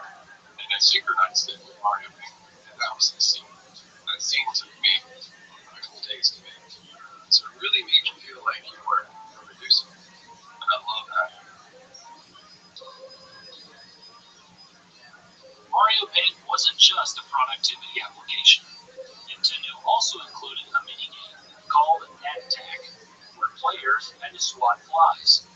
It was a nice break from working, symbolized by a coffee cup icon in the bottom right corner. It was the first time I was ever introduced to using a mouse. And I gotta thank Nintendo for Nat Attack. Nat Attack was, I think, a training tool for kids to use a mouse for their very first time. Despite all of its features, Mario Paint had limits. There were only 15 colors for drawing and stamp creation, most notably a lack of pink. The music editor only allowed 3 notes per beat, and a limited amount of measures for music composition. And the more frames players needed for animation, the smaller the canvas got. But children worked around it and unleashed their creativity. So I did 2 major things with it. The first was I was a huge Mortal Kombat fan. Mortal Kombat was just coming out, and I wanted to recreate all the insanity that I was seeing at kid at the time. So I went to learn how movies were animated by watching them or recording the game on VHS, and then replicating them frame by frame in Mario Paint. And honestly, it was just eating up practice doing that. When I first played Mario Paint, my first instinct was probably to be rebellious and, draw up naughty things. But, pretty soon realized that it could be used as a thing that could make my friends and my family laugh. Some of my earliest memories of Mario Paint have to do with trying to make an animation or some little scene or even just a painting or a song that I could show to somebody and share and they would laugh about it. So it was mostly a source of comedy and humor and levity in my family and my friends.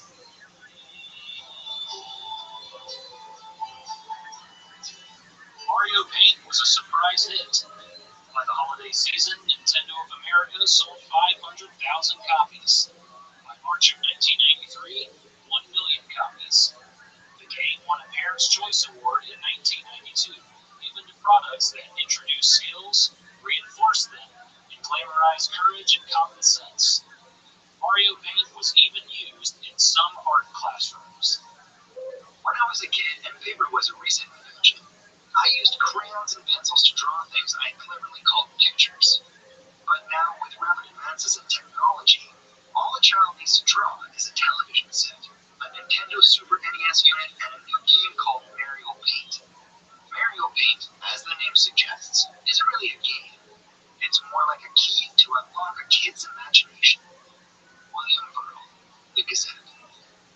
With the success of Mario Paint, Nintendo wanted to expand further into the edutainment market. They licensed Mario to developer Software Toolworks, who released a series of Mario-themed educational games for the Super Nintendo and personal computers. One man tried to capitalize on Mario Paint by suing Nintendo. Edward Gusson claimed the game infringed on his patent for a video art electronic system that was previously sold as the LJN Video Art Console. A U.S. District Court judge dismissed the case. Mario Paint's popularity also allowed Nintendo and other developers to experiment with games that could utilize the Super Nintendo mouse. Ports of computer games like Doom, Wolfenstein 3D, and Sim Ant were obvious choices, but there were several offbeat titles as well. One notable game was Mario and Wario, a Japan-only release made by the creators of Pokemon. It was a side-scrolling puzzle game where players guide Mario and friends to the end of each level using the mouse. But there is no doubt that the most popular Super Nintendo mouse game was Mario Paint. Sega, Nintendo's top competitor, took notice of the game's success. We are certainly capable of delivering entertainment with a strong educational content, said one Sega of America executive. In 1993, Sega released the Pico, an educational video game console for young children. It sold well in Japan, but failed to catch on in North America and Europe. The following year, they released Wacky World's Creativity Studio, console featuring their mascot, Sonic the Hedgehog. It also came bundled with a mouse, but the game never matched Mario Paint's success. Mario Paint would eventually become the 18th best-selling Super Nintendo game of all time, selling more than 2 million copies.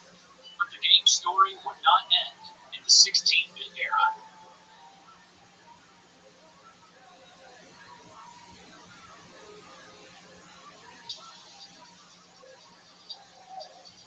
In 1996, Nintendo released their next-generation console, the Nintendo 64. But while competitors Sony and Sega moved forward with CD-based games, Nintendo stuck with cartridges. Critics were puzzled, but Nintendo promised a solution. They would release an add-on, the Nintendo 64 disk drive. Nintendo said the add-on would allow more advanced games, internet access, and downloadable content. In a 1997 interview with IGN.com, Mario creator Shigeru Miyamoto teased several upcoming 64DD titles, including Mario Paint 64. Players imagined the possibilities. An art application on a Nintendo 64 disk drive could compete with personal computers. They could create art and share it online. That was intriguing. But the Nintendo 64 disk drive's release was a mess.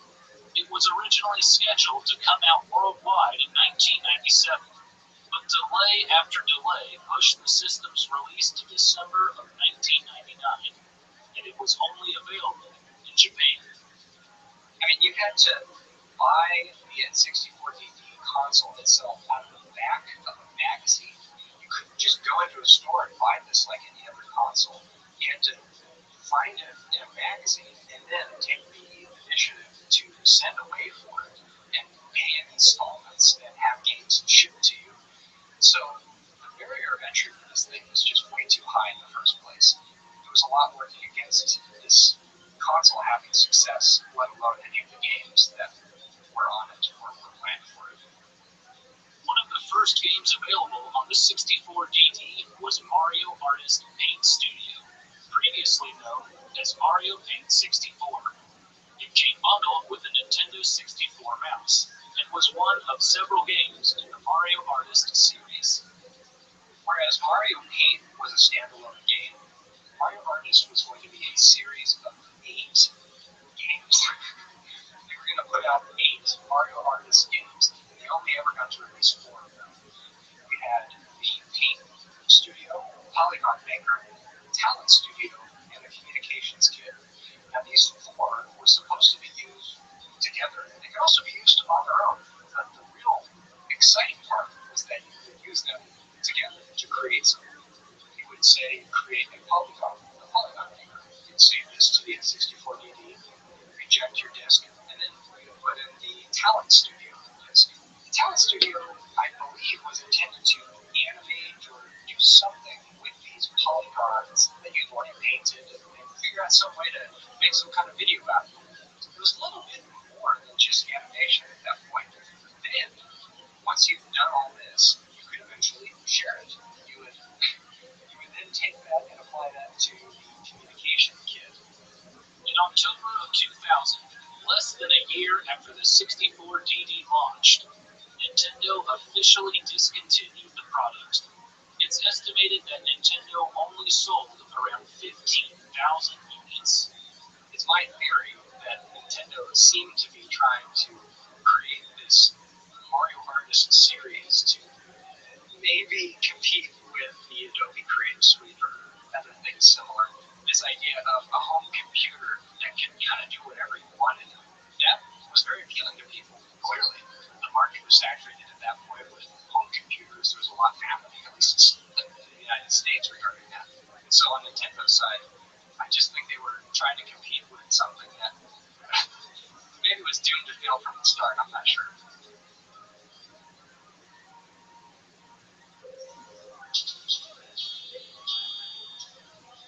Nintendo never made another Mario Paint, but they continued to reference the game in future releases. In 2009, Nintendo released WarioWare DIY for the Nintendo DS. It contained a music and drawing Mario Paint. Several of the developers stated Mario Paint was a huge influence on them growing up. Director Taku Sugioka said, "When I asked staff members around me about this, a lot of them said that Mario Paint was the game that taught them the joy of making games." When programmer Takumi Hatakeyama was asked if Mario Paint made him who he was today, he replied, "Without a doubt. I remember that time very clearly." In 2015, Nintendo released Super Mario Maker for the Wii U, where players could make their own Mario levels. According to director Takashi Tezuka, the game originally began as a Mario Paint sequel, but they decided to combine the fun of creation in Mario Paint with a developer tool to make Mario levels. It's no wonder that Mario Maker is filled with Mario Paint references, and even contains the Nat Attack minigame. Even outside of Nintendo, Mario Paint's influence is evident. The first episode of the popular web series Homestar Runner was animated completely in Mario Paint. I see Mario Paint references just out in the world, outside of Nintendo's brain, outside of their own games. Toby Fox of Undertale is a big fan of Mario Paint. He has a tremendous love for the game.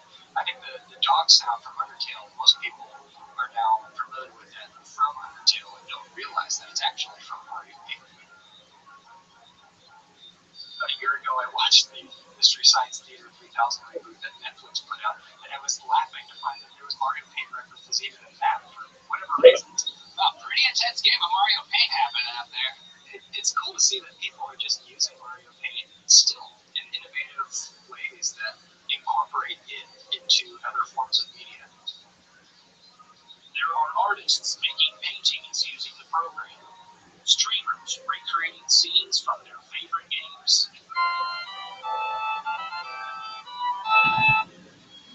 There's even a PC program called Mario Paint Composer, which allows users to create Mario Paint style music without the limitations of the Super Nintendo. For some, Mario Paint made a heavy impact on their life and career. Mario Paint definitely helped me shape my musical sense growing up because Mario Paint, I think for the first time as a kid, allowed me the freedom to be creative in my own way. I think that freedom allowed me a little bit more expression and not feel like I was making mistakes or not to feel bad that I might be making a mistake. And I could always change that. I could hear that and say, that's not exactly what I wanted, let's try it this way. So I think that's a good learning experience as a musician. After high school, I went to SUNY Fredonia. It's in New York, School of Music in Western New York. And I studied music education and piano. I graduated in 2006. And at the time, I was going through a lot of my belongings at home. And I dug out a Super Nintendo. And in the Super Nintendo was Mario Paint. I thought, oh my goodness, I forgot about this game. So I went on YouTube, which was still starting out, and I did some searches on Mario Paint. And one of them brought up the music editor right away. This might be something I could get into. So I decided to get out the Mario Paint Player's Guide and recreate some of the music from the back and upload it to YouTube. I did that twice. And after a while, I got a little bored because all I was doing was regurgitating other people's work. I wanted to be a little bit more original. So I recreated Tetris and I uploaded that. Problem was, Mario Paint has a limitation of how long your music can be before you have to loop it. So it looped right in the middle of the song.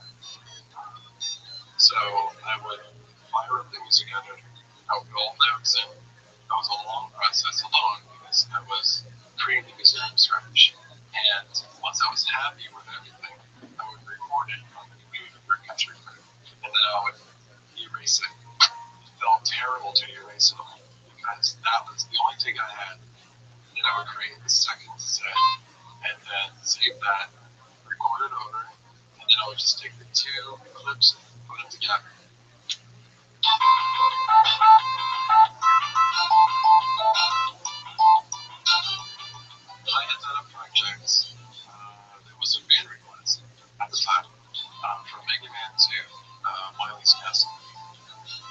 it took me about 8 hours. I did it all in one take, and I recorded every segment.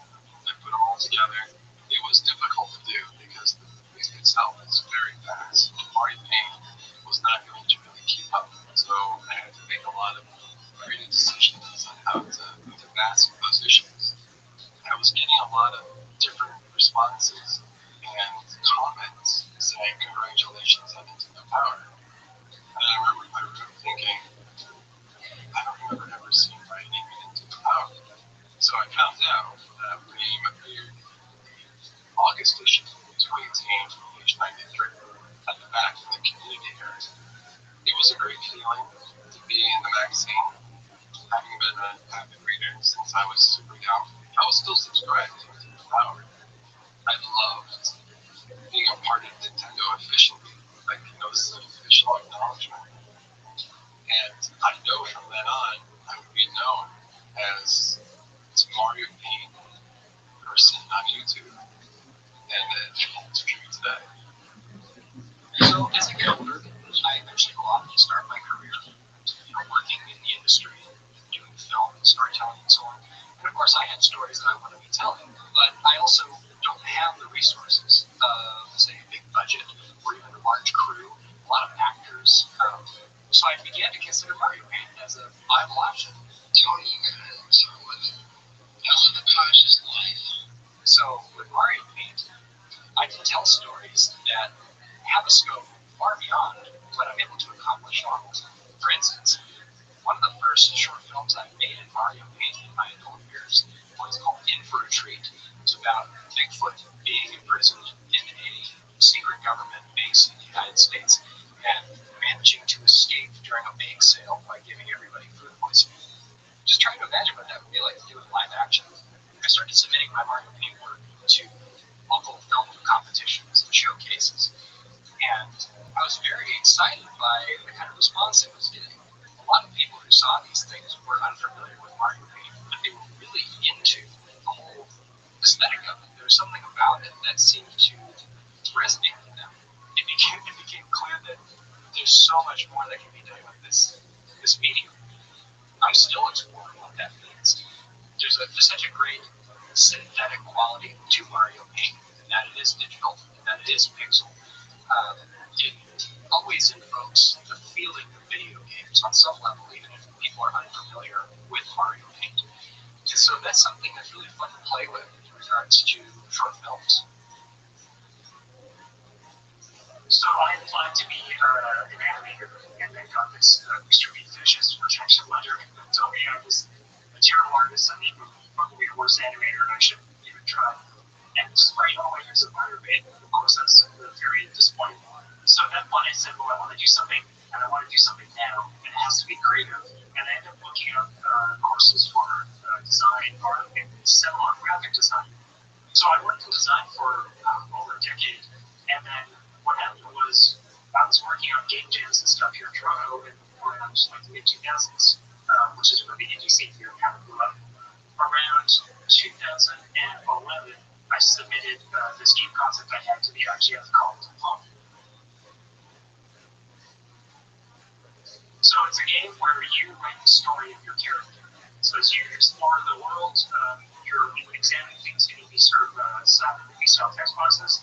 But every now and then, you'll examine something, and the game will ask you, well, did I pick that up? Or like, I didn't take that knife, did I? Like, I would never do that. And your only choices are either yes or no.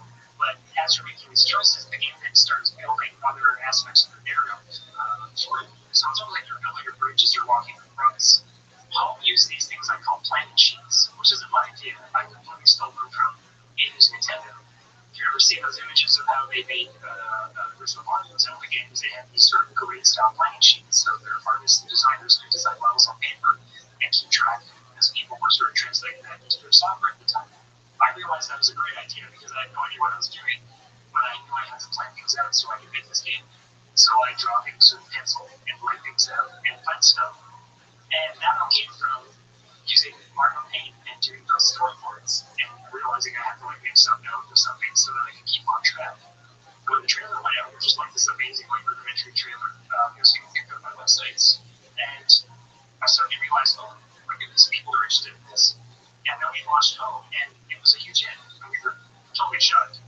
After Home succeeded, I thought, well, maybe there's something here. Maybe there's a way for us to turn this into like a real gig. So at the end of that year, I decided to do freelancing and take a stab at making games full time. Thankfully, I've been doing it ever since. So it's really kind of all because of Mario Paint that I suddenly realized that digital art and making stuff on a computer that's creative was possible.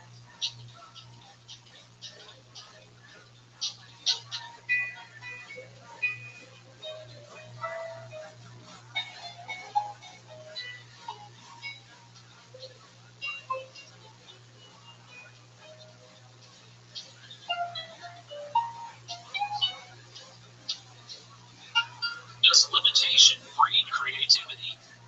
In the case of Mario Paint, absolutely.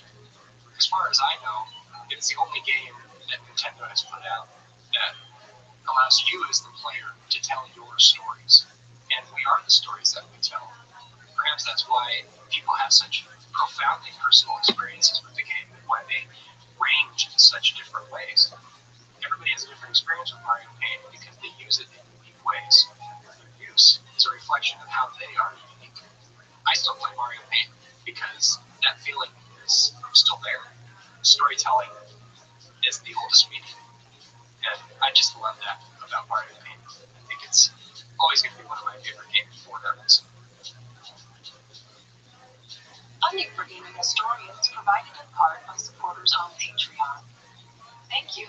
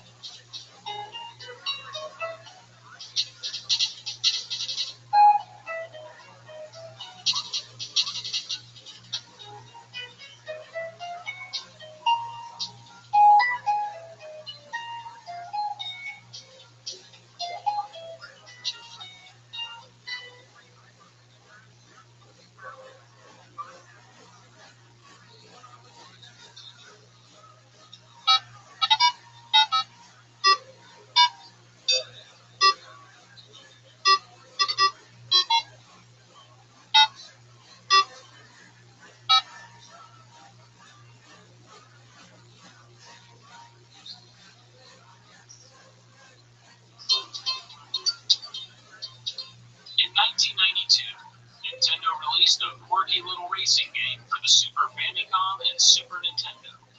They called it Super Mario Kart. The game began as a failed experiment, developed as a small side project within Nintendo's Entertainment Analysis and Development Group. But the young group of designers saw potential in the game, and persevered. Over time, it evolved into an offbeat kart racer, featuring twisty racetracks, power-ups, and familiar characters from the Super Mario universe. Despite receiving little hype leading up to its release, Super Mario Kart was a surprise success. It became the best-selling Super Famicom game in Japan, one of the best-selling games for the system worldwide.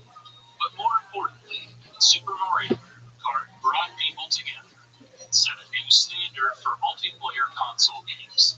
It launched a franchise that still exists today and continues to be one of Nintendo's best-selling game series. This is the story of Super Mario Kart.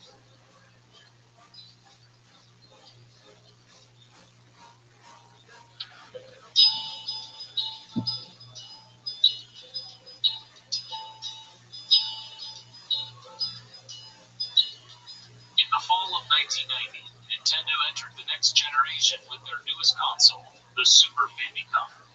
But they were late to the party.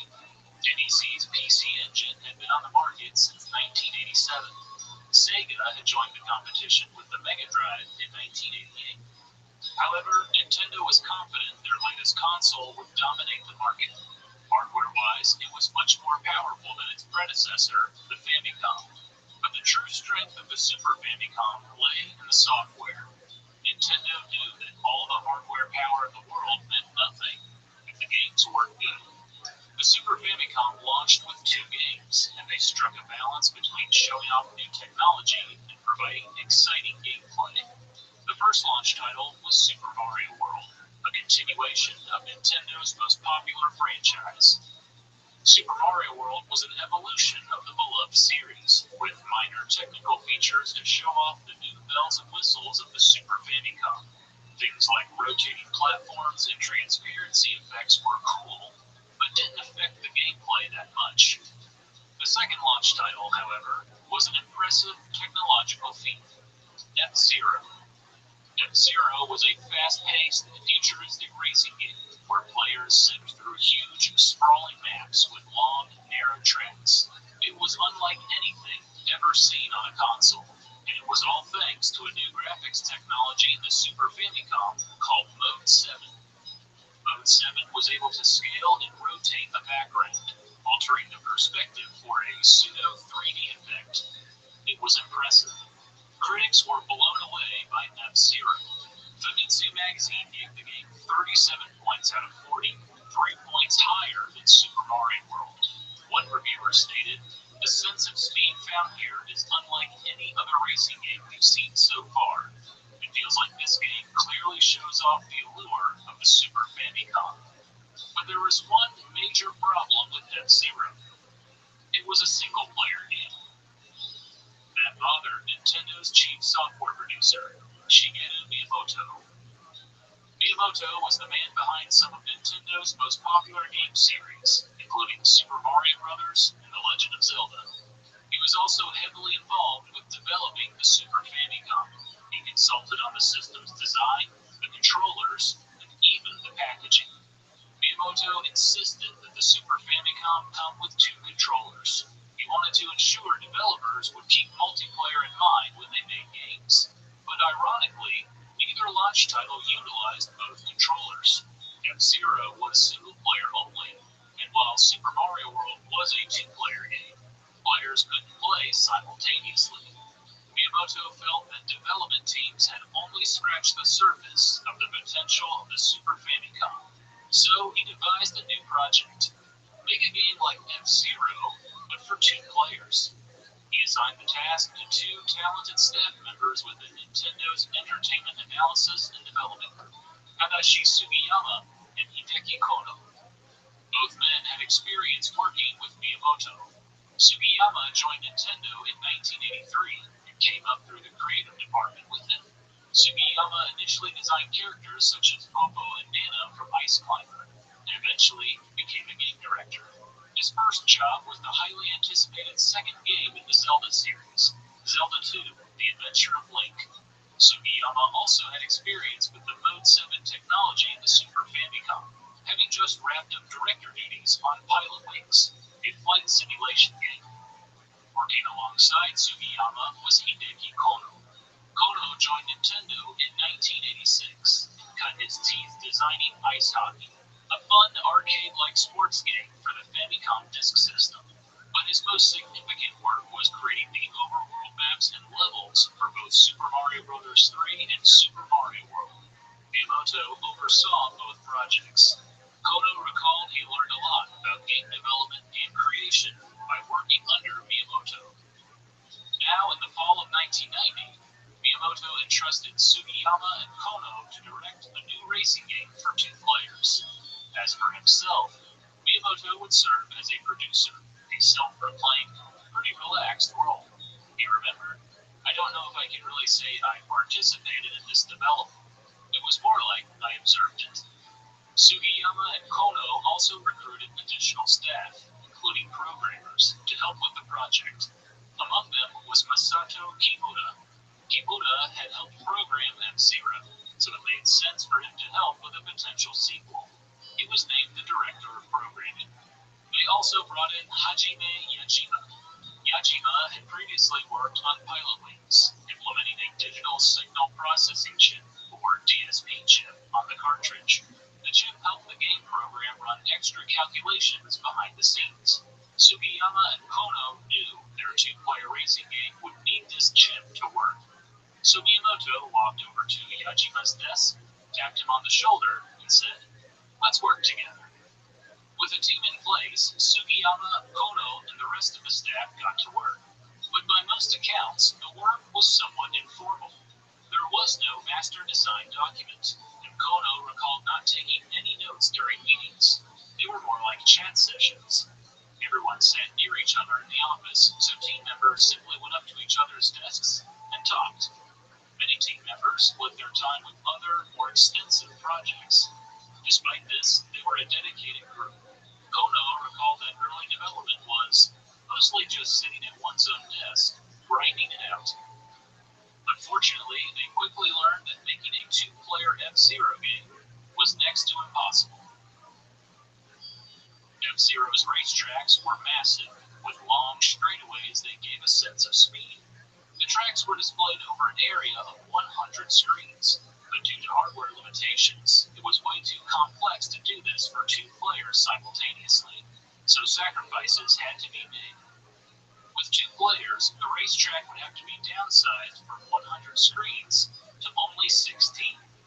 With such a small race course, they couldn't add those long straightaways, only twists and turns. Kono finally admitted, with more than one player, it would have been impossible to illustrate the high speeds of F-Zero. F-Zero's fast, futuristic vehicles would not work on such a small map, but maybe another type of vehicle could. So, as a last-ditch effort to save the project, the team changed things up. That was our first idea, actually. A fun, light-hearted game where you sit around unrealistically in cars. It wouldn't be the life-or-death, dangerous world of F1 racing, but more the atmosphere of screechy wheels as you sit around in an amusement park. From those ideas, the concept eventually evolved naturally from cars to carts. Shigeru Miyamoto.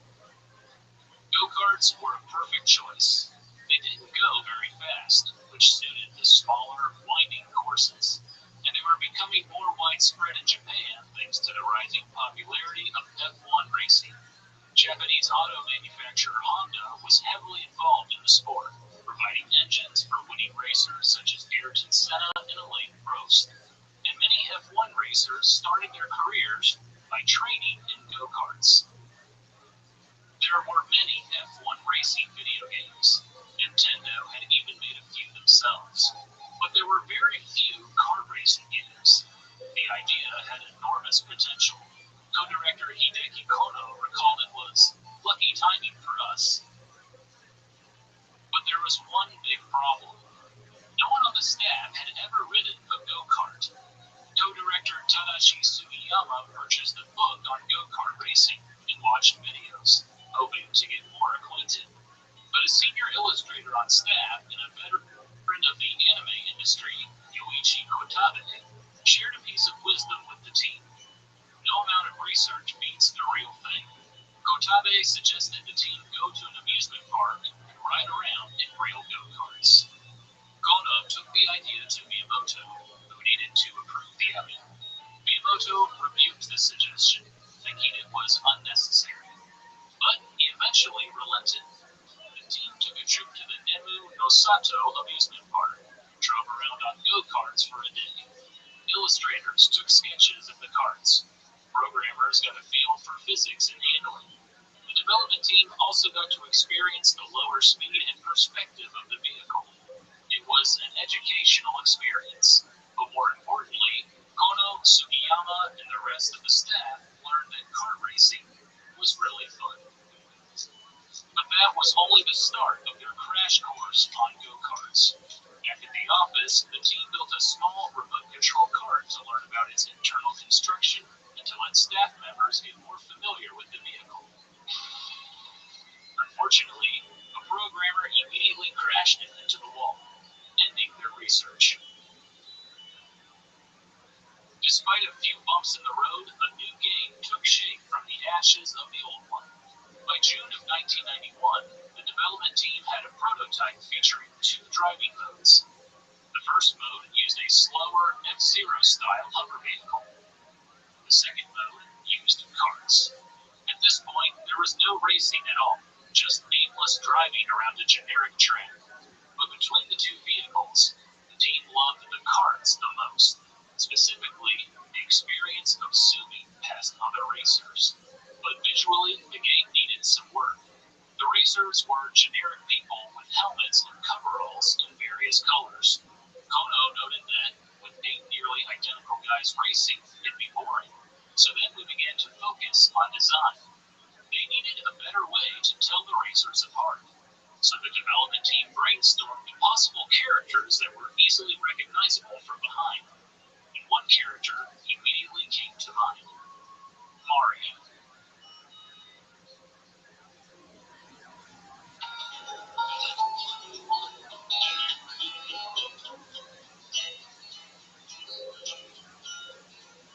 Adding Mario and Friends to Nintendo's two-player racing game was a good idea for multiple reasons. For one, the Super Mario series was easily Nintendo's most popular franchise. Super Mario World was the best-selling game on the Super Famicom at the time. Including Mario in this new racing game was a guaranteed way to boost sales. It wouldn't be Mario's first racing game either.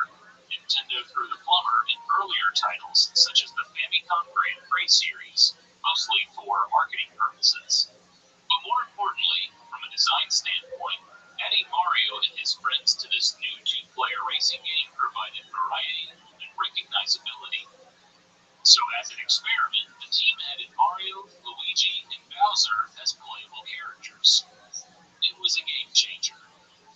You'd be able to tell immediately whether it was Mario or Luigi by the color red and green. They looked good visually, and we were able to clearly differentiate their characteristics, so we thought it was a good choice. Hideki Kono.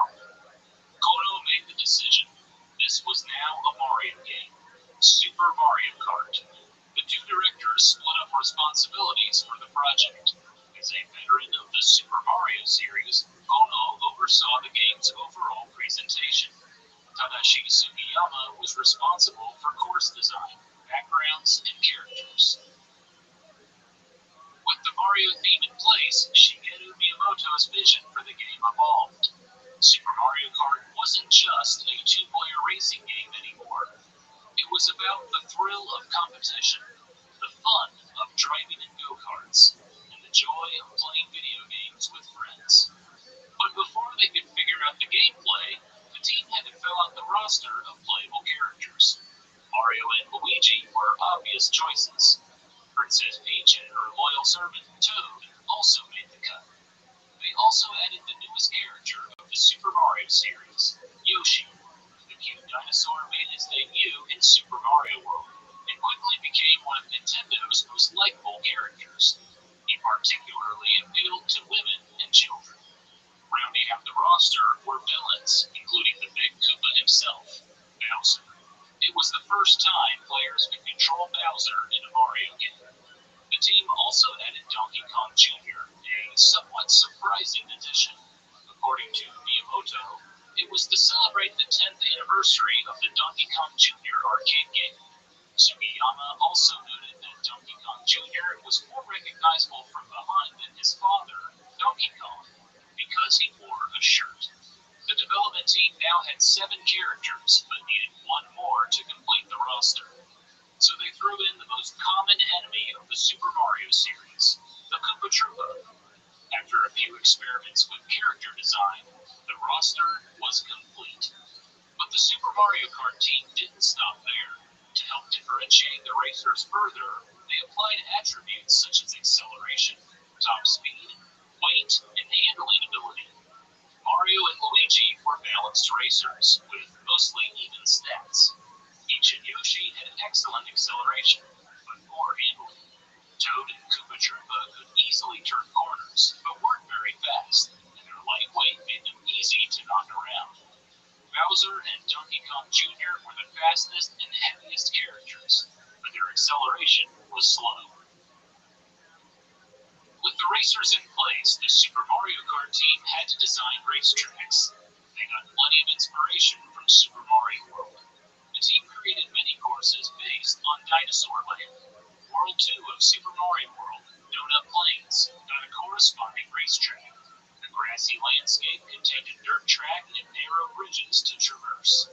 The ghost houses scattered throughout Dinosaur Land known for their hidden exits, became Ghost Valley, a track made of wooden planks and filled with hidden shortcuts. World 6 of Super Mario World, Chocolate Island, also got a racetrack, plenty of dirt and mud to slow players down. And of course, there was Bowser's Castle, full of lava pits and dangerous jumps. Other tracks weren't necessarily based on Super Mario World levels, but fit perfectly into the Mario universe. For example, Koopa Beach had soft sands and shallow water that carts skimmed across. Vanilla Lake was a track filled with ice, snow, and chilly waters.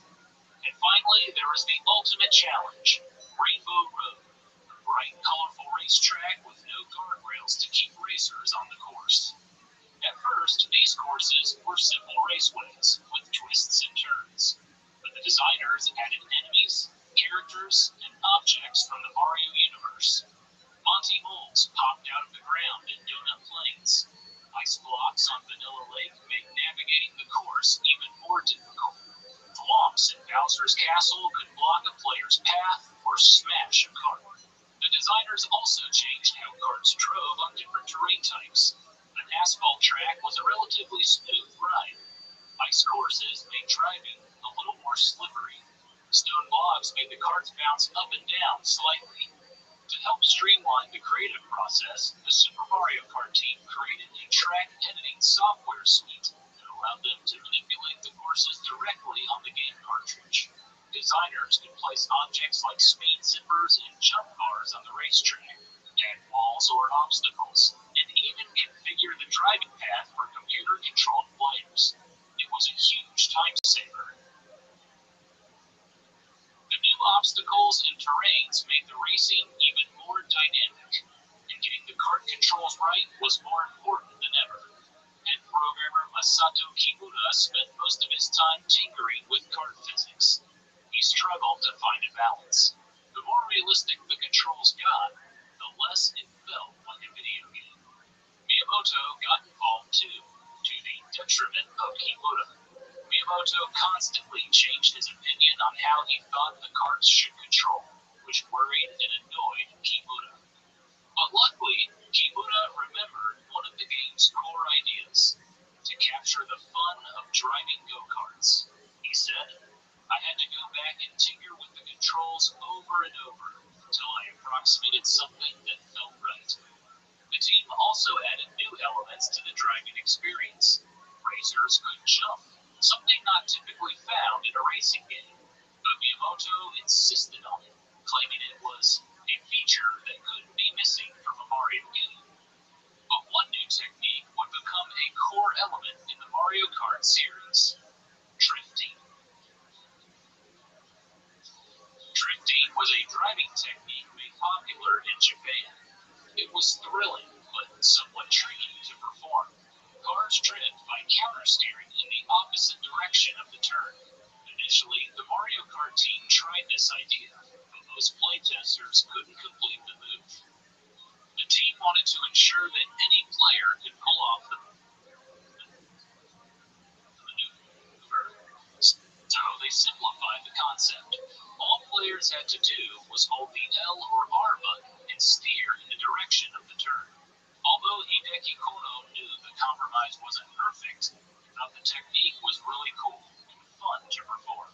He wanted to reward players who could pull it off, so the team made the carts go faster around turns during a drift. Driving the carts was a blast and easy to learn, but it rewarded players who could perform the more advanced techniques. There was also no speedometer in the game. The development team felt it would clutter the view. The sound of the go-kart's engine would signify how fast the player was going, and naturally, everyone would want to drive a go-kart as fast as possible. Still, at that point, Super Mario Kart was just a racing game set in the Mario universe. That is, until the team added a feature that would define the series: items. Super Mario Kart was not the first racing game to use items. For example, RC Pro-Am on the Nintendo Entertainment System had various weapons and power-ups scattered along the tracks. Missiles could take out other racers. Turbos gave the player a speed boost. And the tire power-up increased the player's turning ability.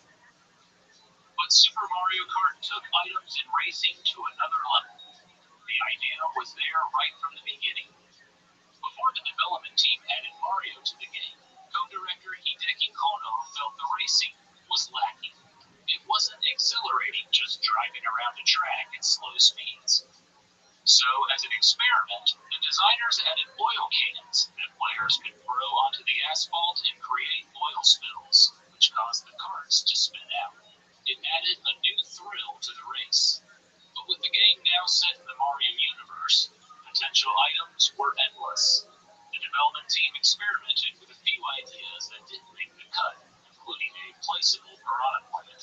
In the end, they settled on 8 items that players could use in the Grand Prix races. Green shells, fired straight ahead or could be placed behind the player as an obstacle. Red shells acted like a homing missile, targeting the nearest racer ahead of the player. Banana peels, which replaced the earlier oil cans, spun out racers. Mushrooms gave players a speed boost. A feather, based on the item from Super Mario World, gave racers a super jump, which allowed them to take shortcuts on certain tracks. The star power-up increased the player's speed and made them temporarily invincible, allowing them to spin out other racers and blow through obstacles on the track.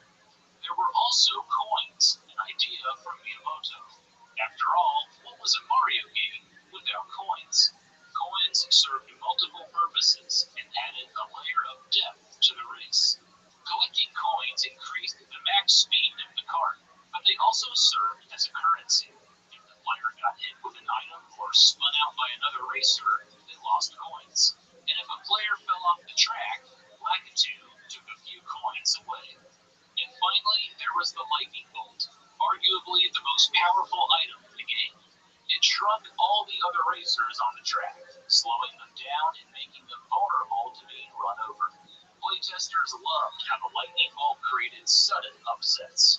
The Super Mario Kart team tested items incessantly to refine the balance. And thanks to the track editing software, designers could place item question blocks on courses to quickly test them. However, they ran into a problem. The playtesters found that items sometimes led to chaotic and unfair racing. For example, players in first could get powerful items like lightning bolts or stars, giving them an extraordinary advantage. But co-director Tadashi Sugiyama had a simple solution. The chances of getting certain items depended on the player's position, lap, and race course. If a player was in last, they had a much better chance of getting powerful items, but if they were in first, they would likely get less useful items. It worked perfectly. Thanks to the item balancing, there was no guarantee a skilled player could come out on top. It allowed for even more thrilling upsets and tighter races. DSP chip programmer Hajime Yajima implemented the change, but he couldn't get it working perfectly. The Super Famicom wasn't powerful enough to calculate item odds for both human and computer-controlled players. To compromise, the design team scrapped the idea of computer-controlled players acquiring items. Instead, they got unique weapons based on their personality. Mario and Luigi essentially got a star power-up, making them invincible temporarily and dangerous to racers who got too close. Toad and Princess Peach threw poisonous mushrooms, which shrunk racers. Yoshi, Bowser, Koopa Troopa, and Donkey Kong Jr. launched projectiles that could spin out racers, including an egg, a fireball, a green shell, and a banana. While items added a new dimension to the racing, some development team members worried that hardcore racing fans would scoff at the idea. It introduced too much randomness to the races. So as a compromise, the designers added an option to disable items. But Miyamoto thought the option would remove tension from the experience. He said, "I think that indeterminacy, knowing that something might happen, is the most fun." Co-director Tadashi Sugiyama agreed. Mario Kart is not Mario Kart without the items. The opportunities that come from using the items means that both skilled and unskilled players can play the game together. A key characteristic of Mario Kart is how it's often the case that you can't win just with your driving skills alone, with the races being very close as everyone does everything they can to get over the finish line first. Tadashi Tsukiyama. In the end, the team removed the no item option from the game. With items in the game, the racing portion of Super Mario Kart was ready to go. The game featured a Grand Prix mode, where players competed against computer-controlled opponents and each other to win a trophy. There was also a match race featuring one-on-one racing. Finally, there was a time trial mode, a must-have feature for a racing game. But as Miyamoto envisioned, Super Mario Kart really was more than just a racing game. And there was one more gameplay mode that would set the game apart from other racing titles: a battle mode. As development began, the Super Mario Kart team knew they wanted a game mode that had nothing to do with racing, so they tried several experiments. But ultimately, the one that stood out was a game where players hurled a ball at each other. They collected points if they scored a hit, but the game needed some work. There were very few walls or obstacles on the course. This allowed players to drive around freely, and it made the playtesters dizzy. Not only that, but the Super Mario Kart team was running out of memory on the cartridge. As they added more and more features to the racing modes, they had less and less space to work with. So the team shelved the battle mode. But as the racing modes neared completion, the team decided to revisit the idea. To fix the dizziness problem, they added more walls and obstacles to the courses. They also replaced the generic ball attack with items. The designers also added a new item, exclusive to the battle mode and match races: the Ghost Power, which turned a player invisible and stole the opposing player's item. To keep track of hits, each player had 3 balloons. If they got hit, they lost a balloon. For Miyamoto, the battle mode was another defining feature of the game. The very fact that battle mode had nothing to do with racing is what made us want to add it and give it special attention. It helped strengthen the image of the game. It is not you becoming a world-class racer, but rather you get to race around and play in this go-kart with your friends. Together we won. With racing, time trials, and now a battle mode, Super Mario Kart was almost ready for prime time, but it wouldn't be complete without music. For that, co-director Hideki Kono brought on a composer he had worked with in the past, Soyo Oka. Oka seemed destined for the job. She had been at Nintendo since 1987 and had composed music for earlier Famicom racing titles, including Famicom Grand Prix 2, 3D Hot Rally, and Versus Excite Buddy. She had also previously worked with Hideki Kono on ice hockey. Her music had a distinct sound. Oka's work was known internally at Nintendo as Soyoism. Oka enjoyed the challenge of composing music under the restrictions of the Famicom, where music still had to sound good if a track disappeared due to hardware limitations. She called it a sound puzzle. But with the Super Famicom, those restrictions were gone. It allowed her more freedom in her compositions. She called the new system Beyond Wonderful. Oka's first works on the Super Famicom were Pilot Wings and SimCity. Both game soundtracks had a mellow, relaxed sound.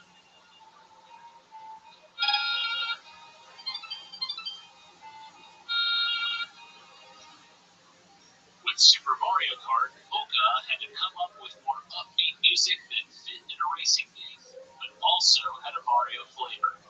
Hideki Kono, who was in charge of the game's overall presentation, gave her the freedom to unleash her Soyoism on the soundtrack. While a few music tracks were based on previous Mario compositions, most of Oka's work was brand new, and the new compositions sounded like they had been in the Mario universe the whole time. There was the upbeat, hard-driving theme of the Mario circuit.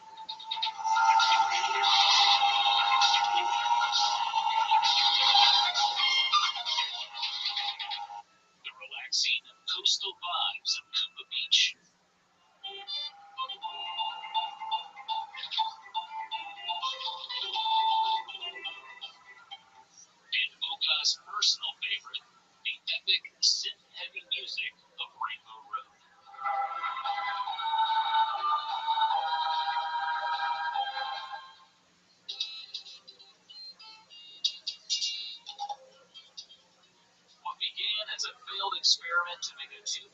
F-Zero game was now a unique, fun, go-karting adventure.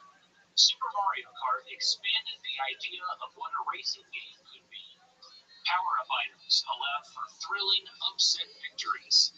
Distinct racetracks made navigating the courses an integral part of the gameplay, and the new battle mode made games with friends even more intense.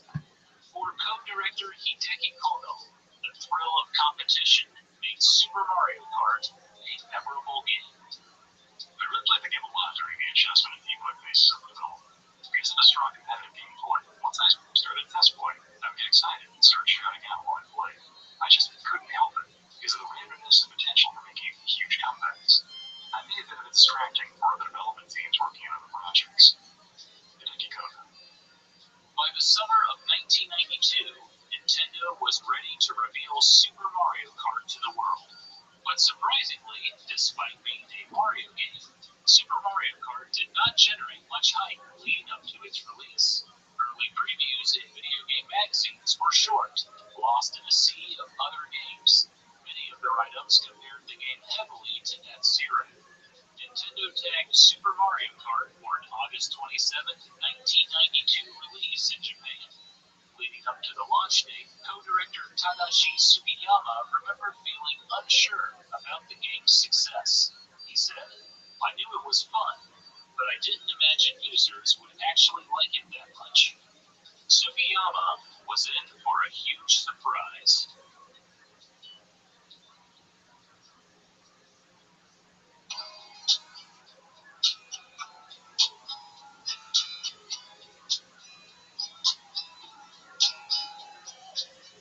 Thursday, August 27, 1992 was a big day for Nintendo. Super Mario Kart was on store shelves, and Nintendo was hosting their annual Famicom Space World exhibit at the 4th Shoshinkai Trade Show in Tokyo. The event allowed Nintendo and third-party developers to show off their latest titles for the Famicom, Super Famicom, and Game Boy systems. Out of the 240 games exhibited, Super Mario Kart was one of the few playable titles at the show. People waited up to 1 hour in line to play the game for only 5 minutes. Word about Nintendo's funky new racing game spread quickly. Children and adults rushed to stores to pick up a copy. Some, including HAL Laboratories' head of software development, Satoru Iwata, snuck out of work to buy the game. In just 2 days, Super Mario Kart was sold out across Japan. According to Electronic Gaming Monthly, many stores wouldn't even accept deposits to hold the game, and it only got more popular. Reviews poured in from the Japanese video game press. Games that simulate reality can never actually be reality, and while catching up to reality is very difficult, fiction can draw near to it, or even surpass it in some ways. While Super Mario Kart is absolutely a work of fiction, it's more faithful to reality than any simulation. It simulates the excitement of a race and the joy of driving. Namukoshida, Famitsu.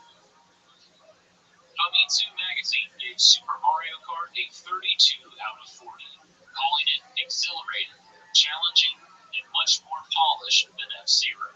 Family Computer magazine scored the game 24.5 out of 30, noting that the multiplayer modes were very appealing. However, the game wasn't perfect. One reviewer felt that doing well in the game depended on getting lucky with items. And a 16-year-old from Tokyo wrote to Famitsu claiming people were barfing while playing the battle mode. But that didn't stop Super Mario Kart from flying off store shelves. It entrenched itself in the Famitsu Top 30 list for more than a year. The Yomiuri Shimbun, one of Japan's largest newspapers, nominated Super Mario Kart as one of their top games of 1992. Competitions were held throughout Japan, where people competed for the fastest times around tracks. There were even rumors Nintendo was working on an updated special edition cartridge for a 1993 release. Super Mario Kart made its way into other mediums as well. The Super Mario Club Show, a weekly video game program on Japanese television regularly featured Super Mario Kart competitions. There was also a rush of merchandise. The combination of Mario and go-karts lent itself well to toys. There were plushies, battery-powered RC cars, small go-kart figures, model kits, children's toys, and more. Super Mario Kart would become the best-selling Super Famicom game of all time, selling 3.82 million units in Japan.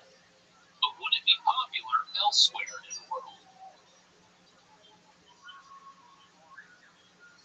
1992 was an important year for Nintendo of America.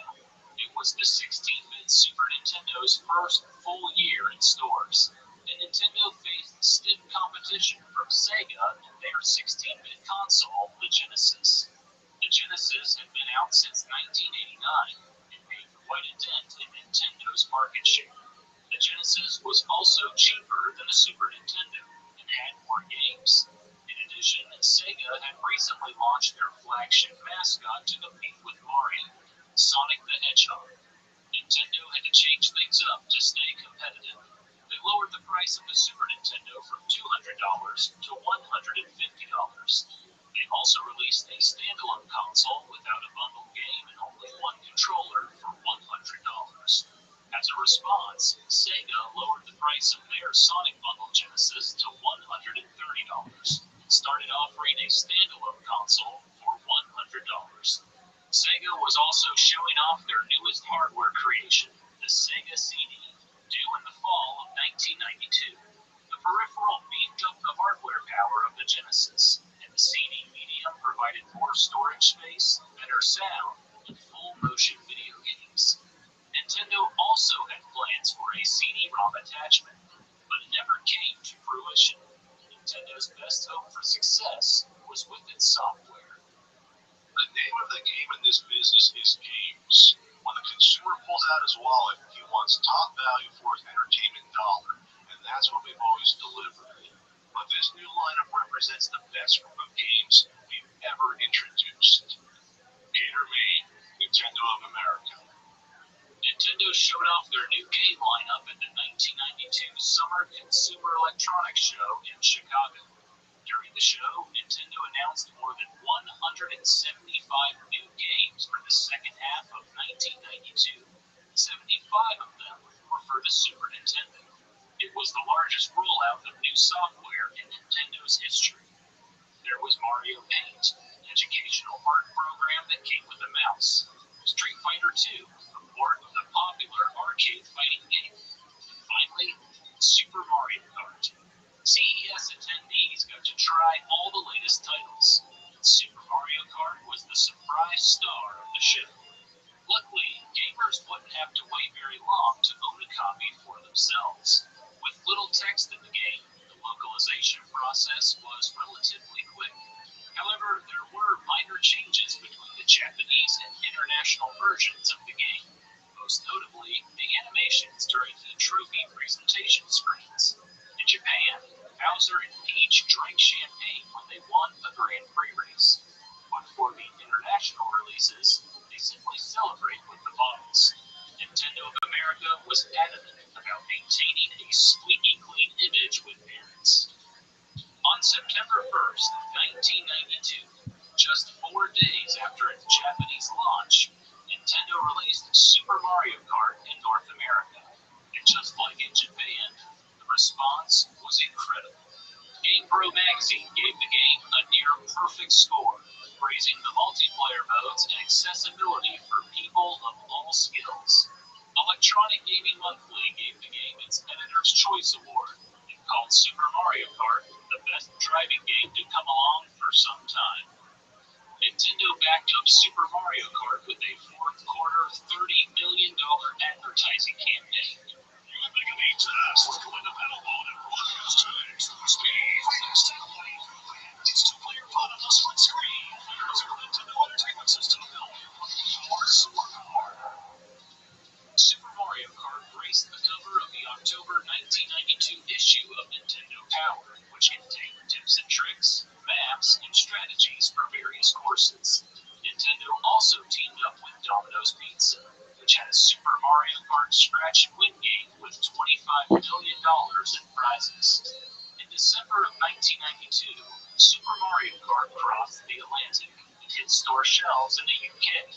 British video game magazine Control scored the game an 86 out of 100, calling it the best racing game on the Super Nintendo. The following year, Super Mario Kart reached the rest of Europe.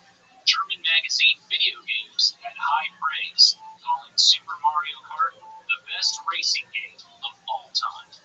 Not bad for a small side project at Nintendo.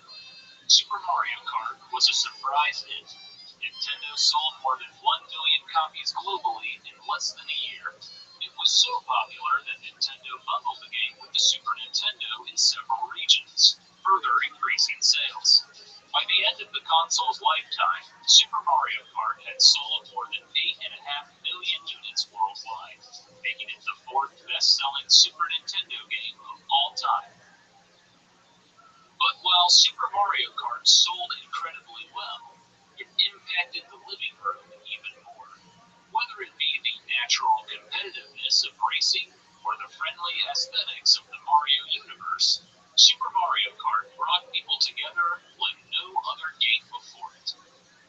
So innocently, Super Mario Kart crept into the house. It looked at first about as interesting as Tribe, but I soon discovered that this game crossed barriers, both in gameplay and generations. And what's even sweeter, the kids didn't always win.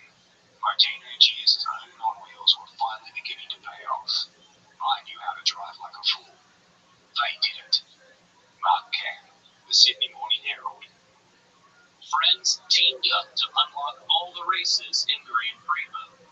Siblings duked it out in battle mode or raced each other one-on-one. Parents competed with their kids for the fastest time around the courses.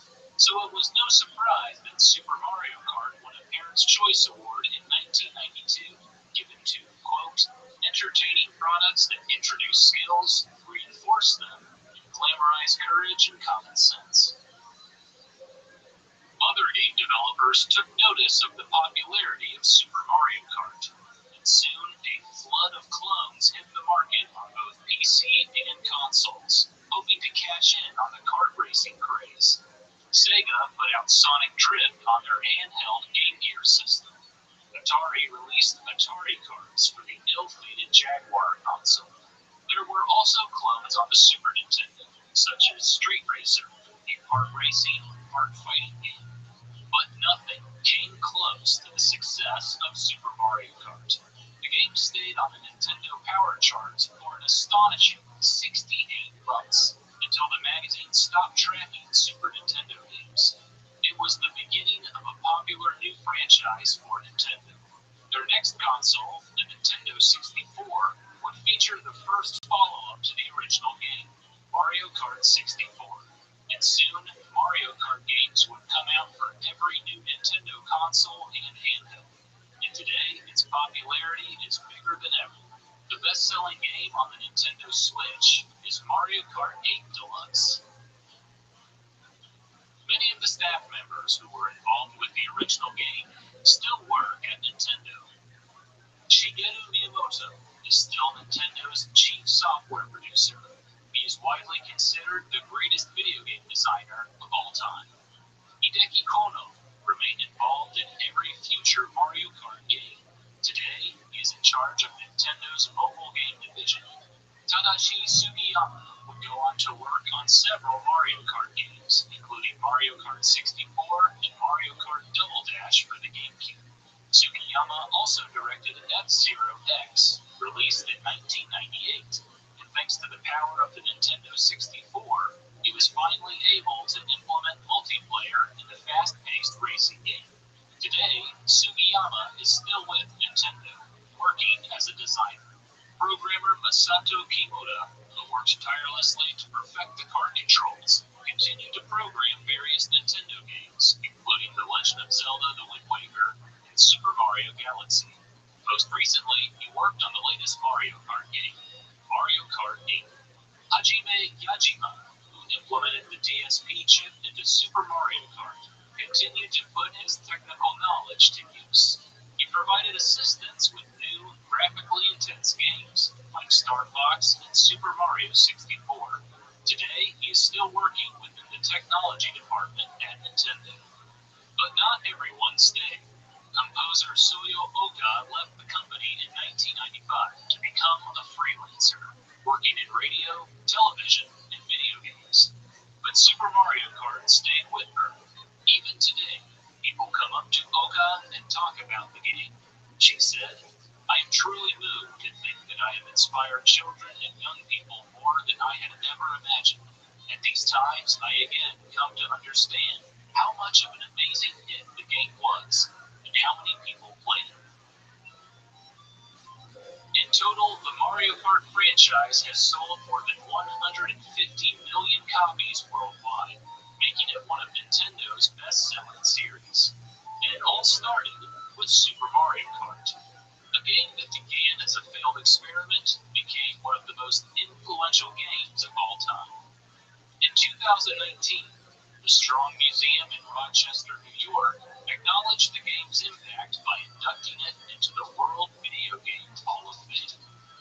Super Mario Kart's unique combination of familiar characters and exhilarating social gameplay produced a powerful franchise that invited friends, family, and gaming fans of all ages to the Mushroom Kingdom for an unforgettable ride. The Strong Museum.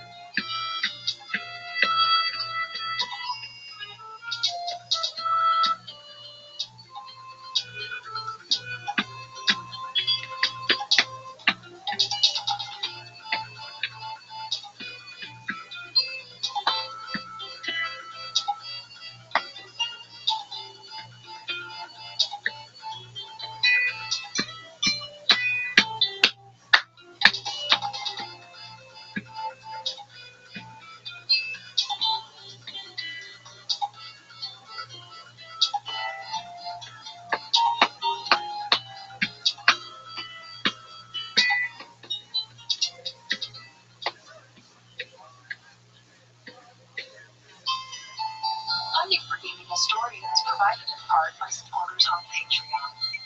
Thank you.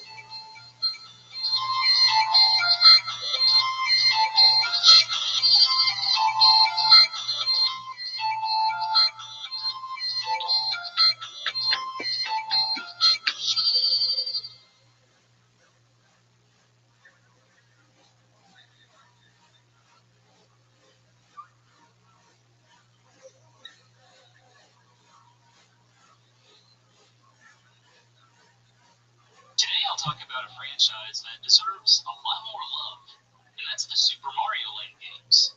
The games were Nintendo's way of bringing Super Mario Bros. Onto the Game Boy. There were only 3 games, and in one of them, you don't even play as Mario. But they were all solid titles, and they introduced a few characters to the Mario universe that have become staples. Between the ages of 6 and 12, the Game Boy was my life, and I had all the Super Mario Land games. They were some of my favorites on the system, and I feel like they're a bit underappreciated today. You don't hear about them that often. I mean, there's a few references to the series with Super Smash Brothers, but that's about it. But I have many fond memories of playing these games growing up, and they deserve more love. So today I'll share the history of the Super Mario Land series and what makes these Game Boy games so wonderful. The Super Mario Land series began during the development of the Game Boy. The Game Boy was created by Research and Development 1 in Nintendo's oldest internal development team. Their previous inventions included the Game & Watch, the D-pad, and Rom the Robot. Legendary Nintendo engineer Gunpei Yokoi and his co-worker Satoru Okada came up with the idea for the Game Boy. According to Okada, Yokoi originally envisioned the Game Boy as a successor to the Game & Watch. It was more of a toy than a gaming system and would play simple, quick games. Okada disagreed and thought the Game Boy could be more like the Famicom or the Nintendo Entertainment System, a full-fledged system with third-party developers. Yokoi eventually gave in. The new system needed games to go along with it, and Gunpei Yokoi knew just what to make. We initially thought that a character like Mario was essential for the launch of such a machine. Platform games are accessible to all, and Nintendo's mascot obviously had enough popularity to attract many potential users. However, Mario creator Shigeru Miyamoto wouldn't be involved. He was too busy working on his own projects for the Super Nintendo, like Super Mario World and The Legend of Zelda: A Link to the Past. So development of the new Mario game would fall to R&D 1, the same team developing the Game Boy. It made sense. They knew the system inside and out, as well as its limitations. They also had experience in game development, having made several NES titles, including Kid Icarus and Metroid. Yokoi was pretty familiar with the Mario franchise as well. Miyamoto consulted with Yokoi when he made the original Mario Bros. Arcade game, as well as Super Mario Bros. From a design perspective, Miyamoto said Yokoi was the biggest influence on his career. It was the first time Miyamoto wasn't involved in a Super Mario game. Director duties were given to Satoru Okada. Okada was more of an engineer than a game designer, and that came in handy. They had to shrink the colorful world of Super Mario into a handheld system that could only display 4 colors. Being co-creator of the Game Boy, Okada was more than capable of the job. Because it was a brand new development team, R&D1 created a whole new land for Mario to explore. Thus the game's title, Super Mario Land. It launched alongside the Game Boy on April 21st, 1989 in Japan, July 31st, 1989 in North America, and September 28th, 1990 in Europe. Super Mario Land was originally planned to be the package title with the Game Boy, but Nintendo famously decided to include Tetris instead, gambling that Tetris would appeal to a bigger market. In Super Mario Land, Mario explores the world of Sarasa Land. Its inhabitants have been hypnotized by an alien named Tatanga. He has also kidnapped Princess Daisy, who makes her debut in this game. Mario must traverse through the 4 kingdoms of Sarasa Land and rescue Daisy. This is the first Super Mario game not to feature Luigi, Toad, or Princess Peach. Now when you first start playing, the game definitely looks small, but compared to the other launch titles, it's actually pretty impressive. All the Game Boy launch titles had a somewhat similar look. Considering most of them were developed by R&D1, that makes sense. If you look a little closer though, R&D1 came up with a few tricks to get around some of the Game Boy's limitations. For example, there are no 1-up mushrooms. Why? Previous Super Mario games, a red mushroom made Mario bigger, and a green mushroom gave Mario an extra life. With only 4 gray colors on the Game Boy, that's impossible to implement. So in Super Mario Land, mushrooms make Mario bigger, while hearts give Mario extra lives. Each of the 4 kingdoms look more like real-life locations than anything from the Mushroom Kingdom. Mirabuto looks like ancient Egypt. It's got hieroglyphics, pyramids, the works. Muda, I'm honestly not sure what this is supposed to look like. It could be either the lost continent of Mu, which is supposedly in the Atlantic Ocean, or maybe the island of Bermuda. Either way, there's a bunch of water in this kingdom. Easton is definitely based on Easter Island, considering the large number of Moai statues situated throughout the level. And finally, there is Chai, which is based on ancient China. The music definitely has a Far East sound, and the level is filled with bamboo and, pardon my Chinese, jiangshi, which are basically hopping vampires. At the end of each level, there are 2 exits. When you can reach the top one, you'll get to play a Shoots and Ladder style bonus game to earn extra lives or a power-up. While While exploring Sarasa Land, you'll hear catchy tunes by Hirokazu Tanaka, the game's composer. Tanaka is mostly known for his work on Earthbound and Dr. Mario, but his jingles in Super Mario Land are, as usual, very good. It's amazing how he can make a 30-second tune and it never gets repetitive. The ending theme is also one of the best compositions on the Game Boy.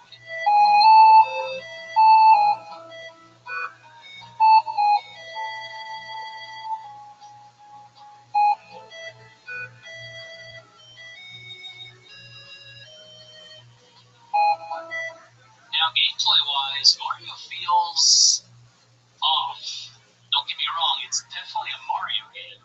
There's stars, mushrooms, jumping, stomping on enemies, everything. But the physics are a little different than the NES games. Mario's movement is much more stiff, almost tank-like. You won't be skidding off the edge of a cliff in this game. Mario stops on a dime. Mario also has a new power-up as well. No, it's not a fire flower, although it definitely looks like one. It's the Super Ball. Firing a Super Ball bounces a projectile all over the screen, destroying enemies in its path. It can also collect coins. While going through Sarasa Land, you'll encounter a whole bunch of new enemies. Fun fact, the Super Mario Land manual kept all the Japanese names for the enemies. No, that's not a Koopa Troopa. It's Nokobone. These are also known as bombshell Koopas, since their shells explode after you jump on them. Oh, you think this is a Goomba? Nope, it's Chibibo. I mean, come on, this is a Goomba. There's Pakun Flowers, Sarasaland's version of the Piranha Plant. But most of the enemies are new here, including my favorite, Chicken. Besides platforming levels, there are also some shoot-'em-up levels, where Mario is in either a submarine or an airplane. These levels are a nice change of pace. Even the final boss stage where you fight Tatanga is a shoot-'em-up level. Interestingly enough, Miyamoto wanted these kinds of levels in the original Super Mario Bros., where Mario would ride a rocket and fire a beam gun. But when he couldn't make the controls work, he abandoned the idea. At just 12 levels, Super Mario Land is a short game. An average player can beat the game in under an hour. Once you beat it, you can play it through again in expert mode. There's no save system, but I doubt you'll need it. At the time, critics praised Super Mario Land. Computer and Video Games magazine said, a small yet perfectly formed Mario whizzes past equally impressive sprites and backdrops. Electronic Gaming Monthly said, even though it's black and white and on a 2-inch screen, Super Mario Land is a fantastic game that is, above all, very fun to play. Now, I've got a few gripes with the game. You can't go backwards in a level, and I don't really like how Mario handles. It's also just way too short. It hasn't aged as well as the other games in the series. By the time the sequels came out, Nintendo had a better grasp of the Game Boy and what it could do. Nevertheless, Super Mario Land is still a decent platformer, and it showed the potential of the Game Boy, and that's important for a launch title. You might be shocked to learn that Super Mario Land sold more than 18 million copies worldwide, making it the 7th best-selling Super Mario game of all time and the 4th best-selling Game Boy game of all time. It sold more units than Super Mario Bros. 3. I probably chalk that up to the game being a launch title for the Game Boy. Super Mario Land proved to be very popular, even spawning toys, comics, a board game, and drinking glasses. The Ambassadors of Funk even made a song about it. It was enough popularity for Nintendo to begin working on a sequel. In November of 1991, a new group of employees at R&D1 were assigned a project, Super Mario Land 2. Hiroji Kiyotake was given director duties. He had previously worked on Dr. Mario, but he was more well known for being the original character designer of Samus in Metroid. At first, Kiyotake and his team wanted to follow in the footsteps of the previous game, make a whole new world for Mario to explore, but they made it a little too new, and the feedback wasn't great. Kiyotake said, when we showed our first draft to everyone, they were like, I don't know, is this Mario? We realized we were on the wrong path, so we toned down that idea and made something a little closer to the existing Mario world. And when you play Super Mario Land 2, it definitely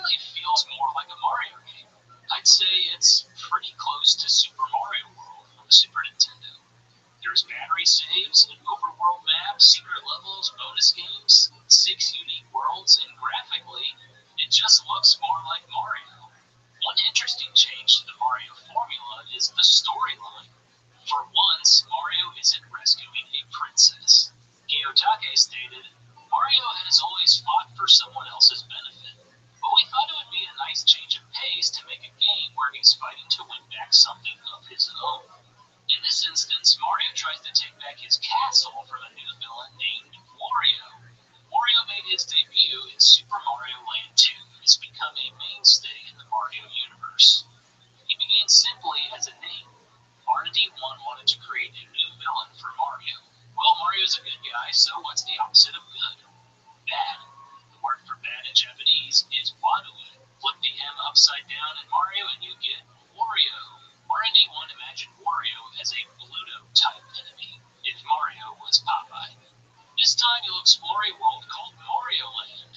I don't know where this is in relation to the Mushroom Kingdom, but it's apparently where Mario lives. He's done pretty well for himself to afford this massive castle. While Mario was in Sarasa Land saving Daisy, Wario, who's always been jealous of Mario, took over his land. So technically, this is a direct sequel. Within Mario Land are 6 unique worlds to explore. Conquering each world gets you a coin, and you need 6 of them to unlock the door to the castle, setting up your final battle with Wario. Takehiko Hosokawa, a relative newcomer to Nintendo, designed the whole look of the game. He'd only been with the company for a year and a half before starting work on Super Mario Land 2. But this was the first game he got to work on that really showed off his designs, and it's really superb work. Super Mario Land 2 feels and looks more like a Mario game. Each world feels pretty unique. They can be accessed at any time, so there's no certain order you need to beat them, meaning their difficulty is about the same.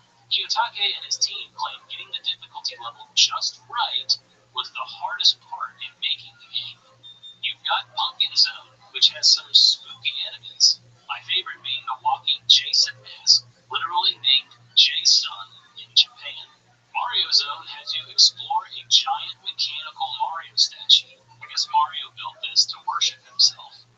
One cool Easter egg are the N and B blocks in one level.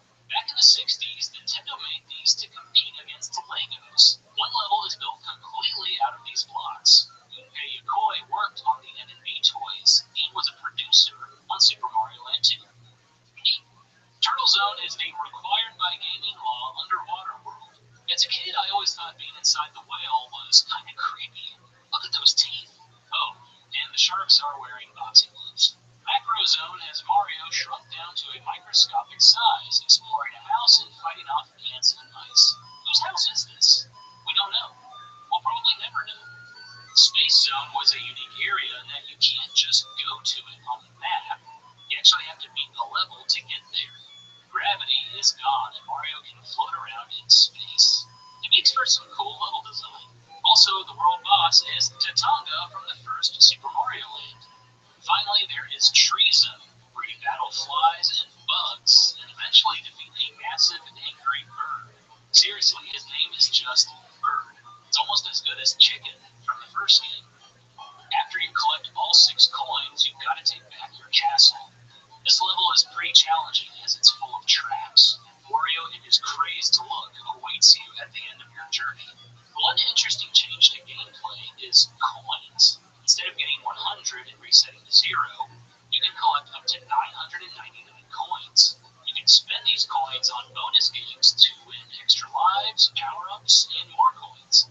Killing 100 enemies earns you a star power-up. Speaking of power-ups, there are plenty to find in Super Mario Land 2. The bunny ears are very cool, but it can also make levels very easy. You can literally flap your ears across areas and barely fall. The Fire Flower power-up is finally back. To get around the lack of colors, Mario grows a feather out of his hat to signify he can shoot fireballs. He also has this new spin move, which is handy for breaking blocks below you. R&D1 did bring back a few things from the first game. If you reach the top area of the exit, you get to play a bonus game, and one-ups are still hearts. Kazumi Totaka, another newcomer, composed the music in the game. And if that name sounds familiar, it should. Totaka is famous for Totaka's song, a simple little jingle he likes to hide in the games he works on. He's still at Nintendo today, so he's hidden his song in a ton of games. For Super Mario Land 2, just wait on the Game Over screen for 2 minutes and 30 seconds.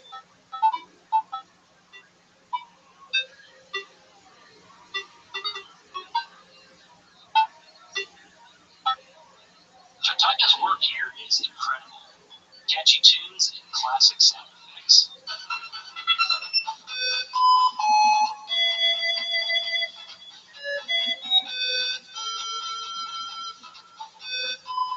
Super Mario Land 2, 6 Golden Coins, was released on October 21st, 1992 in Japan, November 2nd, 1992 in North America, and January 28th, 1993 in Europe. It was the largest Game Boy game up to that point, a whopping 4 megabits. Like its predecessor, Super Mario Land 2 was a hit with critics. Electronic Gaming Monthly summed it up pretty well by stating, "Absolutely the best Game Boy action I've ever played." The game would go on to sell more than 11 million units, making it the 6th best-selling Game Boy game of all time. This is my personal favorite of the Super Mario Land games. It fixed all of my complaints from the first game. You can go back in a level now. There's way more stages. Mario feels like Mario again. My only real complaint is in some areas there's some slowdown. It's also a fairly easy game. And when I first beat Super Mario Land 2 as a kid, I thought for sure Mario had peaked. You can't get any better than this on the Game Boy, right? Well, in a way, Mario did peak with Super Mario Land 2, because the next game in the series stars not Mario, but Wario.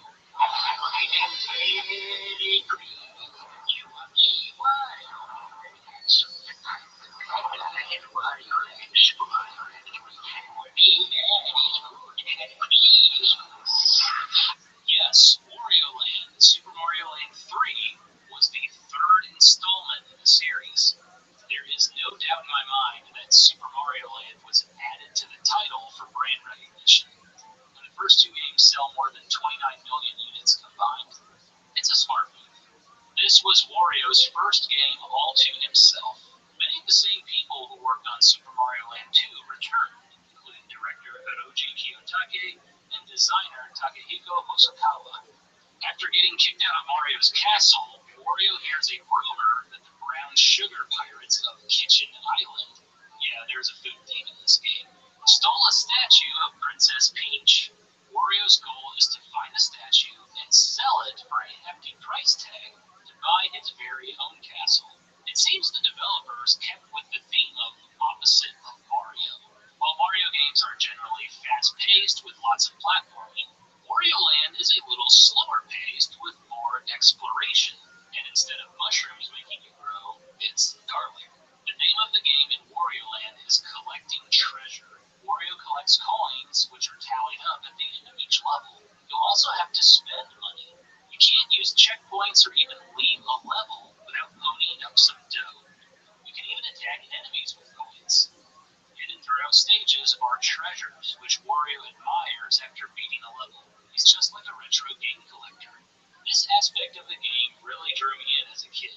It might have been the beginning of my love for collectibles in games. Wario can jump on enemies, but he has special hats that give him powers. The bull hat allows him to ram through blocks easily and ground pound, which stuns nearby enemies. The dragon hat lets Wario shoot out flames for a short period of time, and the jet hat lets you jump higher, run faster, and fly through the air. With 40 levels, it's a much bigger game than Super Mario Land 2. There's plenty of secrets in here as well.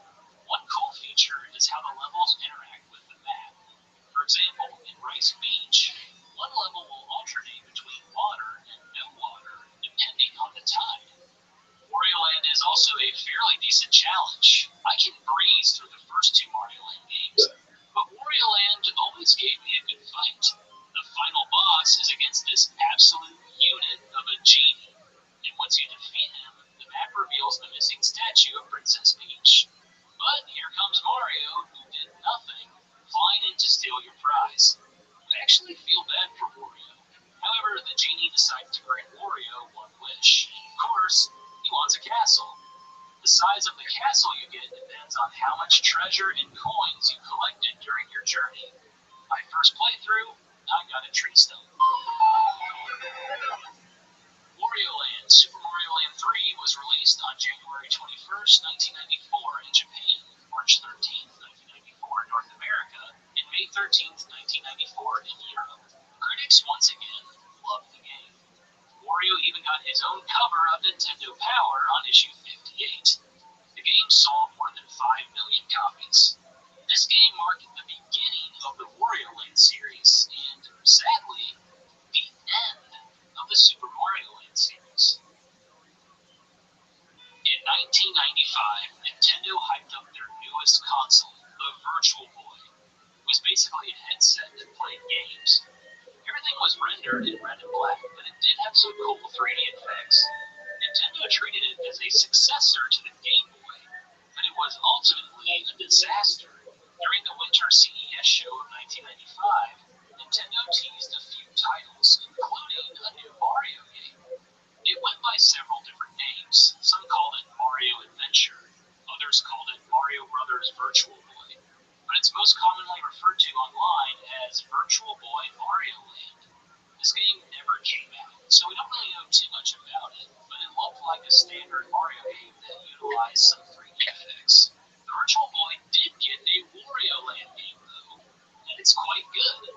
In fact, Nintendo kept making Wario Land games, the last one being Wario Land Shake It on the Nintendo Wii.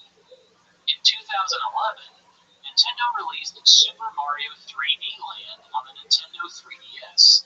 Was this a return to the Mario Land series? No.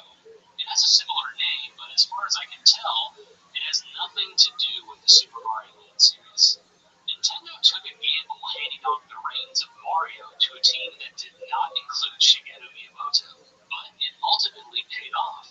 Are these games revolutionary? Not really, but they were important. It clearly helped make the Game Boy a success by selling more than 34 million units combined. I have wonderful memories playing these games growing up. I'm sure anyone else who played them feels the same way. In fact, one fan by the name of Torres released a ROM hack that turned Super Mario Land 2 into a Game Boy Color game. It even added Luigi as a playable character. Very cool. But let's not forget that these games established new characters into the Mario universe. I mean, think about it. Without Super Mario Land, we might not have Daisy or Wario. Without Wario, we would have never gotten everyone's favorite character, Waluigi.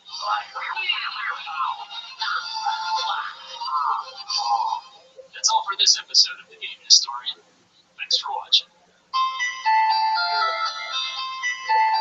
Funding for Gaming Historian is provided in part by supporters on Patreon. Thank you.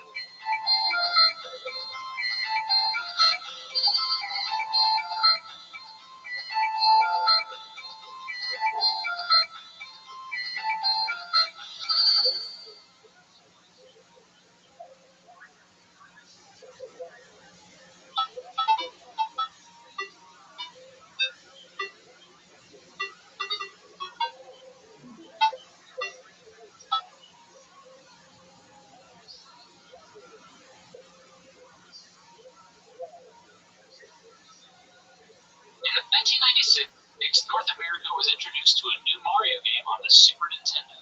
But it wasn't just any Mario game. It was a role-playing game. Super Mario RPG Legend of the Seven Stars. It seemed like an odd idea. Mario in an RPG setting? Mario had been in a lot of different genres. Puzzle games, sports, kart racers, edutainment. But an RPG might have been the last genre on people's minds when it came to the Italian plumber. But Super Mario RPG was a hit, and it's considered not only one of the best Super Nintendo games, but also one of the best RPGs ever made. In Business Insider's list of the top 10 Super Mario games, Super Mario RPG is ranked number 9. IGN placed it at number 10 on its top 100 Super Nintendo games list. Notable JRPG fan and Kotaku writer Jason Schreier lists the game as one of his JRPGs you must play.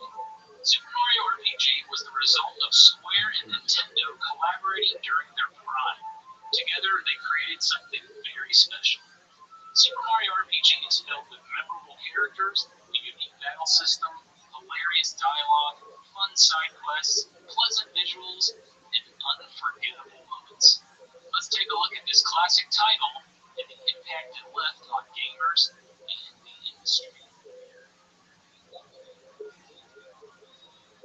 Video game developer Square was known for making high-quality role-playing games, most notably their Final Fantasy series. Electronic Gaming Monthly called them the master of RPGs. Square's games sold well in Japan and were a hit with critics. However, sales in the Western market didn't meet expectations. In late 1992, following disappointing sales of Final Fantasy II in North America, Square created a simplified RPG for Western audiences with Final Fantasy Mystic Quest. But people didn't bite. The game only sold about 400,000 copies. 2 years later, Final Fantasy VI, or Final Fantasy III in North America, sold more than 2.5 million units in Japan within a few months, making it their best-selling game of all time up to that point. Critics heaped praise on the game, calling it the greatest RPG of all time and a must-own for Super Nintendo fans. But once again, sales in the Western market did not meet expectations. Square needed to break through in the West. It was a challenge they couldn't conquer on their own, so they sought the help of the most popular video game character of all time. While Square struggled in the Western market, Nintendo was riding high. Their Super Nintendo console was beginning to outsell the rival Sega Genesis. Children recognized their flagship mascot, Mario, more often than Mickey Mouse. Super Mario World sold more than 20 million units. Even spin-off games like Super Mario Kart were a huge success, selling over 8 million copies. Mario seemed invincible. Shigeru Miyamoto, Nintendo's most well-known game designer and Mario's creator, was eager to try the Italian plumber in other genres, including RPGs. So in 1994, when Square approached Nintendo about collaborating on a new game, Miyamoto was interested. He was a fan of the company and their work. During the pitch meeting at Square headquarters, Square presented Miyamoto and his staff with a picture of a cute Mario holding a sword atop a horse. It made sense considering the source. Most of Square's role-playing games had a medieval fantasy setting. But Miyamoto gave them a puzzled look and said, "That's not right.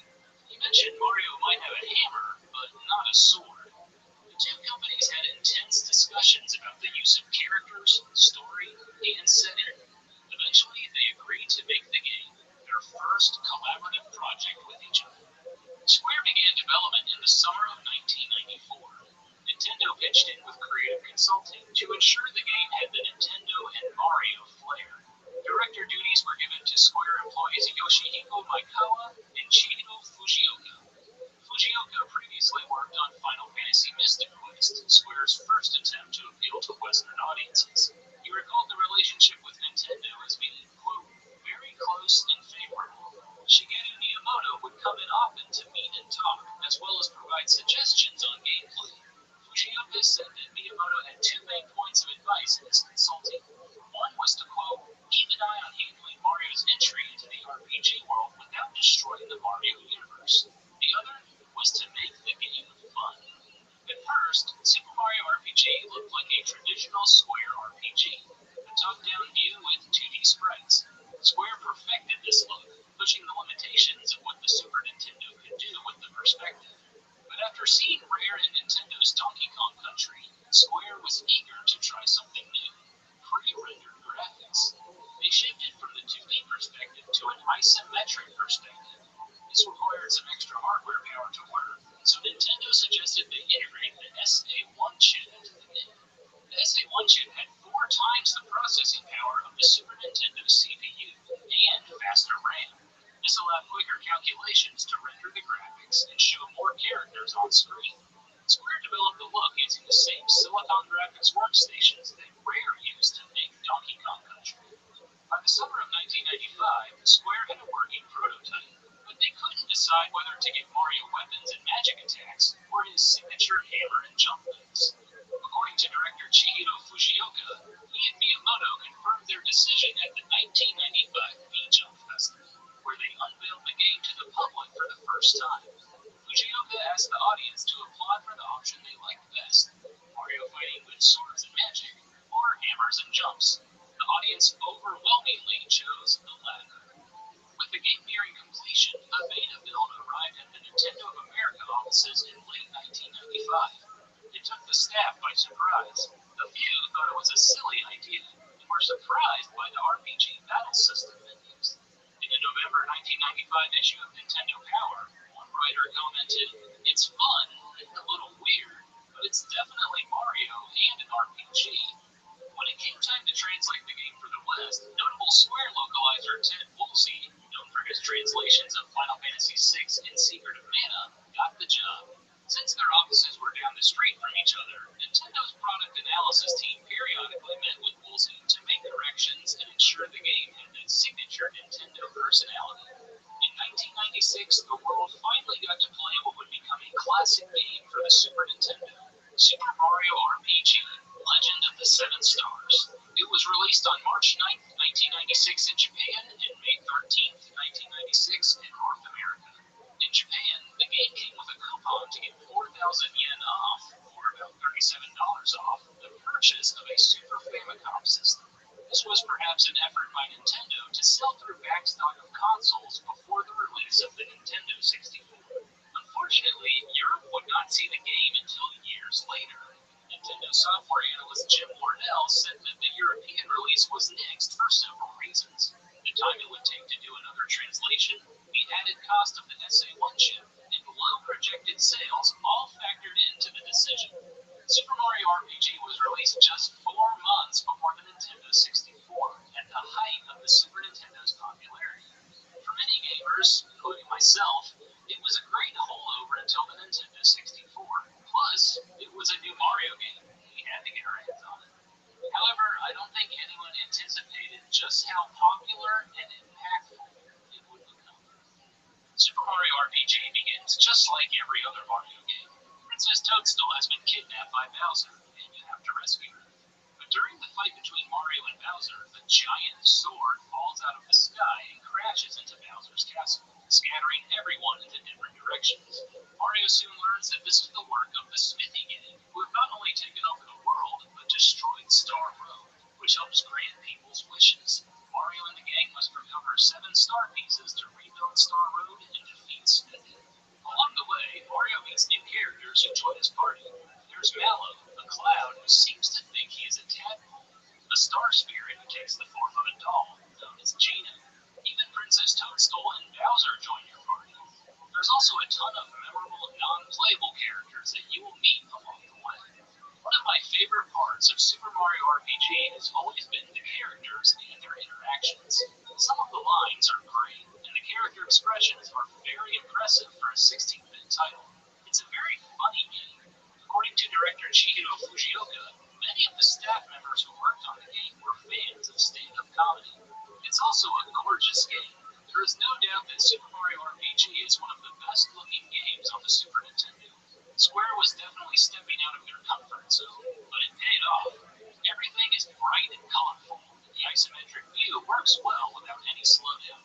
Gameplay is a mix of traditional RPG and action RPG.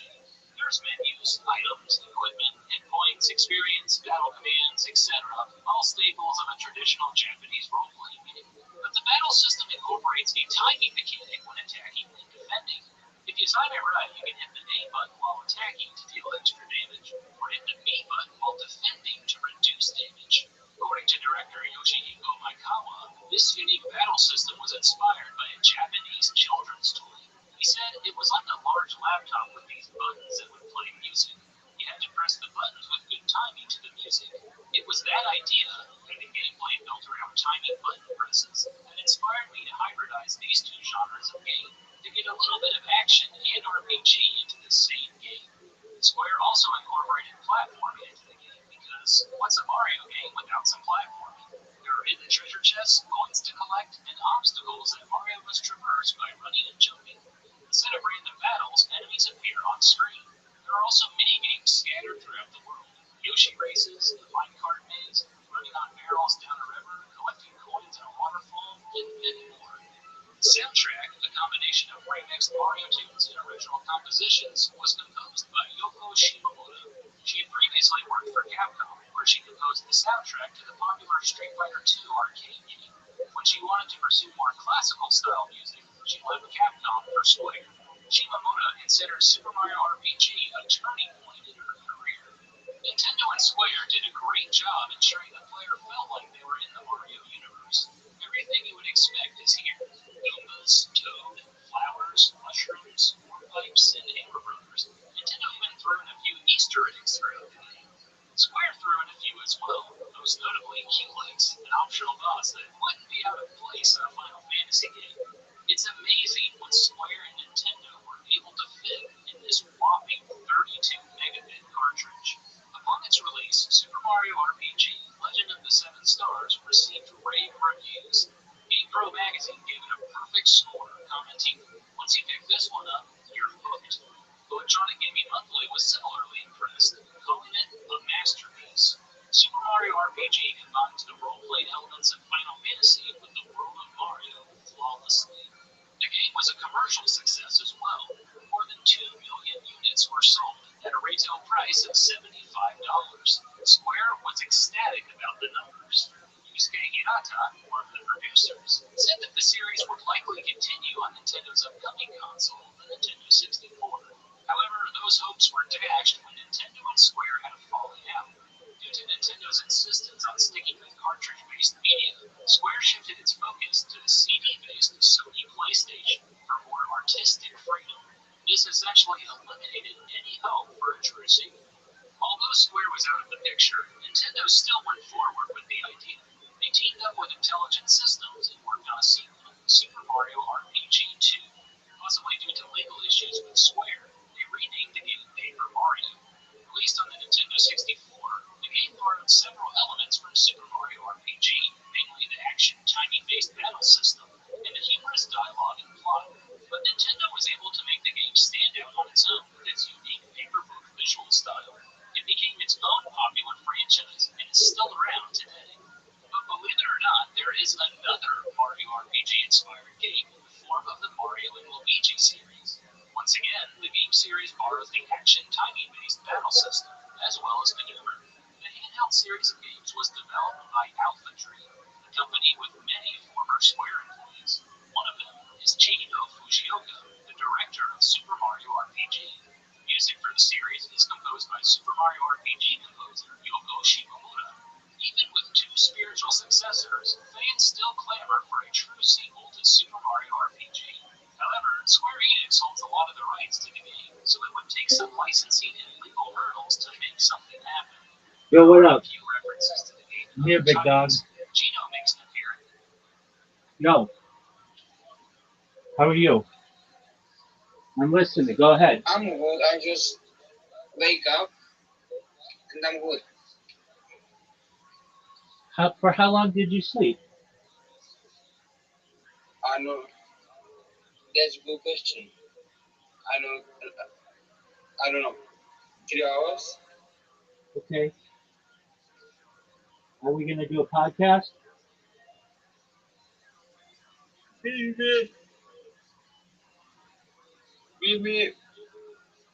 I need recovery because I don't know. My brain is not braining. My brain is not like quickly when I wake up. So give me few moments. Take your time. I understand. Did you have a good sleep? What? Take your time. I understand. Did you have Yeah, a good sleep? no, you can say that.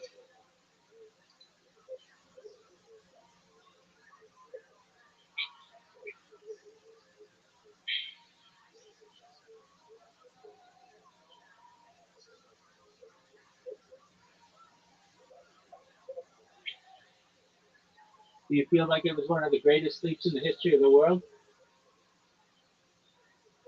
What? Do you feel like it was one of the greatest sleeps in the history of the world? No, no. Okay, I appreciate the honesty. Fuck no. All right. And are we really going to do a podcast 2031? Yes, we are gonna do. But like, let me say something to you Say whatever you want before, to me, okay? big dog. Go ahead, big man. Okay. So one. So when is somebody is like your sister, but it's not your sister. Like he's you have friendship like he's your sister. You know, like A, you know what I mean. yeah, a good close friend, a good close girlfriend. Yeah, yeah, very good friend. Like she's like my sister. Yes, go ahead. So so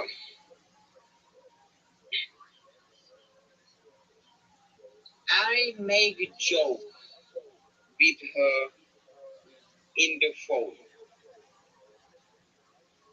Okay, what did you say? I don't know why I say this. I said to her, I am sitting here with my socks, with my underwear, and with my towel. I don't know why I said this. I don't know. Like I was thinking, I was too comfortable because I was thinking, yeah, I can say anything with her, anything. You know that feeling? Yeah, okay. She's mad, Yeah, because you disrespected her. but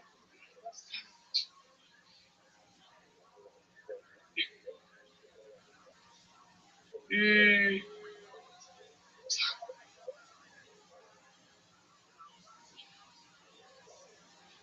So you can tell her after thinking about the situation and wanted to let you know that I regret my actions, apologies. I will do my best to never let it happen again. I appreciate your friendship and I would like to move on from the situation.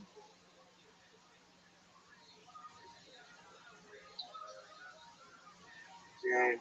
So I wake up for them. So I cannot have any good day without anything is fucking up.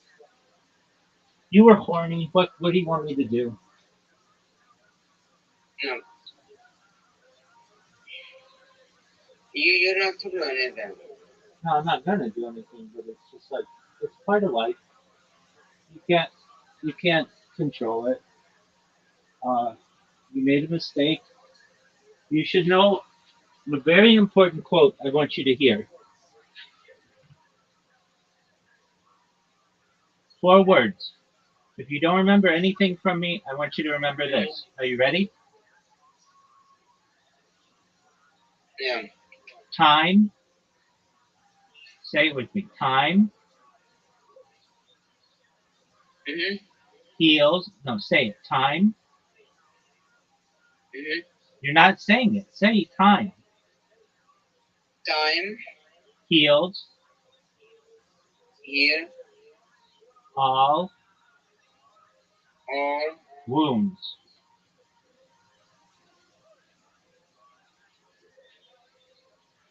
I didn't hear you say it. time here No, time heals all wounds. all wounds. Yeah. Given enough time, your wounds will heal. And so will hers. But like I don't mean that I was moving in this disrespectful way, but like I was feeling like I can say anything with Okay. her. Well, you can't. I know, I know now. So send her your apologies and move on.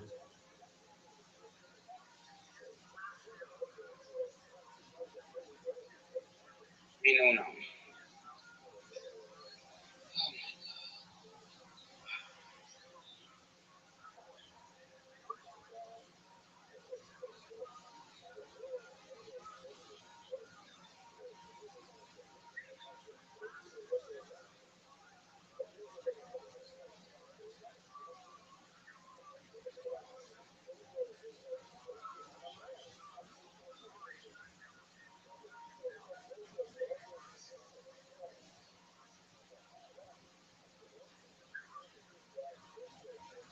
But right now I'm not good with woman, bro.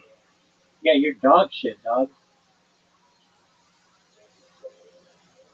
You have no experience. You have no game. You lack confidence. You're undesirable. But we can change that. It's not the end of the world. We need Yeah. we need to break you down and build you up from the ground. You need to learn how to speak with women. You need to learn how to have confidence in yourself. And that's the thing you have to have first. If you don't have confidence in yourself, no woman's gonna give you that confidence. Now, why did you send this thing about you being in your socks and a towel to this girl? Because I was feeling I can say anything. I was like really free moment. I'm not like because I was feeling in my heart I can say anything with him. Because we was good we was like we've been with each other for 2 years. She knows me and like yeah, I was feeling like I can say anything. All right, well, obviously you can't. And 2 years is not that long to know a person. Yeah, I fuck it up. So tell her how you feel, that you wish you could,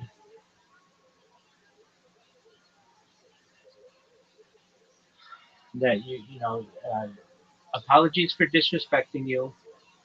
I am going to do my best to learn from this. I want you to know I value your friendship greatly, and I'd like to move on.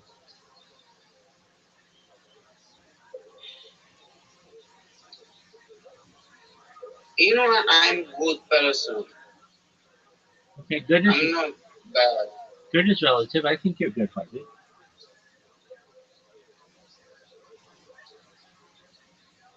I think you were horny and you wanted to communicate. No, Yeah, no, yeah, yeah. no, That's the reason no. why a guy communicates to a girl. I'm in my socks. I'm in this. I'm in a towel.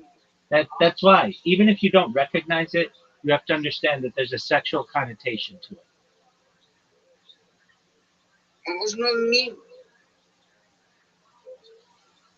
I'm not saying you were mean. I'm not saying there was no. I was not mean that like that. Okay, but that's how it comes across.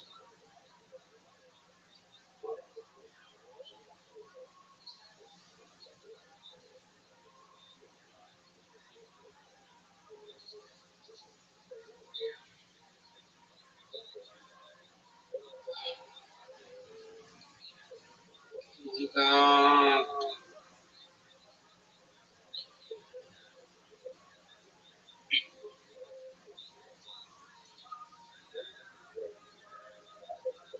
It's not that big of a deal, but communicate to her that you recognize that what you said might be interpreted as being disrespectful. You didn't mean it that way, that you love her friendship and you want to move on, and she can take as much time as she needs, but you value her friendship and you love to have her back in your life.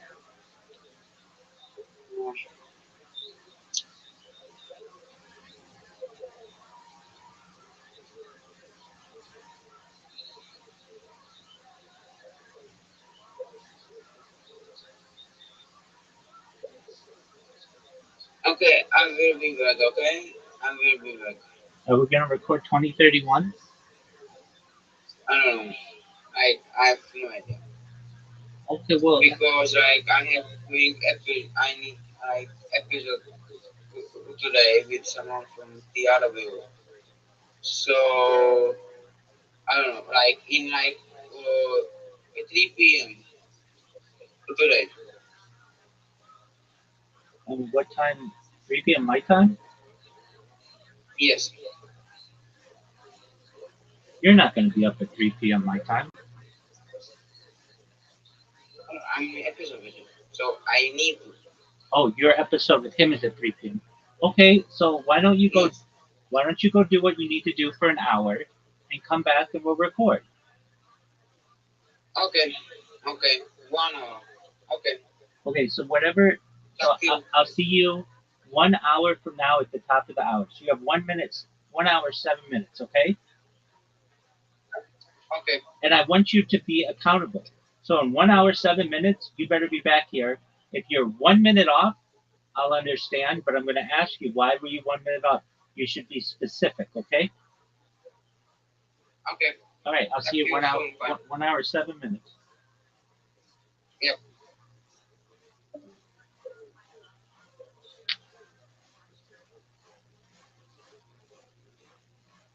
In Mario and Luigi Superstar Saga, and as a Mii Fighter costume in Super Smash Bros. But that's about it.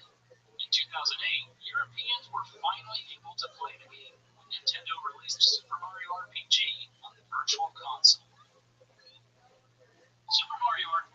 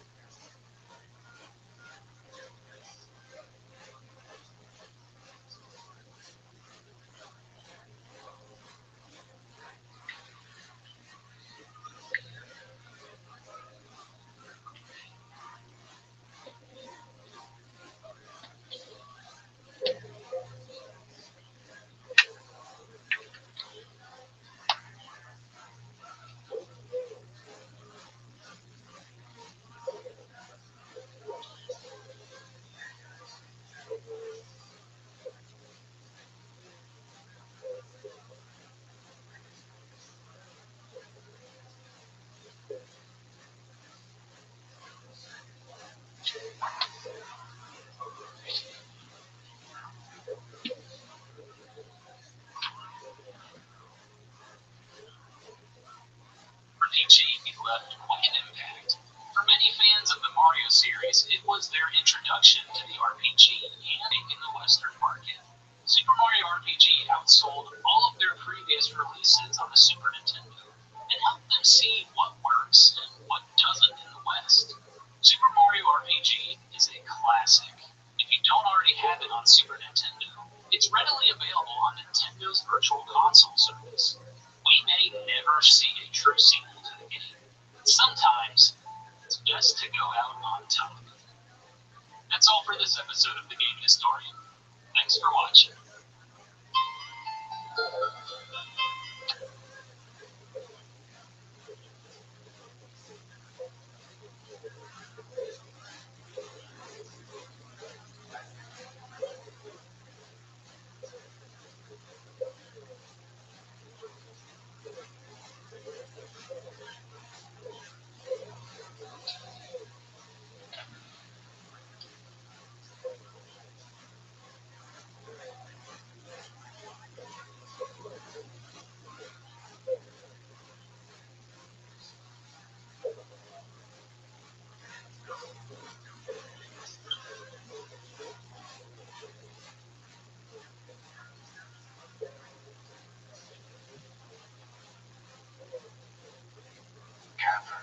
exiles.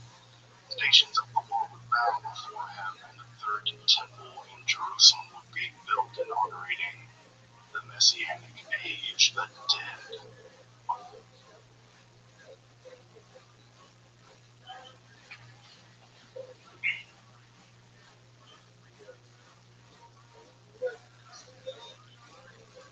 The Renaissance of the 15th century have said to have had a single battle cry, and bindings back to the sources. Thinkers of this time period saw themselves as emerging from centuries of backwardanism, cognitive ignorance, and the obscurantism of the scholastic school.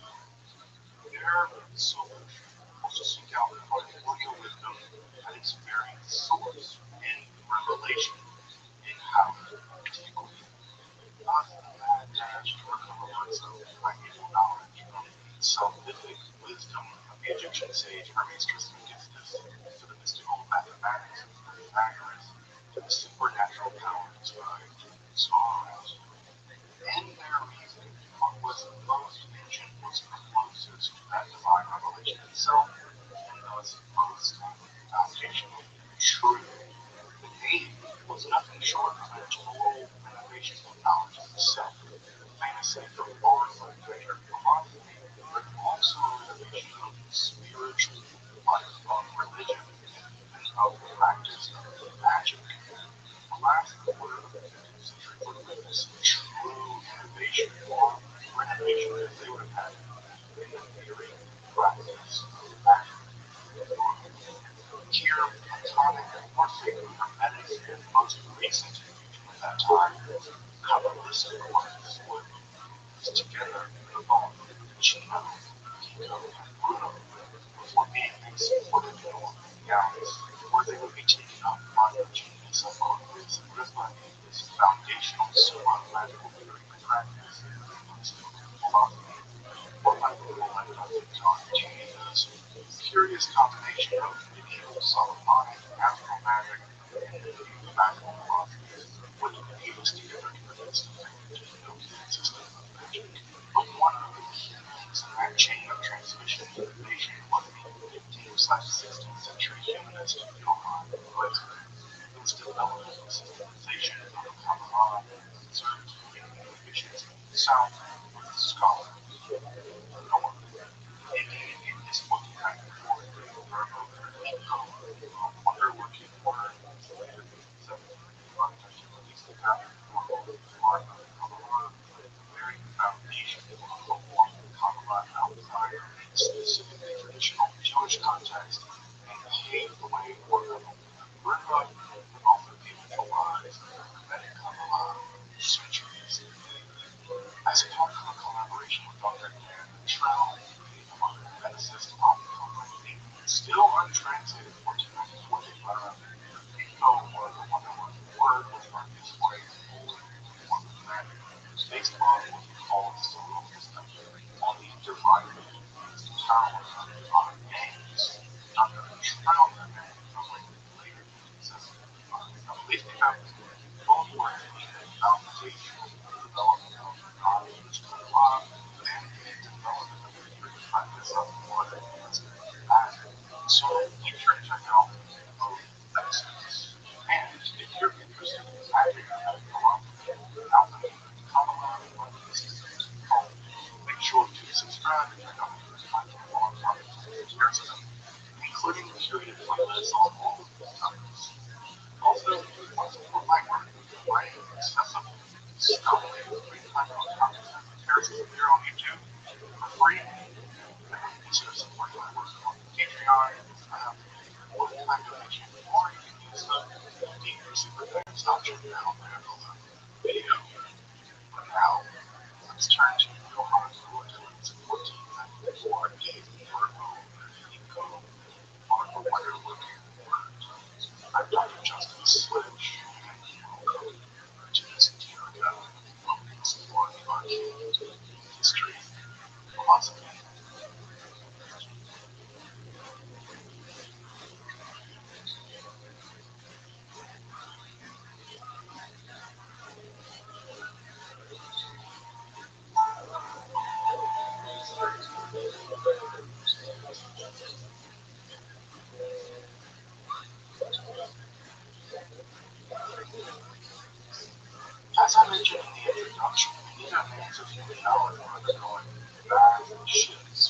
got criticized, including among not those who getting the attention they deserve. Comments as terrorism, artists from tectonic shifts, practice of magic and That's for sure. Trying the disciplines over and over. First of all, because of this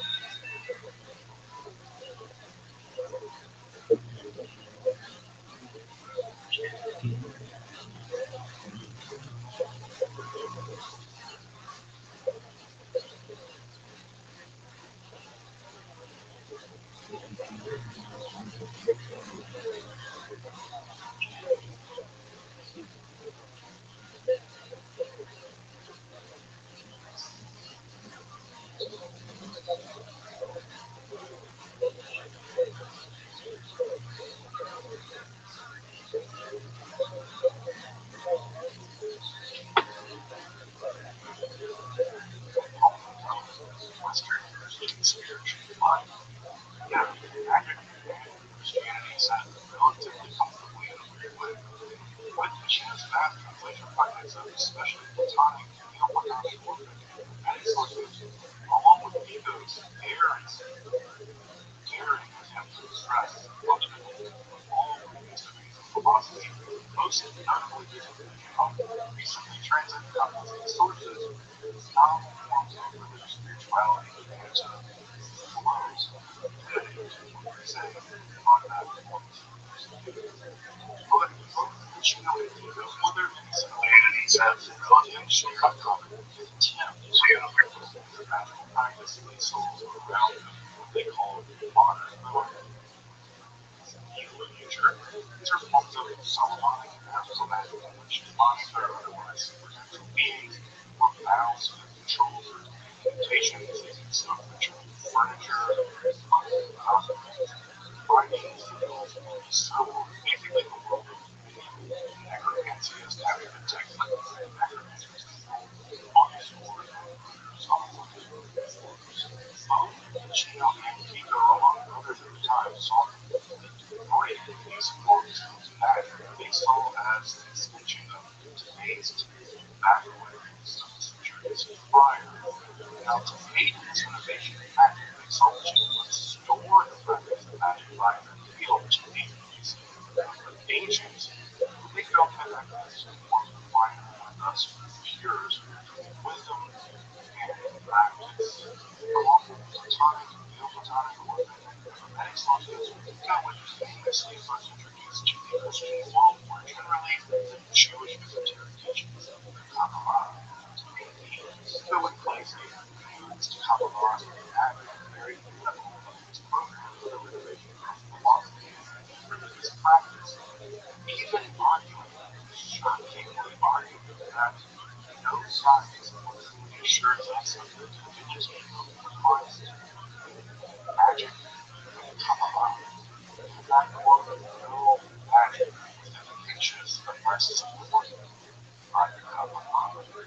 Both of these theses led to unsurprisingly direct accusations of heresy, and as Dr. Rothschild informs us, his conclusions were among the first, if not the first, quote, ever put on the index of the Torah, the list of sins quotes by the Catholic Church.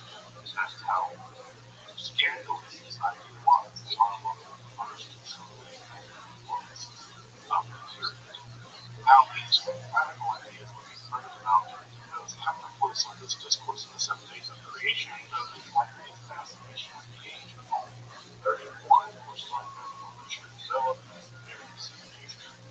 However, while Nico wouldn't live to carry that mission forward, in many ways it would feel unlikely that would not only develop this relationship between magic and Kabbalah, but also transport the ideas across the Alps from the southern Italian lands to northern Europe, where they would truly flourish and develop in classical philosophy.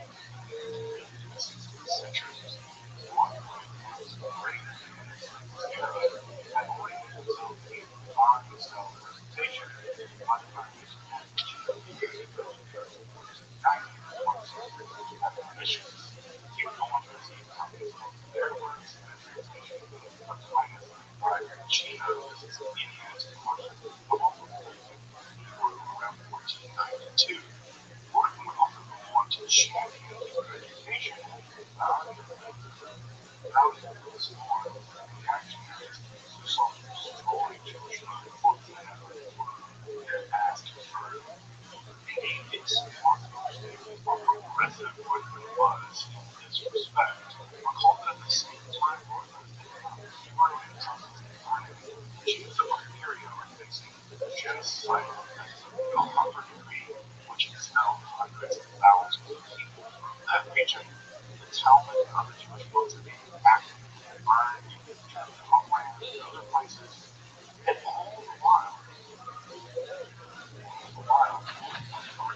forcefully won toleration and respect for the Jewish people and Jewish learning, all the while still holding really what it takes to be the truths of Christianity. To comprehend you guys are and what I think propagandist commitment to the truth of Catholicism. And it's in the actual dynamic context of the 1492 Alhambra decree and the early publication of Kabbalistic texts, is studying of Hebrew and Kabbalah, and this radical